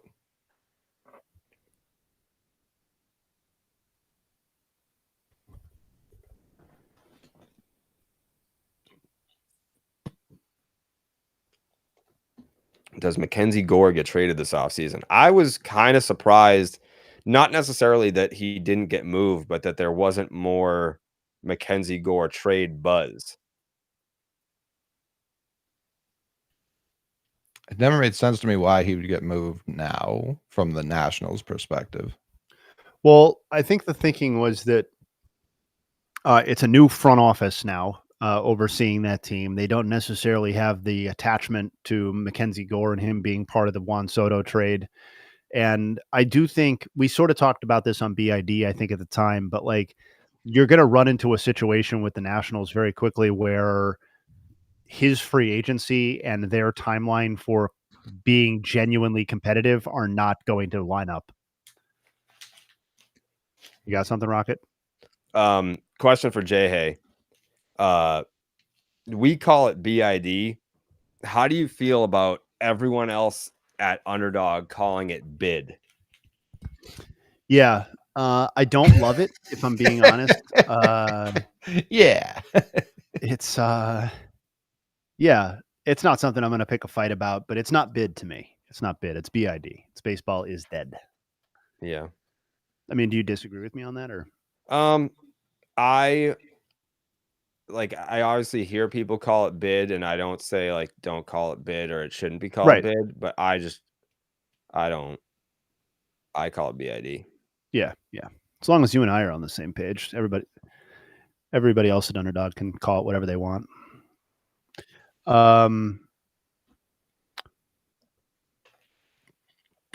So the chat's moving too fast, but somebody did ask for a Michael Bourne nug. Okay. I met him in line at the airport leaving the All-Star game. Great guy. You know what? I also saw him at the airport leaving the All-Star game. From whatever year I was last there. So I went ahead and looked up. Michael Bourne had, as everybody knows, an incredible run with stolen bases, particularly from 2009 to 11, where he stole 174 bases over those 3 seasons. I looked up all players from that was his age 26 to 28 seasons since integration. And those 174 stolen bases are tied for the 6th most over age 26 to 28 since integration. Vince Coleman, Omar Moreno, Ricky Henderson, Lou Brock, and Kenny Lofton are the only players to steal more bags over those ages since 1947. Kenny Lofton should be in the Hall of Fame. No doubt. I'm glad that like that take has gone from like, wait, what? To like, oh, you think ball because you think Kenny Lofton should be in the Hall of Fame? Everyone knows that. Yeah, like obviously, dude. The progression has gone that route, I would say, over the last 3-4 years. Like Agreed. Kenny Lofton, Hall of Fame, okay, dude. To like Kenny Lofton in the Hall of Fame, yeah, way to go out on a limb, buddy. Yep, I agree. The tone has definitely changed on it. It's just, unfortunately, it's like too late to do anything about it for him. How long was he on the ballot? Did he not make it? He did not make it. One and done. One and done? Yeah. That's insane. If you could only... Yeah, he received 3.2% of the vote in 2013. It's crazy. If you could only put in he or Andrew Jones, who would you pick? Andrew Jones. I mean, I personally would put in Lofton because I care more, but yeah. I don't think there's a wrong answer to that question because they should both be in. Sure. But like the way that I look at it is Kenny Lofton had a Hall of Fame career, kind of like start to finish, whereas Andrew Jones had a decade of being the best in baseball at what he did. So I think that's also enough. Ever. Not like while he was doing it, ever. Yeah. Well, because I mean, obviously, like he had like a decade where he was the best, and then he had like kind of a decade where he was just a guy.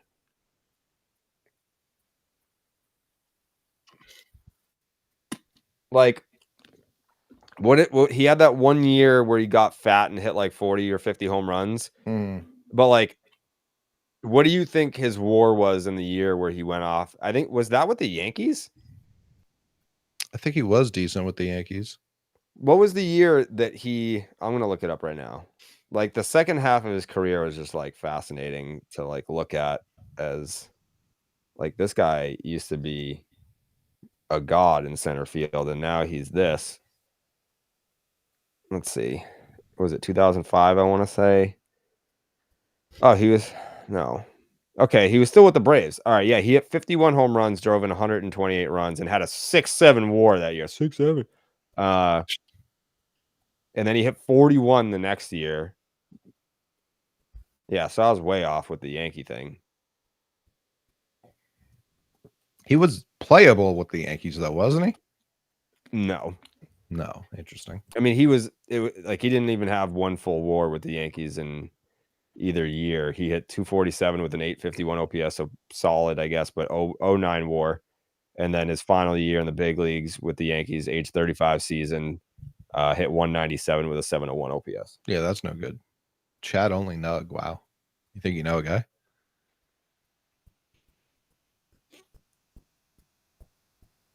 How many of the guys in the bigs do dip? I don't know. I feel like a lot of them switch to Zin. Polecki. I think the first time I ever tried a Zin was Polecki, and it just wasn't for me. No, it feels like nothing.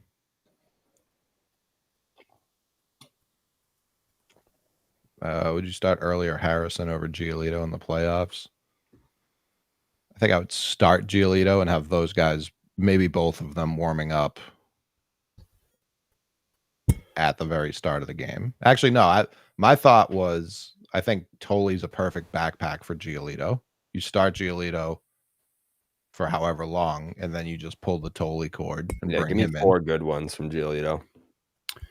Yeah, that's all very good. Somebody asked for a Tim Naring nug, so we're going to go ahead and dig that up. Players to finish their career with exactly 250 RBI.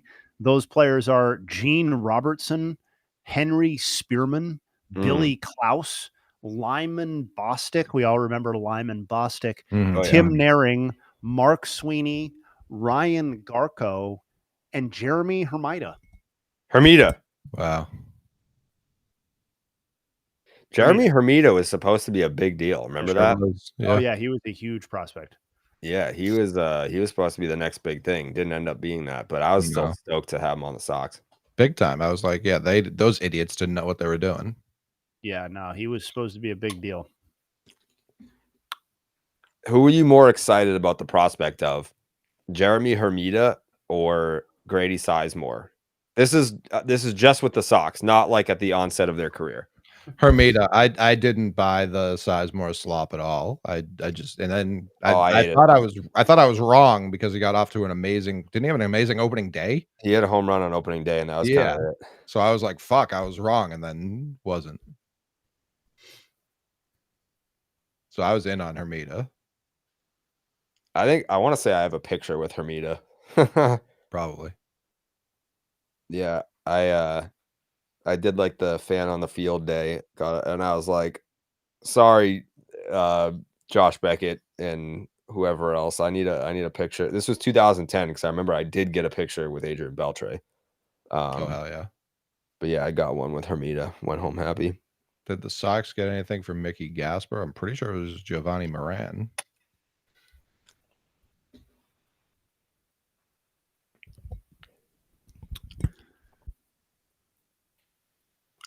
Henry Owens, man.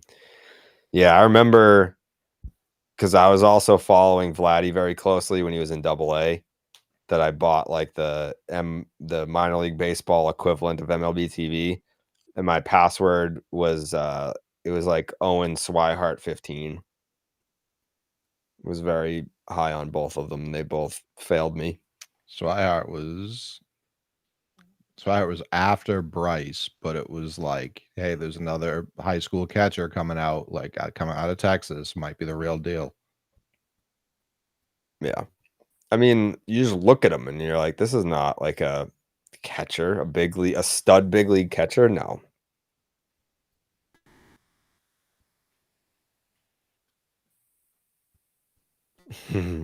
Rats in the chat. Alec Manoah question: with him being DFA'd, where do you think he goes from here, and does he have a future in the bigs at all? How old is he? 28, 27? Manoah is 27 years old. He's got to get a shot somewhere. He'll get a shot for sure, but no major league deal. No. I mean,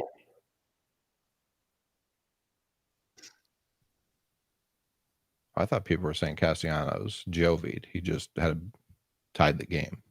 That's fair.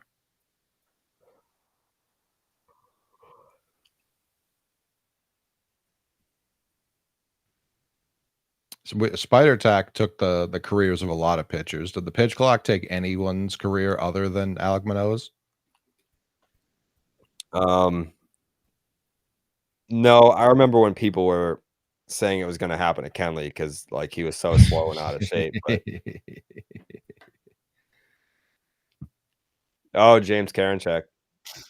But that was Spider Tack. Yeah. He's a weird cat, man. I feel like you got to be with a name like that. I mean, Manoah will get a chance just because he still has team control. So, somebody will look at that and be like, we can get a look at him for 26 and 27. We do use the YouTube chat. We're on playback, but we have the YouTube chat mixed with the playback chat. We can see your comments. Somebody had asked for a Brandon Inge a little while back. Would you believe that Brandon Inge for his career stole 45 bases but had 40 caught stealings? I mean, that is just fucking abysmal. Of all the players to be caught stealing at least 40 times since 1990 in their careers, that is the third fewest stolen bases. The only people worse, so to speak, are Vinny Castilla, who had 33 career stolen bases to 43 times caught stealing, which is just, I mean, that literally just doesn't even happen in the modern game. And Benito Santiago, so two catchers on the list, 44 stolen bases to 43 times caught stealing.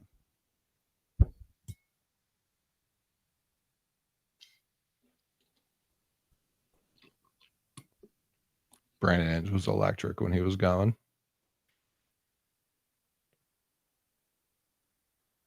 Not going first, second, apparently, but just playing outside of that. We missed a Jovi in the Angels game. We were always going to miss that. I hate to break it to folks. That was never going to be. Who are they playing? The Giants?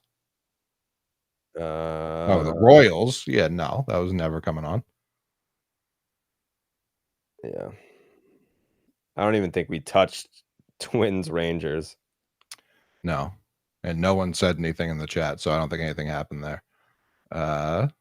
Do we? Jason's having a meltdown in the chat about us not looking at the chat. Just not true, brother. We chat all night. Couldn't be. I was about to address a question until Jason screamed at us. Do we think the Sox even tender Houck a contract this offseason?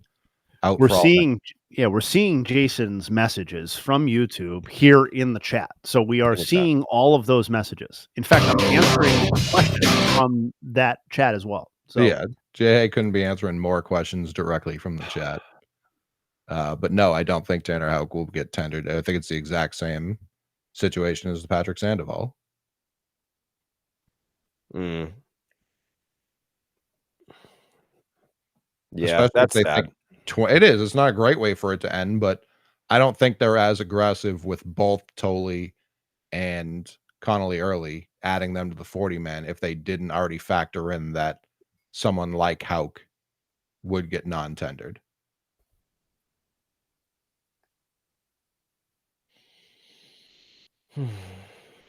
Which is a tough way to go. I mean, All-Star last year.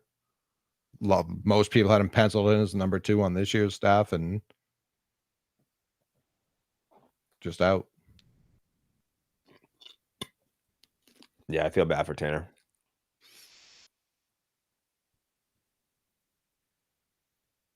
But the different, like someone said, I'd consider trading or non-tendering Casas. No one's trading for him right now. Absolutely no one.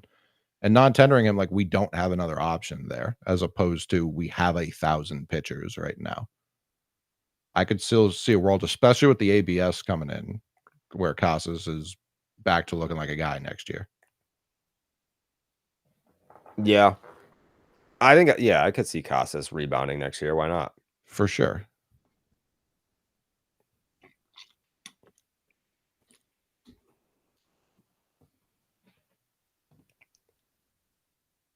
Casas and Roman just dominating ABS would be something that would surprise me zero.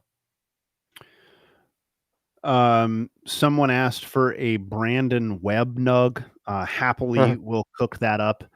People forget. We have forgotten how dominant Brandon Webb was. I have not.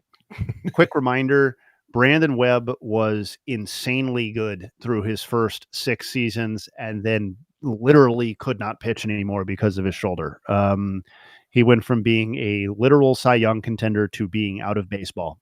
He finished first, second, and second in the Cy Youngs in 6, 7, and 8. And then in 2009, he threw 1 game and never again pitched in the major leagues. One of the great, tragedy, however you want to describe it, but was off to an amazing career. How amazing was it? He had 33.2 wins above replacement from age 24 to 29. The only pitchers in the wild card era to accumulate more over those ages are Pedro, Kershaw, Johan, and Chris Sale. It's more than Verlander. It's more than Felix. It's more than Sabathia. It's more than Halladay. It's more than every other person you can name. That's how good Brandon Webb was. He was a monster. Confirmed monster. Did the Brewers have someone who did similar? Like Ben Sheets or someone like that? So Ben Sheets wasn't quite on. No, not that good. Not that good. Yeah, but Ben Sheets, he's one of my favorite guys to look up because his curveball in MVP baseball was an absolute joy to pitch with. I mean, just right. It was like, and then he had the fastball to go with it. I mean, Sheets was another tragic injury case. He had a 3.09 ERA in 2008 with the Brewers in 198 innings pitched, and then proceeded to make 29 starts over the remainder of the rest of his career. Missed all of 2009, came back in 10 with Oakland, missed all of 2011, came back in 12 with Atlanta, and then it was over. Yeah. Yeah, Ben Sheets 2004 is like comically, I mean, he threw 237 innings pitched with 264 strikeouts and a 2.70 ERA and finished eighth in the Cy Young. Now, should he have won the Cy Young that year? No. Randy Johnson should have won the Cy Young. But right. I think this is one we've actually broken down on BID in the offseason. I think I remember doing this one.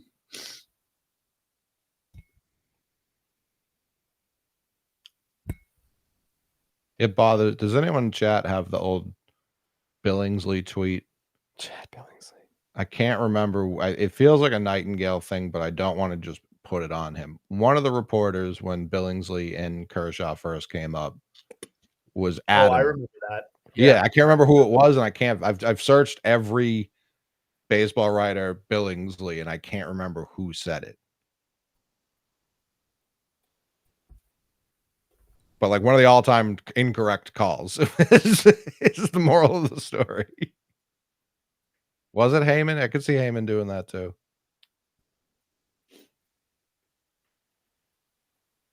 Kevin Millwood. What a poll.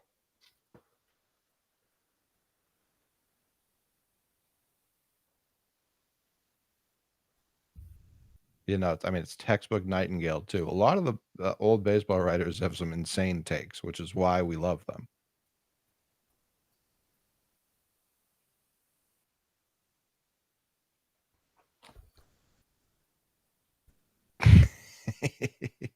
I can't even believe it. Thank you, I John. can't even believe it.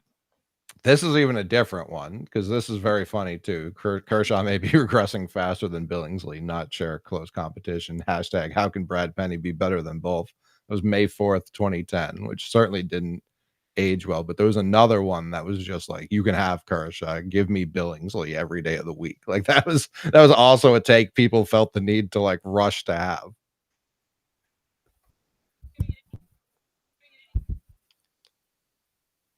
Wow.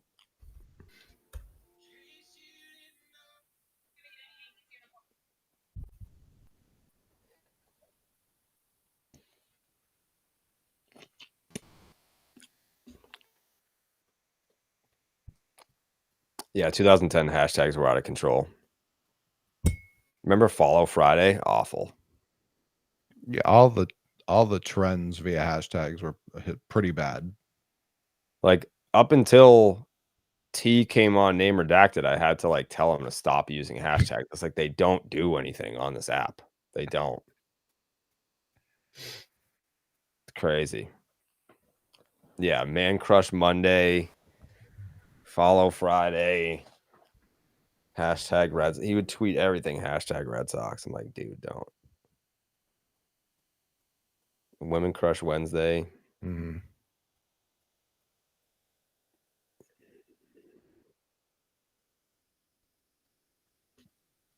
Josh Johnson was very good For the Marlins? Yeah.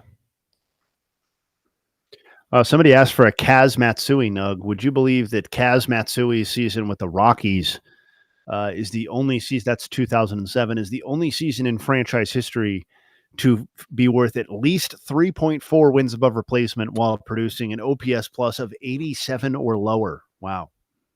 Jesus. Wow. Really picking it out there. I'm actually shocked that John Heyman hasn't blocked me. Does he have you blocked, Jay Hay? Yeah, that's right.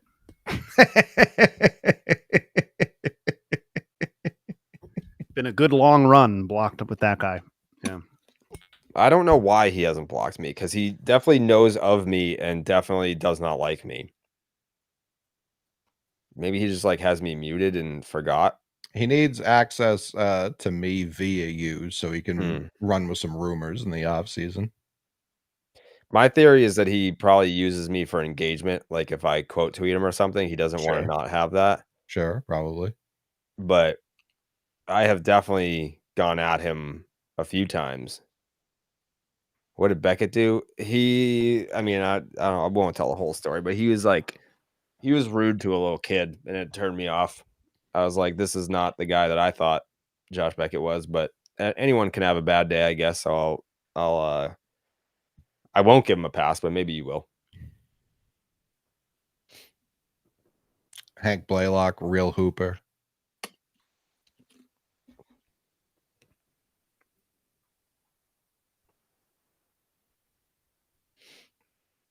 Ching-Ming Wong, he was like a back-to-back 19-game winner.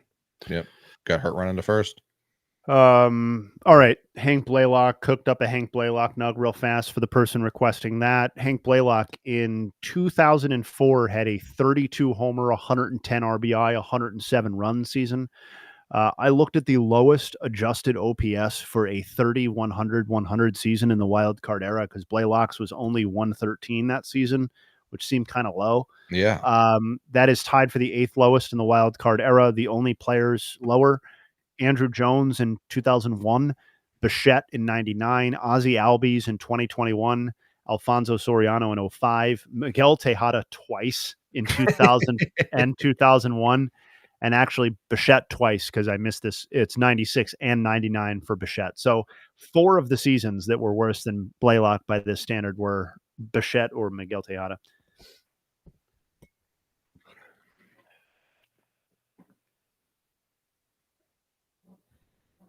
Oh God.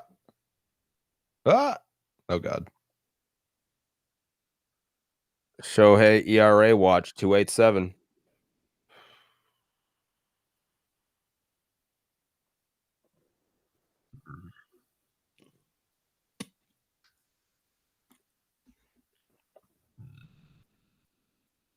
Cal no longer up. We're out of here. Yeah, I'm starving for a Jovi.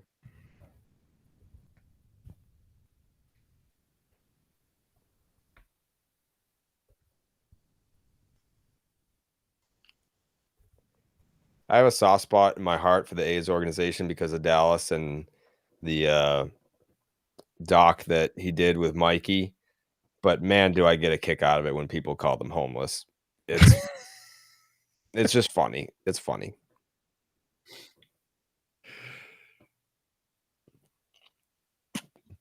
I'll put the DB stream on for the people. I think that's fair.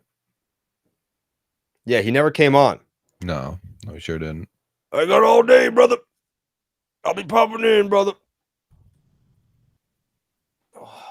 I still would like to see the Bay Rays move the Tampa Bay Rays back to Oakland.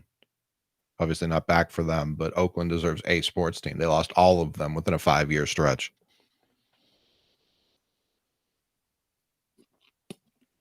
Yeah, that feels unjust.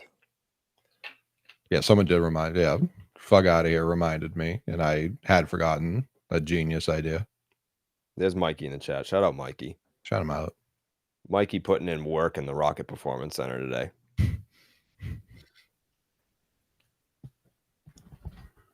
There he is. Mikey Big Lifts. Yeah, Mikey was going dummy on the tricep pushdown today.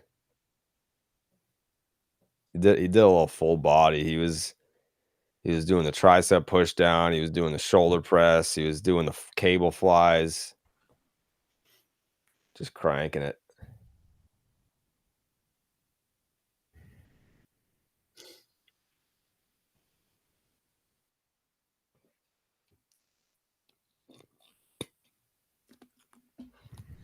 It is straight, obviously. I don't even think they do flavor in Massachusetts anymore.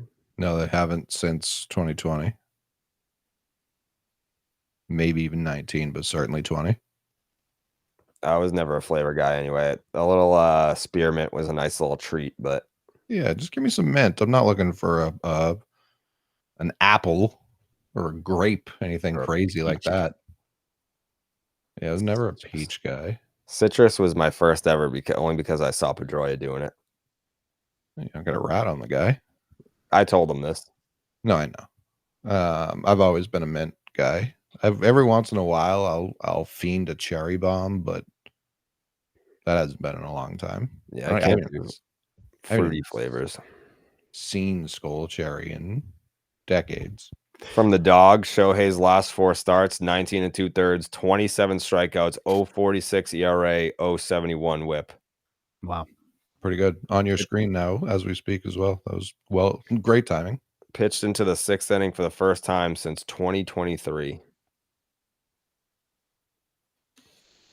Somebody asked for a Justin Dukeshire nug. Yeah. So, of course, we had to come through there. Been waiting.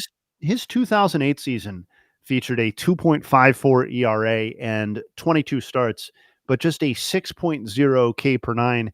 Would you believe that that is tied for the third lowest K per nine in a season featuring an ERA of 2.60 or lower in at least 22 starts? So we've really gotten quite convoluted on these nugs tonight. The only lower K per nines in the wild card era in such a season is Derek Lowe in 2002 with the Red Sox, and Doug Fister's magical 2014 with the Washington Nationals. Johnny Cueto in 2011 with the Reds is tied with Dusher at 6.0. So there you go. Favorite Slipknot album? Shout out Hogdale. It's Iowa. Shout out D-Lo and Puff. Shout out Train. She's like, when the fuck are you coming upstairs?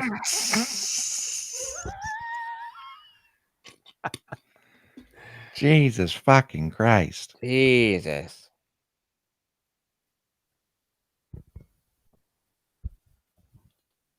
Showing butt.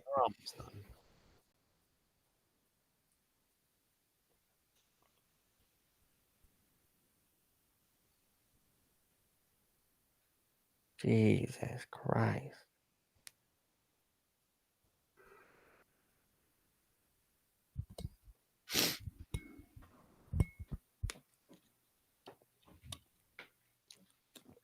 Do I ever miss my accent?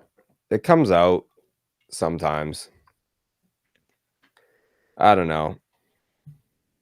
I don't know that, like, I don't know. Do you think my career goes differently if I still have the Boston accent that I had in high school? Those guys are big on the gram. I feel like I get like typecasted. Like, I don't think I would get like national opportunities if I still sounded like that. Maybe. Like, it really depends. It just kind of like, for me, it was the ad reads. Like, that really worked it out of me. Yeah. Not wanting to fuck up, being like, what the fuck did he say? Like, needing to enunciate properly. Really ruined it. Oh. Ben Rortvet, Jovi. The most likely Jovi of the night.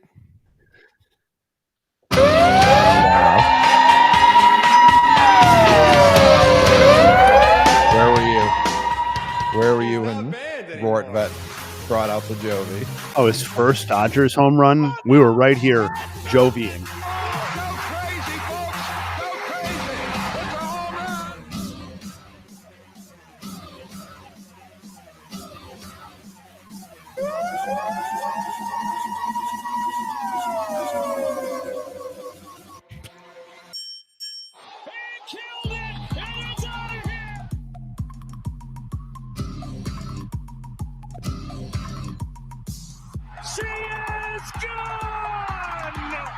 No, Rorttober is here. That's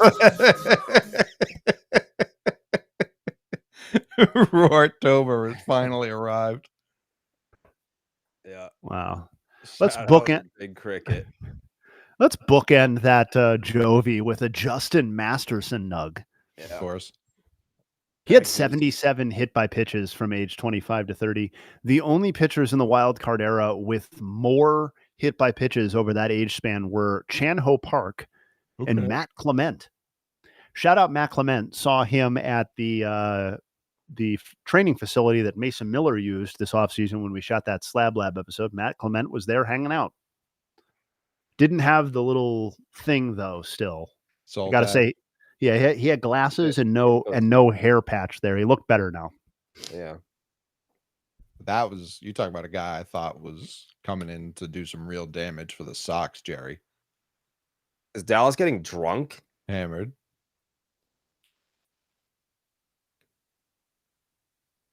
Guitar Hero? No, I did Beatles Rock Band though. I can see that. Yeah, big Beatles Rock Band guy. There's a video on YouTube somewhere of me and my dad and my buddy Mike playing Beatles Rock Band somewhere. It's from like 2009 or 2010. I don't know why it's on YouTube, but it is.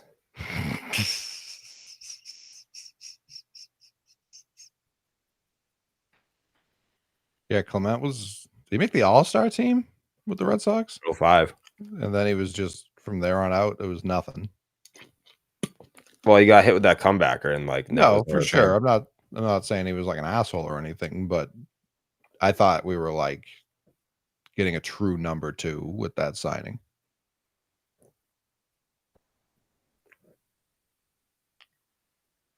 I think Jeb has found that video in the past. Of you rocking out? Yeah, I'm singing and playing bass. Naturally. Top 3 Beatles songs? I don't know that I could even do that. Yeah, there's too many good ones. Did you like the Beatles song that came out last year? I do. It was very good. Yeah. Favorite Pink Floyd song? I don't know that I could pick one either. He's got his whole arm dedicated to him. I don't know that he's picking one. Yeah, I don't know that I could pick one. Favorite 3? I'm a Norwegian Wood guy. I'm a Dig a Pony guy. I'm a While My Guitar Gently Weeps guy. That's my answer. Yeah. Come on, Otani. Be a hero one fucking time in your life. Yeah, fine. Step up, dude. Do something. Prove to me that you're him.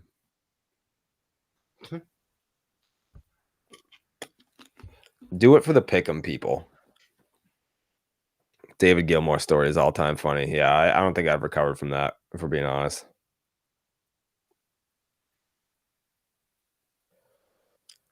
Jesus fucking Christ. Yeah, I love Queen for Vinny. Yeah, asking that. I love Queen. Love their catalog. Are there non-Queen guys? I don't know. If you don't like Queen, I don't like you.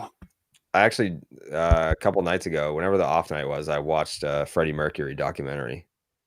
Like within the last 7 days, I did that. I am not an Eagles guy, real John Anthony. Wash your mouth out.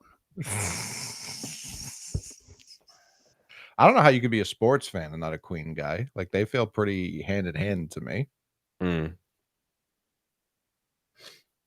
not a Deftones guy. You kind of seem like you would be. The fuck does that mean? I think people see it. You guys like the Cars? No. That's cool. Can't say I've heard enough to Really? be one way or the other. Oh man, I love the Cars.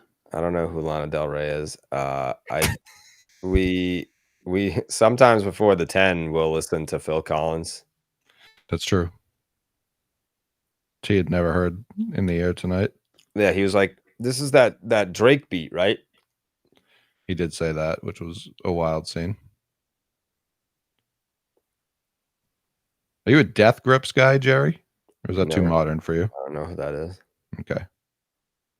I feel like you could potentially be. Oh.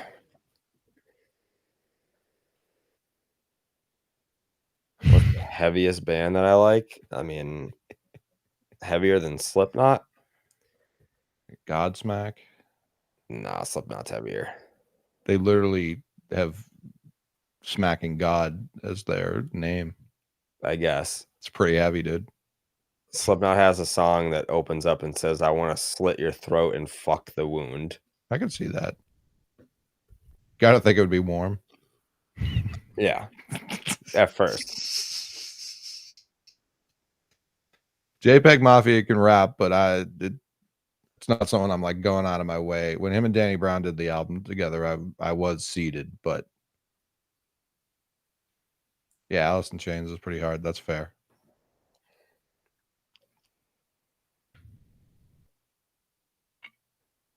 I gotta call it in a sec. That's fine. Yeah. Whenever we can bounce when you're done or when you're ready. You guys can hang. I don't care.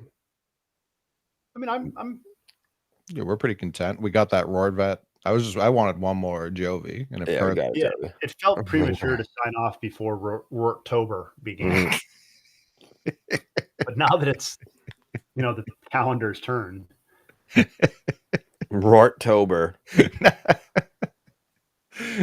Now that the autumn wind is finally blowing in October, we can go on with our lives.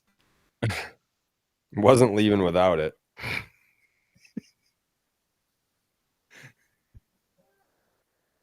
Yeah, it's Subaru summer, Rorttober, and then Lexus December to remember, and then Toyota-thon. That's my schedule. Those are my seasons. The big four. All right. Yeah, well, let's see this Kurtz at bat today because I didn't think Yeah, that we need happened. Kurtz, yeah.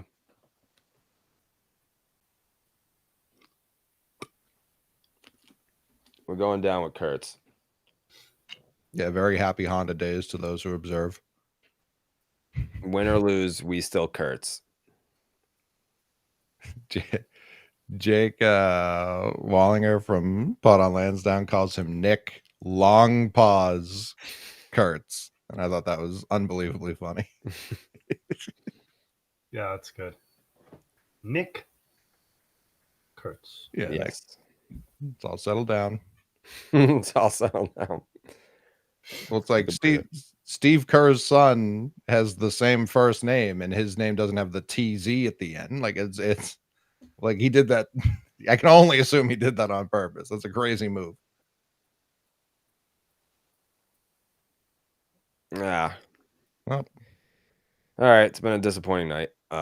Sox did win though. yeah, no, it wasn't. Sox win. Guardians. I mean, Shohei did not show up for me. Sorry. Still time on the clock, I guess. Thank you to everyone who tuned in, hung out, watched some ball with us. It is the last Quick 4 hours. Yeah, it is the last just the nuts of the season. We will be doing baseball playoff streams. Oh, What a camera angle. Yeah, if and when the Red Sox make the playoffs, House of Blues for game 1, everyone's going to be there. And then we'll be doing some streams in person, over remote, whatever. Very excited for the playoffs about to be kicking off soon. Thank you, everyone, for tuning in.